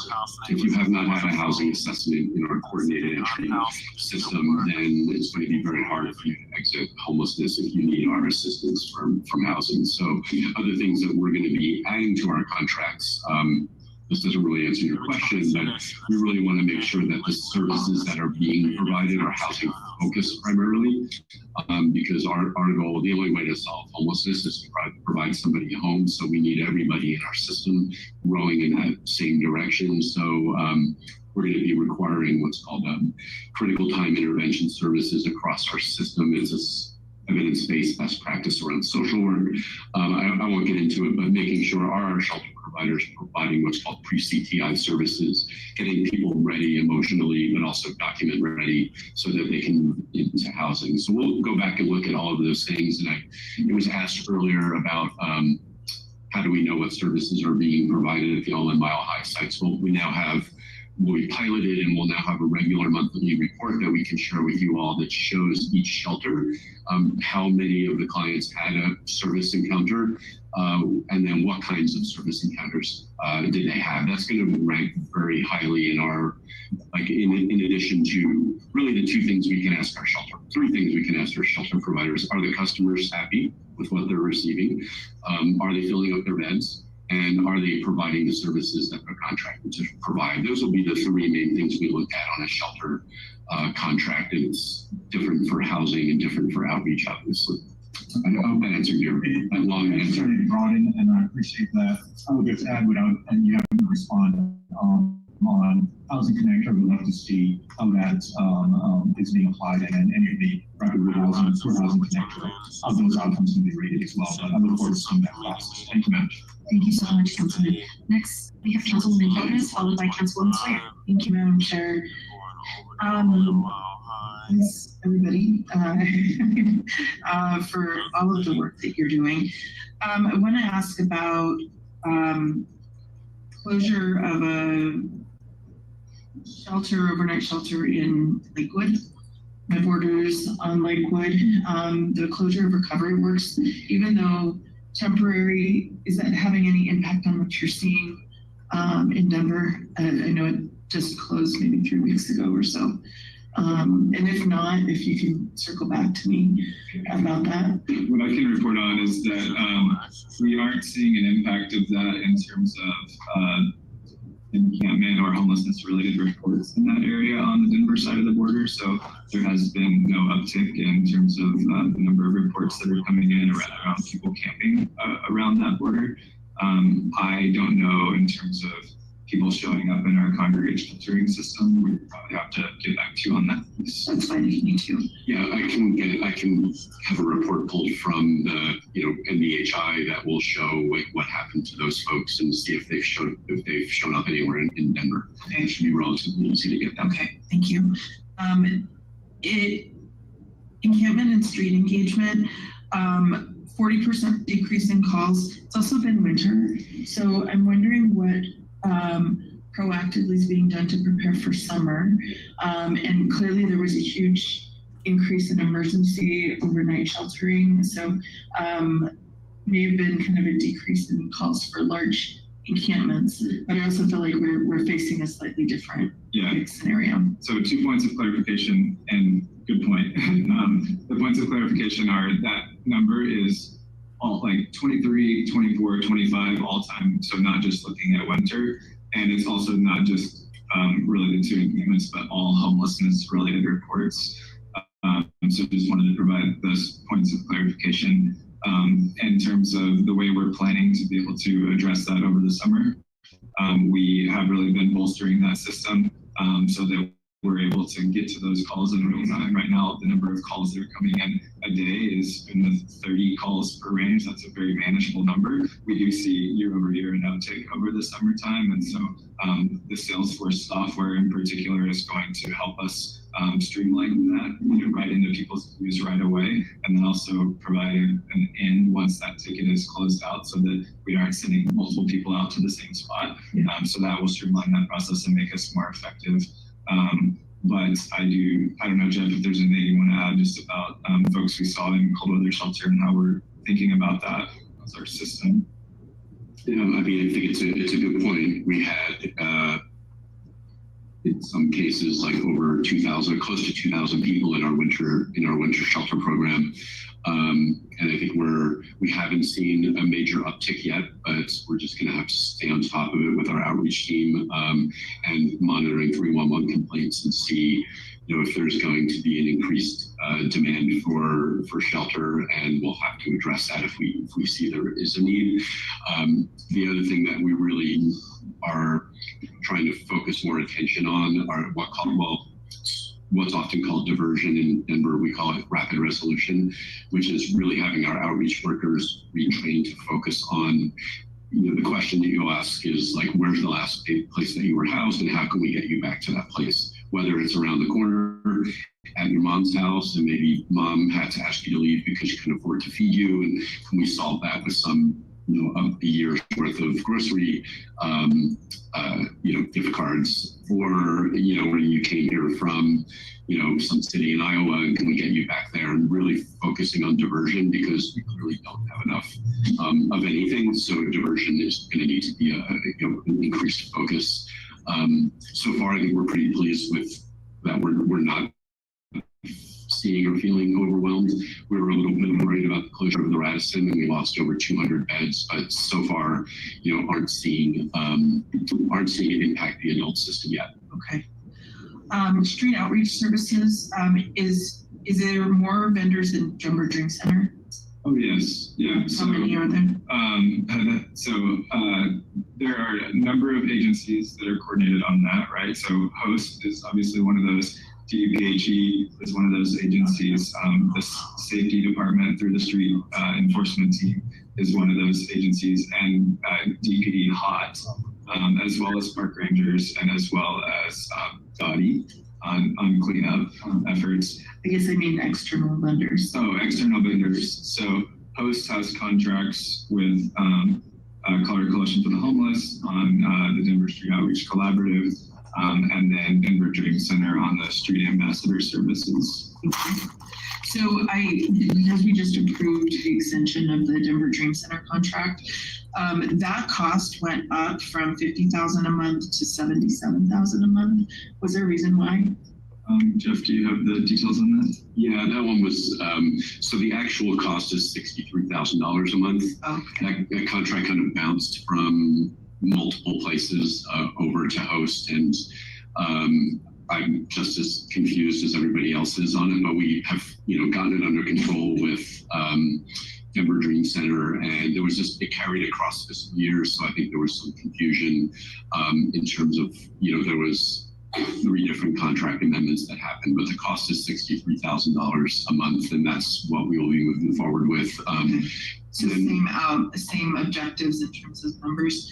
My I'm not in District 9 or 10. Loma Lincoln Park is District 3. Heavily impacted by the work that was done to manage downtown's encampments. We got a lot of that push factor, and Denver Dream Center can't come to my district. And so I want to understand if the new RFP will include where the need is as opposed to just a downtown focus. Yeah, we're definitely, yeah, go ahead, Jeff. Yes, the answer is yes. The RFP is going to be a lot more prescriptive than it's been in the past, so that providers understand we're going to be asking them specifically where to go, and we'll probably divide the city up into regions and not have overlapping, providers just kind of going where they need to go, and then they'll be responsible for the 311 calls that are coming through in those areas. And Denver Dream Center, Urban Peak, St. Francis, Colorado Coalition for Homelessness are all, welcome to apply, and I'm sure, we'll be applying again, but I think the end result's going to be considerably different from what it's been in the past, which is why we're reissuing the RFP just a year after we issued it. Happy to have a conversation about what my district has looked like in terms of needing or requesting street outreach. So let me know. And then I'll just end with a comment. Medicaid isn't the only federal cut that's going to affect this work. But if it reduces funding, our housing authorities, affordable housing providers, and adds potentially a 2-year limit to people who are in stable housing, that is going to push massive numbers of people who have stable housing to nothing. And that just, I get chills thinking about that. So thank you, Madam Chair. Thank you, Councilwoman. Next is Councilwoman Sawyer, followed by Councilwoman Alvidrez. Thank you. Thanks, you guys. This is really great information, and I want to say thank you about the contracting. I really appreciate everything you have said about it. I do think you inherited a giant pile of rocks in a teaspoon, so I appreciate you slowly, sifting through all of that to get it to a better place. So I really, really appreciate that. Question for you about the, so this is slide 4 and slide, I don't know what slide this is, the last one before the appendix. So really great to be able to see, sorry, I'm going to back up so you can see me while I'm talking to you. Really great to be able to see all of the data in one place for all of the different programs that we have. But it is like, if you Google search for it, it is called the All-In.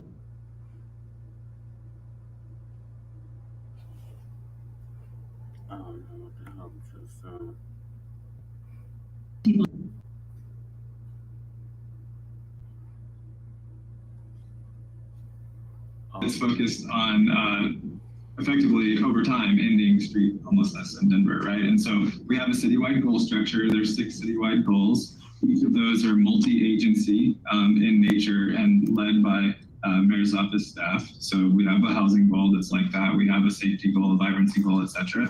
All in Mile High is the homelessness goal. And the goal for this year is to bring 2,000 people in off the streets and 2,000 people connected to permanent housing. But really the effort long-term on that is to end street homelessness in Denver. And so All in Mile High is the citywide goal framework for establishing that. Okay, I really appreciate that clarity because it sort of informs my next question, which is, I'm looking at slide 4, I'm looking at slide, whatever the last slide is, and right, and 21. Okay. And I'm looking at the fact that the family shelter has been moved in, right? Traditionally, when we, in July of 23 into even 2024, very clearly were told by everyone that the family shelter was separate. It was not part of All In Mile High, right? So if we have changed the definition of All In Mile High, that's great. And I think it is useful information for the public to be able to see like all in one place. But I think some communication on the change in definition of what All In Mile High is then is necessary, because either it is that we change the definition of All In Mile High, or it is that we are sending information to family members, right? So, and I'm certain that's not what we're doing, but it looks like if we don't communicate better that we have changed the definition of All In Mile High. Thank you for that comment as well. Are we able to see what's on the screen right now? I can't. But can you pull up slide 21, please? There it is. Yeah. So I think part of the reality of the way we've talked about All In Mile High in the past is that it's been a bit microscopic, right? And I think many of you recognize that, intuitively understood that from the beginning. This is not, the blue on your screen, those 7 sites that we brought forward are not the entirety of our homelessness response system. We're making major investments in that system, and we're trying to take a broader system-wide view and utilize that entire system. And so this is what that reflects. We're also still trying to be very transparent and show you those things we've been talking to you about all the way since 2023. We're still showing you all that data in the same way that we were, and we're also showing you the other pieces.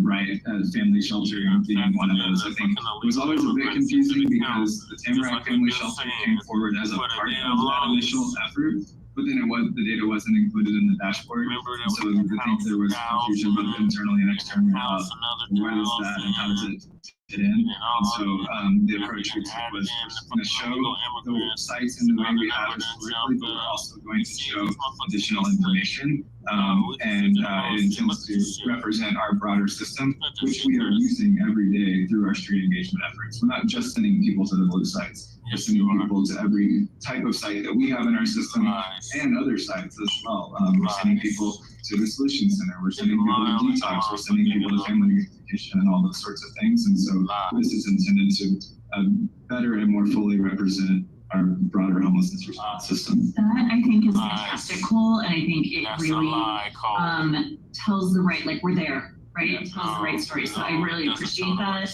I think I do have a question just about the family shelter, because the family could be 2, 3, 4, 7 people, right? So when we're looking at those numbers, is that the number of families, or is that the number of people? It's the number of people, and that's why you see that number being so much larger, right? Yeah, because we've always counted people, and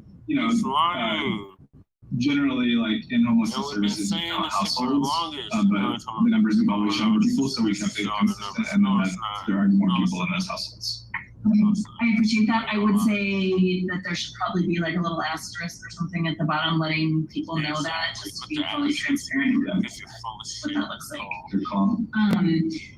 Also on slide 21, when we're looking at the moves to housing on the right-hand side of the screen, what this tells me, especially if I'm looking at now that I know that we're talking people when it comes to family shelter, right, is that the most success we're having in actually moving people into housing is the Street to Housing program. So I'm curious whether you all have considered the idea of shifting dollars to focus on our most successful program that actually gets the outcome that we want, from where we are spending a significant amount of dollars that is successful based on the data we're looking at on the screen. Yeah, I think that's a good question. I don't know that it's as straightforward, right, as if you shift dollars there, do outcomes flow, right? Because those outcomes are largely based upon the housing slots that are assigned to those teams. I think it's fair to say that a lot of the street outreach work that's happening, teams are connecting to units that are available in our system through properties that providers manage and things like that. And so it's not necessarily the case that if we just surged a bunch of dollars there, make those outcomes increase. And also directly connected to housing slots and housing placements that were assigned as well. I think obviously the reality is people that are in our shelters. If we, defunded our shelters, for instance, and we put all the money there, all those people would be outside, right? And so we would be trying to connect services when people are exceptionally vulnerable. I don't think it would be like a one-to-one trade-off. Okay. But I don't know if there's anything you want to add. I think a couple of things. The street to lease program in a lot of communities is successful when you have large encampments because you essentially go there, set up shop, and are able to, almost like, set up a tent and just be there every day. Now that we, thanks to the work that's been done prior to me getting here, we don't really have large encampments in Denver. We really have moved the street to lease resources into what we call Housing Central Command. So we're actually now calling that the Housing Accelerator Program. So we don't really have a street to lease initiative, but Housing Central Command. So some of what you see in that green is actually placements that were probably made through Housing Central Command because we kind of took that program and brought it to the Alden Mile High sites. Can I just ask a follow-up question to that then? Because we have a specific contract with a specific organization that we pay to do street to lease for us. So I guess I need a little clarity around what of those numbers are the result of that contract, and what of those green numbers are the result of creating the cap program? All of them are the result of that contract. It's the same provider. I think we have to follow up with you on that. Okay. Let us follow up on that. Yeah, because I think I need a little bit more clarity on that. Okay. And then one quick comment. I clicked on the definitions on the bottom. Appreciate the fact that you have updated those definitions to something that's a little bit. Fuck that shit. So it's all my high updates, complete bullshit. That's also gonna get to the last two clips on 3 clips I was gonna play. Now. So as they already alluded to, they just opened up a 5-story shelter for families and veterans experiencing homelessness on Denver's Colfax Avenue, West Colfax. 1, 2, 3. Volunteers of America and the city of Denver helping fill a real need in this community. A new homeless shelter for families opened near Sloan's Lake at Colfax and Xavier. The city invested about $17 million to get this up and running, and it's really more than housing. We will provide them housing navigation, and we will provide them parenting skills and behavioral and mental health if that's needed. We also will take care of the children. We'll do childcare while they're looking for jobs. According to last year's point-in-time count, a record number of people were experiencing homelessness in the Denver metro, about 10,000 people. Oh, that place looks great, and it's really needed. Welcome to Great Travel Documentary, where every city has a secret, and we're here to tell it. Colorado, the name alone conjures images of powdery ski slopes, red rock canyons, and cities buzzing with energy and innovation. From Aspen's luxury to Denver's downtown rise, it's a state that sells beauty in every direction. But step beyond the postcard and wait until nightfall. I stood beneath an overpass near downtown Denver. The wind howled like a warning through the skeletal branches. A plastic tarp, duct taped to a shopping cart, flapped violently beside a sleeping bag.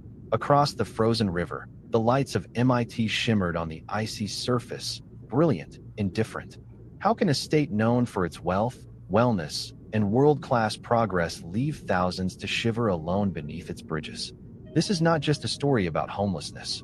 It's about contrast, about the quiet collapse happening beneath a skyline of success. In this documentary, we uncover the hidden Colorado, not the one found in ski brochures, but the one where families sleep in their cars, veterans lose their names, and winter becomes an adversary too powerful to ignore. If you've ever wondered what it's like to be forgotten in a place the world celebrates, this is your invitation to see, to feel, and to understand. Comment a 6 below if you're ready to uncover Colorado's hidden truth. And don't forget to subscribe. This journey is just beginning. The current crisis, Denver's fractured reflection. By daylight, Denver dazzles. Craft breweries hum with laughter. Tech offices buzz with invention. Snowcaps glisten just beyond the skyline. But as night settles, another city emerges, one built from tents, tarps, and unanswered questions. More than 4,000 people sleep on Denver's streets each night. Some tuck themselves beneath highway ramps. Others cluster into makeshift camps like Tent City, where a thin sheet of nylon is all that separates them from frostbite. Isolation, no plumbing, no privacy, just a patch of earth in the brutal Colorado winter. Nationwide, over 580,000 people experience homelessness each night, and Colorado ranks 11th worst. In just 1 year, the state's homelessness rate has risen nearly 2%. This isn't an anomaly.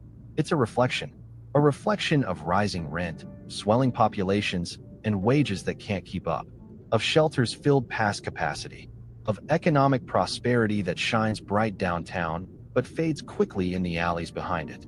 So here's the question no one wants to ask. How can a city built on innovation and opportunity become home to so many who have neither? If you've ever walked through Denver and felt that chill, it's not just the wind. It's the presence of people the system has left behind. What's really driving Colorado's homelessness?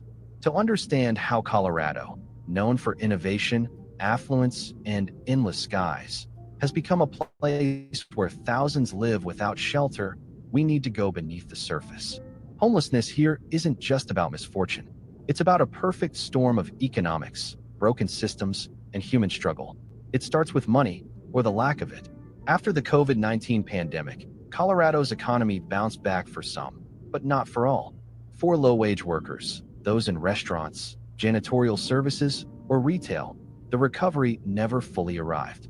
Entire families, once just barely managing, saw their jobs vanish or their hours slashed. And while paychecks shrank, rent did the opposite. The average one-bedroom apartment in Denver now costs over $3,300 per month, more than half a working-class income. Even people with jobs are falling through the cracks. Because in Colorado, a full-time job no longer guarantees a roof.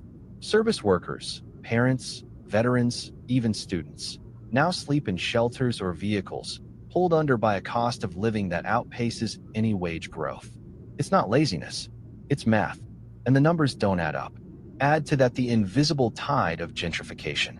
As Colorado's cities boom and attract wealthier residents, older, working-class neighborhoods are transformed. But new condos and rising property values come at a price. Longtime residents pushed out, their rents raised beyond reach. What was once home becomes memory, and from there, the slide begins, into couch surfing, shelters, or tents. But housing is only part of the story. Another layer runs deeper and darker: mental health and addiction. According to 2025 data, about 42% of Colorado's homeless population struggles with serious mental illness. Another 38% battle substance use. These aren't causes in isolation. They're often outcomes of trauma, loss, or poverty. And without proper treatment, they spiral. Clinics are underfunded. Psychiatric beds are scarce. Outreach is overwhelmed. Even when someone wants help, they're told to wait. Days, weeks, sometimes longer. And during that wait, they may lose the little they have left. Substance abuse and homelessness, in many cases, fuel each other. For some, addiction was a factor that led them to the street. For others, it's a way to survive the brutality of being on it. Either way, without accessible recovery options and mental health support, cycles repeat. Lives unravel. Potential is buried under snow and silence. And still, the system adds weight. Colorado's legal and policy framework has long restricted proactive solutions. A key barrier? The 20-year-old court ruling that equates inclusionary zoning with rent control, effectively preventing cities from requiring affordable units in new housing developments. This handcuffs local governments, leaving them unable to meet the affordable housing demand, even as the crisis grows more visible and urgent. Zoning laws are outdated. Affordable housing funds are stretched thin. And while nonprofits do what they can, they're fighting a tide bigger than any one organization can stem alone. So what's left? A cycle where economic hardship feeds into housing instability, where untreated health issues isolate people further, and where policies meant to protect markets end up neglecting people. Each factor alone is damaging. Together, they're devastating. Addressing these systemic issues is essential for creating lasting solutions to the homelessness crisis. the real lives behind the numbers. Under the dim orange haze of a Denver streetlight, a blue hatchback pulls to the curb. Its rear door creaks open, revealing boxes of soup containers, socks, and thermoses clinking like bells in the frost. Tara de la Fuente steps out, her breath fogging up her glasses as she lifts a pot of steaming stew from the back seat. She's not with an agency, just a woman with a small car and a big promise. "Why do you keep doing this?" one man asks as she hands him a bowl. She pauses, looks him in the eyes. "Because I know what it's like when the world forgets you're still here."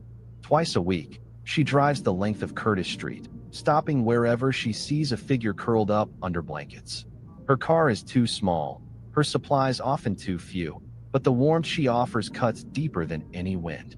Nearby, in a church basement, a girl's paintbrush glides over paper.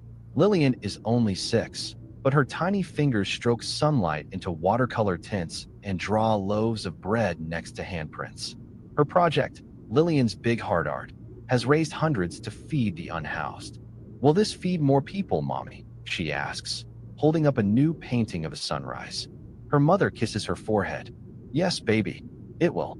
Sometimes, hope comes in the shape of soup. Sometimes, it's folded into the corners of a child's painting. They say winter in Colorado doesn't knock. It crashes through the door.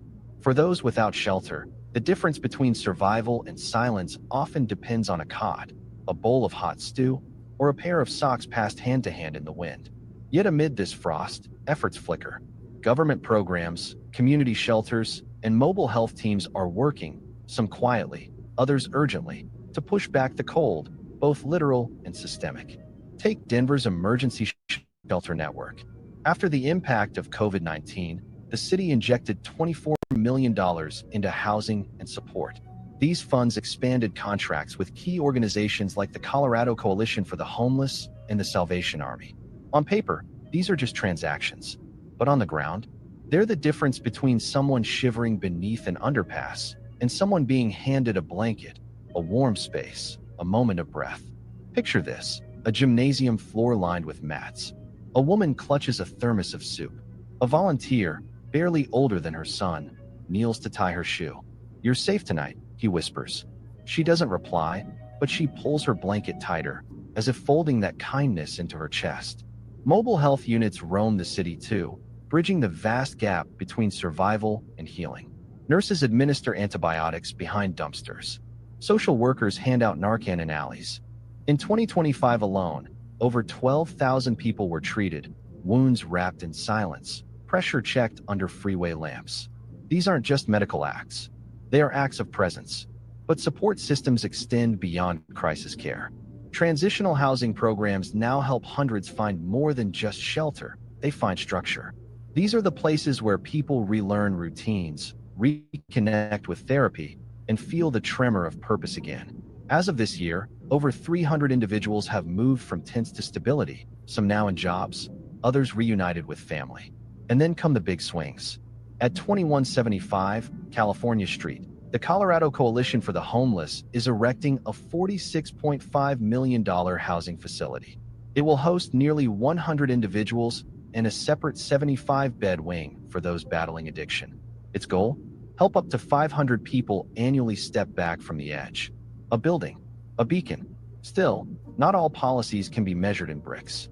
House Bill 21-117 is a legislative step aimed at rewriting housing rules, giving local governments power to demand affordable units in new developments. For years, a Supreme Court ruling tied Colorado's hands. This bill seeks to cut those ropes, to let cities act before sidewalks crack open again. The truth? These programs, clinics, and bills don't fix everything. Many still fall through. The system stutters. Cracks in the system when good intentions meet harsh realities. As the sun dips behind Denver's sleek skyline, another kind of light begins to reveal itself, one that shines on the fractures of a system struggling to hold together. Take Park Hill, a quiet neighborhood with leafy streets and family homes. A local church there proposed turning its parking lot into a safe outdoor site for about 50 unhoused individuals. The idea was simple: a clean, monitored space where people could stay without fear. But the backlash was swift. Neighbors were outraged. "No one told us anything. one resident said during a heated community meeting. Another, clutching a microphone with shaking hands, asked, "I get that these folks need help, but who's protecting our kids when this camp opens across the street?" And just like that, a moment of compassion turned into a battlefield of fear, misunderstanding, and unanswered questions. But the challenges go deeper. When a fire broke out at a homeless encampment near East 41st Avenue and Josephine Street, city officials acted fast, clearing the area to protect nearby propane storage. Yet homeless advocates accused the city of bypassing court-ordered notification rules. "They move people like they were a public hazard, not human beings," said one outreach worker. "These aren't isolated incidents. They're symptoms of a deeper tension between public safety and human dignity. And too often, those caught in the middle are the ones with the least power." Accessibility is another blind spot, literally. One legally blind woman recounted how she had to navigate around tents just to walk down her street. "I can't see the barriers," she said, "but I can feel them." Her words echo a broader truth. When we fail to include everyone, we fail as a community. So where do we go from here? How do we balance the need for safety with the moral duty to protect the vulnerable? What does it mean to build a city for everyone, not just those with keys in their pocket? In Denver, these aren't abstract policy questions. They're daily dilemmas, and they demand something more than temporary solutions. They demand courage, the kind that listens, adjusts, and insists that nobody gets left behind. Under a winter sky in Littleton, a girl with watercolor-stained fingers paints on thick paper. Her name is Lillian Benedict. She's 6 years old, and while the world debates policies and programs, she's quietly selling her art to feed strangers she may never meet. With each brushstroke, waves of blue, sunbursts of yellow, she's not just making pictures. She's planting seeds. One painting at a time, Lillian has raised enough to feed nearly 100 people. Her project is called Big Heart Art, but it's more than a name. It's a reminder. Even the smallest hands can reach someone lost in the dark. In Denver, on the worn streets of Curtis Street, a woman named Tara de la Fuente pushes a cart lined with sandwiches and socks. Twice a week, she shows up. No headlines, no cameras, just presence. Jesse, a local resident, saw her struggle and started a GoFundMe to get Tara a van. The goal wasn't just wheels, it was reach. And they did it. Dozens of donors, strangers once, united to carry compassion forward. These are not isolated gestures. They are sparks, and some of them grow into fire. Take Project Hope, a transitional program that helped over 600 people in 2024 alone find not just jobs, but footing. In one kitchen, a man who once cooked meals over alley fires now plates dishes in a restaurant. In another, a woman irons her shirt before a job interview, her first in years.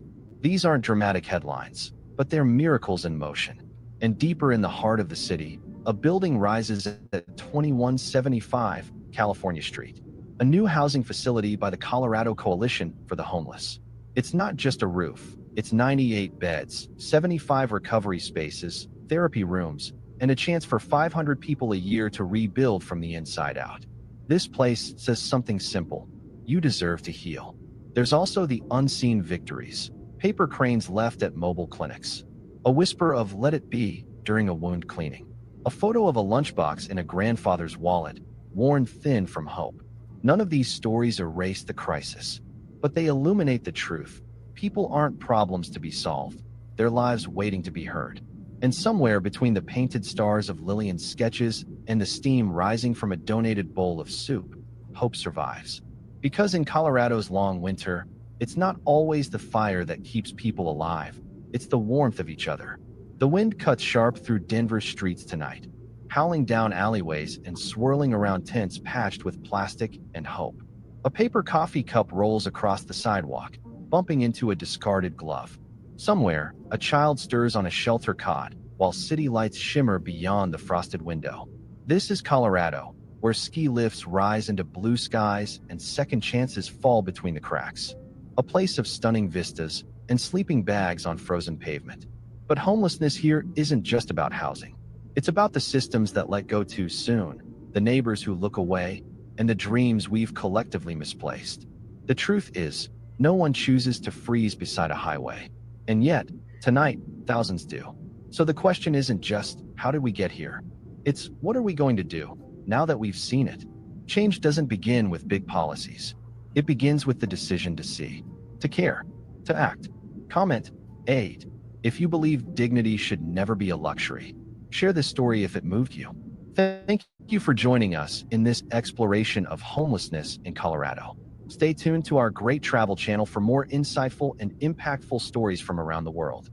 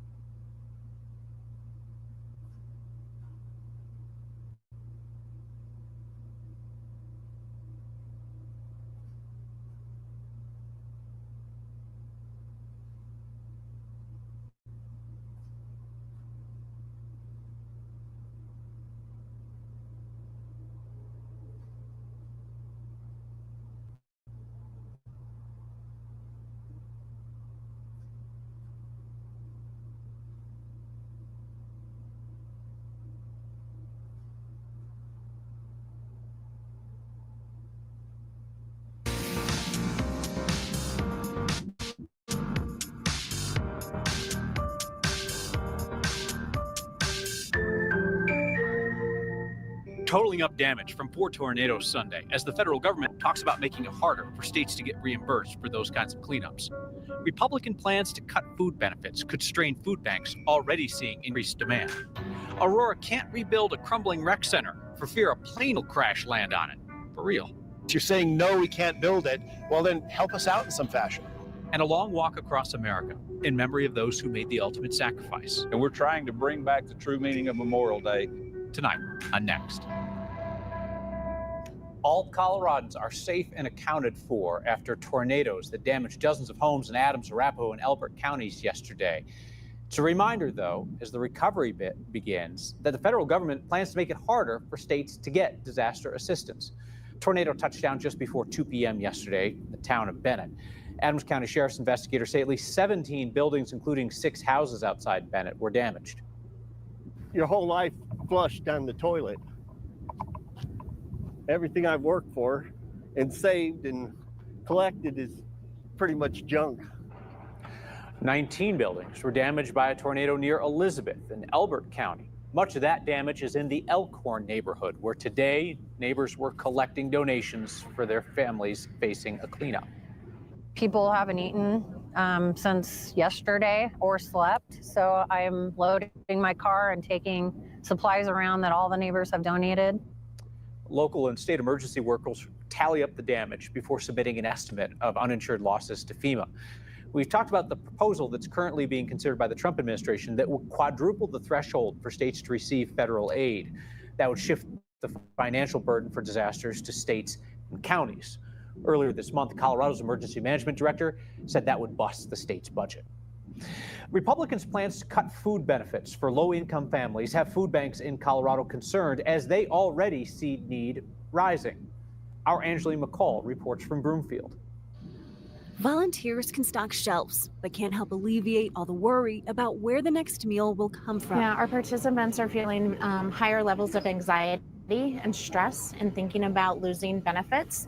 Any amount of benefit loss is going to create a domino effect. Tangi Lancaster with Broomfield Fish hears the concerns every day as Congress considers passing a bill that would cut SNAP benefits by roughly $300 billion over the next 10 years.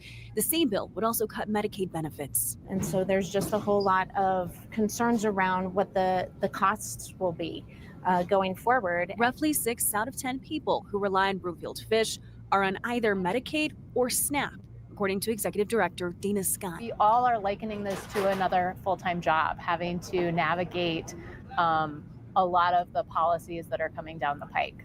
Meaning she's watching closely what will come, knowing the food bank will not be receiving $100,000 in August as part of a USDA grant. We use those funds specifically to supplement with things like fresh produce, meat, eggs, dairy. Those are the things that really help people have nutritious meals. It hurts when they already have a deficit, meaning more food gets distributed every week than they bring in. And we're worried that people are going to skip meals so they can save money for rent or other expenses. Scott says some are already on such a tight budget, they'll have to make decisions between food or other basic needs if public benefits are reduced. I think you have to look at the big picture, and you have to understand that folks are already doing magical things with very limited funds. Dana worries the biggest impact will be on kids. They served 15,000 people last year. Half of those, Kyle, were children. And I think so many of these families are going to be impacted, right? Are going to potentially lose federal resources from a couple of different programs that have some overlap, don't have some overlap. So this might not be the only thing that those families are losing. Right. A lot of people don't realize. So in several states, including Colorado, when you apply for SNAP, it's actually on the same application as when you apply for Medicaid. And so changes to policy, let's say there's a change in this program versus this one, it might actually impact both. And so families who rely on different systems, different programs, of course, they're feeling like potentially they're risking kind of a double whammy, right? Yep. All of this is being negotiated, talked about in Congress. We'll continue to follow that, as well as the local impact. Angeline, thank you. A shooting in Aurora focuses our attention tonight on how Colorado's Make My Day law works. This is the law that gives Coloradans the right to use deadly force against an intruder under some very specific circumstances. It protects people wherever they are living, where they're dwelling at the moment. So a house or a hotel room or an RV. It does not apply in, say, a detached garage. That appears to be what happened with the shooting in Aurora. Early this morning, a man shot and seriously wounded someone who broke into the garage of his home on Moline Street. According to police, the homeowner was alerted to the break-in by some newly installed surveillance cameras. Police say he confronted this intruder and eventually shot him after an altercation. 9 News legal analyst Scott Robinson says the word detached, right? When we talk about a detached garage, that is significant. Because the detached garage does not count as a dwelling under Colorado's Make My Day law, which allows people to shoot if they believe that somebody is a dangerous intruder in their home. Dwelling means just that. It could be a pup tent, it could be an RV if you're living in it, it could be a jail cell, but it can't be a detached garage, a shed, a porch, a stoop. It has to be where an individual is in fact dwelling. So the Make My Day law might not apply here, but that doesn't mean that the homeowner doesn't have a legal defense. That person could also make just a simple self-defense argument. It's a higher bar, but it might apply in this case. Aurora police tell us at this point they don't anticipate charges being filed against that homeowner, but ultimately it's up to the Arapahoe County District Attorney to make that decision. So there's a danger zone where military jets take off and land at Buckley Space Force Base in Aurora. That accident potential zone limits development in Aurora, including in the area where we told you a long ago swingers club turned city rec center is about to close because the building's crumbling. This is important because the rec center cannot be rebuilt in place for fear that someday a plane might drop out of the sky onto it. Our Marshall Zellinger explains. Back can be seen right through those flagpoles to the right of the memorial there. From the Colorado Freedom Memorial in Aurora, you can see the soon-to-be-closed Beck Recreation Center. This is okay, but not over there. Where Councilman Steve Sundberg is standing, a new visitor center is planned for the Colorado Freedom Memorial. And it's just right outside this accident protection zone for the flight path of the base. The Buckley APZ, Accident Potential Zone, is a boundary that limits development just in case of an aircraft crash around the Buckley runways. The APZ designation limits development that has more than 50 residents or regular visitors per acre. It limits development that requires utilities that can't be disrupted for an extended period of time, like phone or gas service. And it limits development if there are kids or elderly or people who can't get away from an emergency on their own. The Beck Rec Center that is closing has 2 preschool classrooms, but because the rec center was here before the regulations, it got to stay. It just can't be rebuilt. You might have a C-130 coming at you this way, or a couple of F-16s, and they want some little bit of elbow room in case one goes down, apparently. This location is now elbowed out. The city does not yet know if or when it will rebuild the only rec center in Northeast Aurora. There's a feasibility study underway, which includes trying to figure out how to pay for a new one. Is the federal government, can they kick in? Can they chip in through grant monies, perhaps? That'd be nice. You're saying, no, we can't build it. Well, then help us out in some fashion. At a time when the federal government is slashing expenses, Sundberg sees this zone as a potential for some cash. I think I might try and link arms with Congressman Crow on this one and see if we can pull some strings. The office of Democratic Congressman Jason Crow will get back to me tomorrow on if that's even a thing. Could federal money pay for a new rec center because of Department of Defense regulations that were enacted after the rec center was built and has to go down? This is interesting stuff, Marshall. I mean, but as you rightly point out, obviously, there are cuts being made to a number of areas in the federal budget, but defense spending is something the Trump administration has shown a willingness to spend on. But might that trickle all the way down to defense spending for a rec center in Aurora, Colorado? Sundberg told me that he thought 20 years ago Navy SEALs used the pool at Beck Rec Center to train, and he wasn't quite sure if any of the military members use that rec center or perhaps have kids in that preschool that could make a connection to say, not only are your regulations keeping us from building it there, but you also had members that used it, thus justifying why you should spend some money on the new one. Well, that's a bit of a stretch. If you have an even older story about physical exercise that you enjoyed at that property, keep that story to yourself. We are only soliciting stories from the rec center era onward. You don't have to respond to that, Marshall. You don't have to respond to that at all. Thank you, sir. So the governor's recent threat to withhold funding from cities that don't fall in line with state housing laws could end up backfiring, because today some of those cities sued to toss out the housing laws altogether. Aurora, Arvada, Glendale, Greenwood Village, Lafayette, and Westminster, in alphabetical order, are suing the state over 2 Democrat-backed housing bills that passed last year. One of the bills would prohibit local governments from enforcing minimum parking requirements at multifamily housing, as in got to have this many spaces for each unit. The other bill, one of the governor's big priorities in 2024, requires some communities on the Front Range to update zoning to allow denser housing near public transit. On Friday, Democratic Governor Jared Polis signed an executive order threatening to withhold up to $100 million in state funding for communities that don't come in line with the law. governor says the lack of affordable housing is a matter of statewide concern. That is specifically chosen language. The lawsuit claims those housing decisions fall under the state's constitutional home rule protections. That allows cities and counties to have the final say on issues of local concern. Northwest Colorado is going to be more prepared to handle wildfires thanks to you. Thanks to the more than $35,000 you just raised for a nonprofit that is helping homeowners in the Steamboat area prepare their properties, prepare them to be the place where firefighters can make a successful stand against a big wildfire. The Routt County Wildfire Mitigation Council will use your donations to buy and set up a new program so they can do property by property fire mitigation plans and to expand their work to meet demand in Routt County. We are now just 2 weeks away from marking 5 years of your weekly Word of Thanks microgiving. I am pretty sure that next week is when we will reach $15 million in total donations. You built that week by week, cause by cause, $5 donation by $5 donation, all across Colorado. I invite you to email me any ideas for future microgiving campaigns. You can reach me at next@9news.com or text next 303-871-1491. Scooter riders have been going wild on Denver's sidewalks. City leaders want to motivate them to keep it on the streets. Where we've been, we've run across these families that have this kind of loss, and we just want to make sure that that they know that we're not going to forget. And have Memorial Day, literally carrying on the memory of lost service members. Next. New rules are likely coming for e-scooter riders in Denver. Only took thousands of injuries to prompt this. Tonight, City Council's voting on an ordinance to add parking requirements along with technology to enforce the sidewalk riding ban. People took more than 6 million scooter and e-bike trips in Denver last year. That, of course, plus the clutter of abandoned bikes and scooters on sidewalks, blocked ramps for accessibility, nearly 2,000 crash-related ER visits.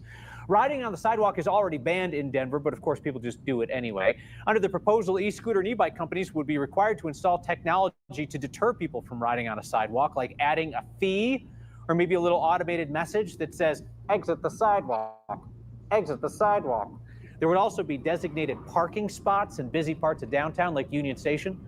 Most of those rules would go into effect next July. Parking requirements wouldn't start until 2027.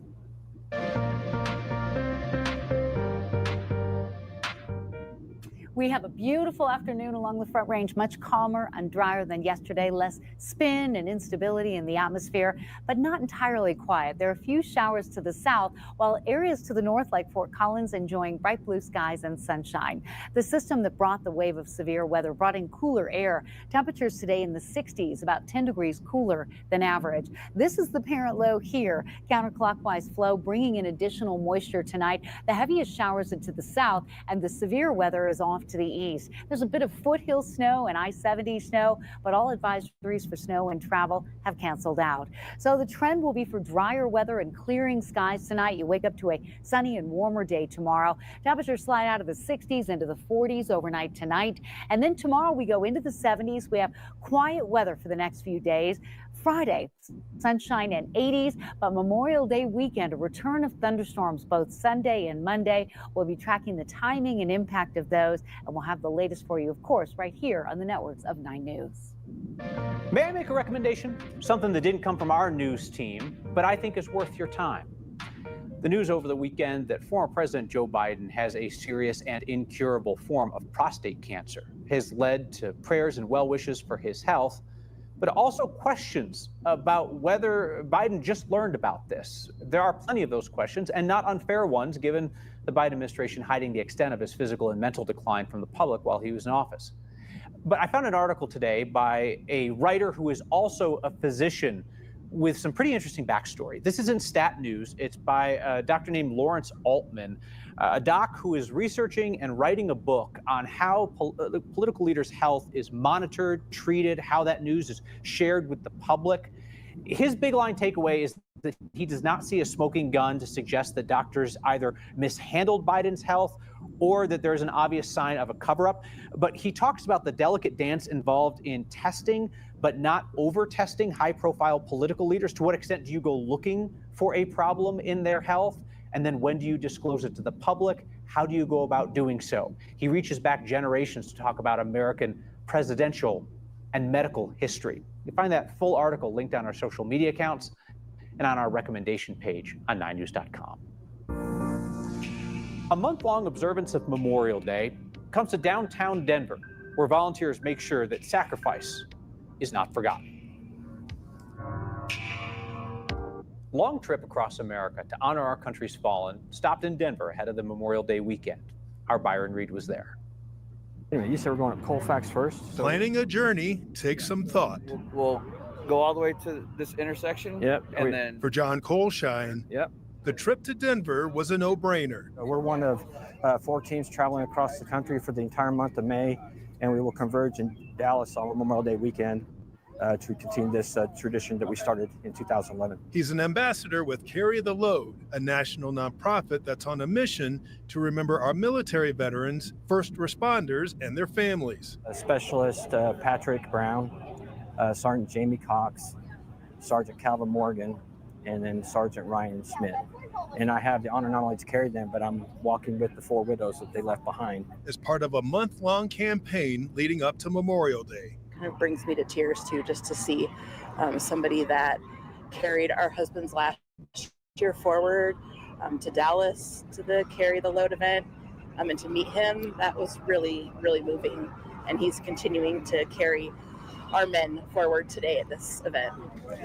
The group walked a 3-mile loop through downtown Denver, carrying the pictures and names of service members who made the ultimate sacrifice. And we just want to make sure that that they know that we're not going to forget. David Lindsay is with the nationwide events team for Carry the Load. He wants to make sure the names are not forgotten.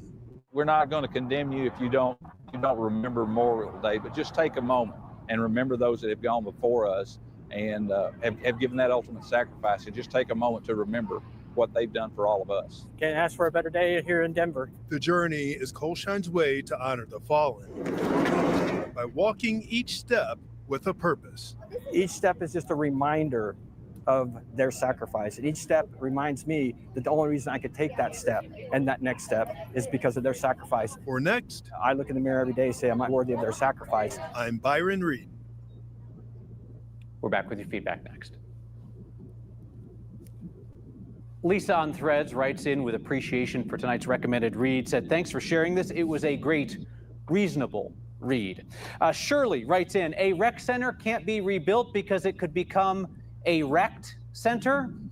She says, a rare missed pun. That is good, Shirley. And I did miss that one. Nestor in North Glen, sounds like we're on talk radio now, says, I can't imagine how happy you are to cover a swingers story in a swingers sport coat. This is a swingers sport coat? I bought this used. Well, I imagine it probably got tossed clear of the action. Sport, and for all of you coming out tonight. First of all, I'd like to just express my appreciation to Sister Ipona, the chairwoman of the Oakland.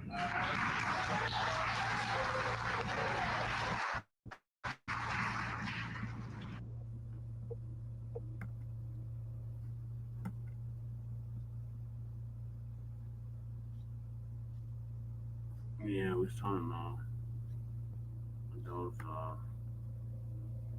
I just said that before. I didn't play that clip. So yeah, I must have called the raps. Thank you for tuning in. Make sure y'all like and subscribe to all of our platforms. Frontline Black News on YouTube and Facebook. And Revolutionary Agenda on YouTube and Facebook. Peace. Appreciate everybody that came through. Make 285.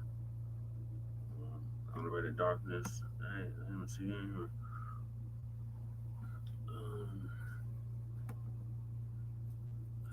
Underrated Darkness.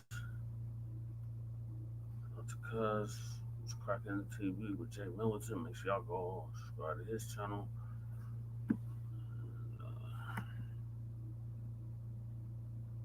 Michael Michael. Appreciate you coming through, Michael. Jab Jamboree. Anybody that was speaking, not speaking. So peace, love, light, reparations, and separations of black empowerment. Terry Crews signing out from the Mile High Income City in a sundown town.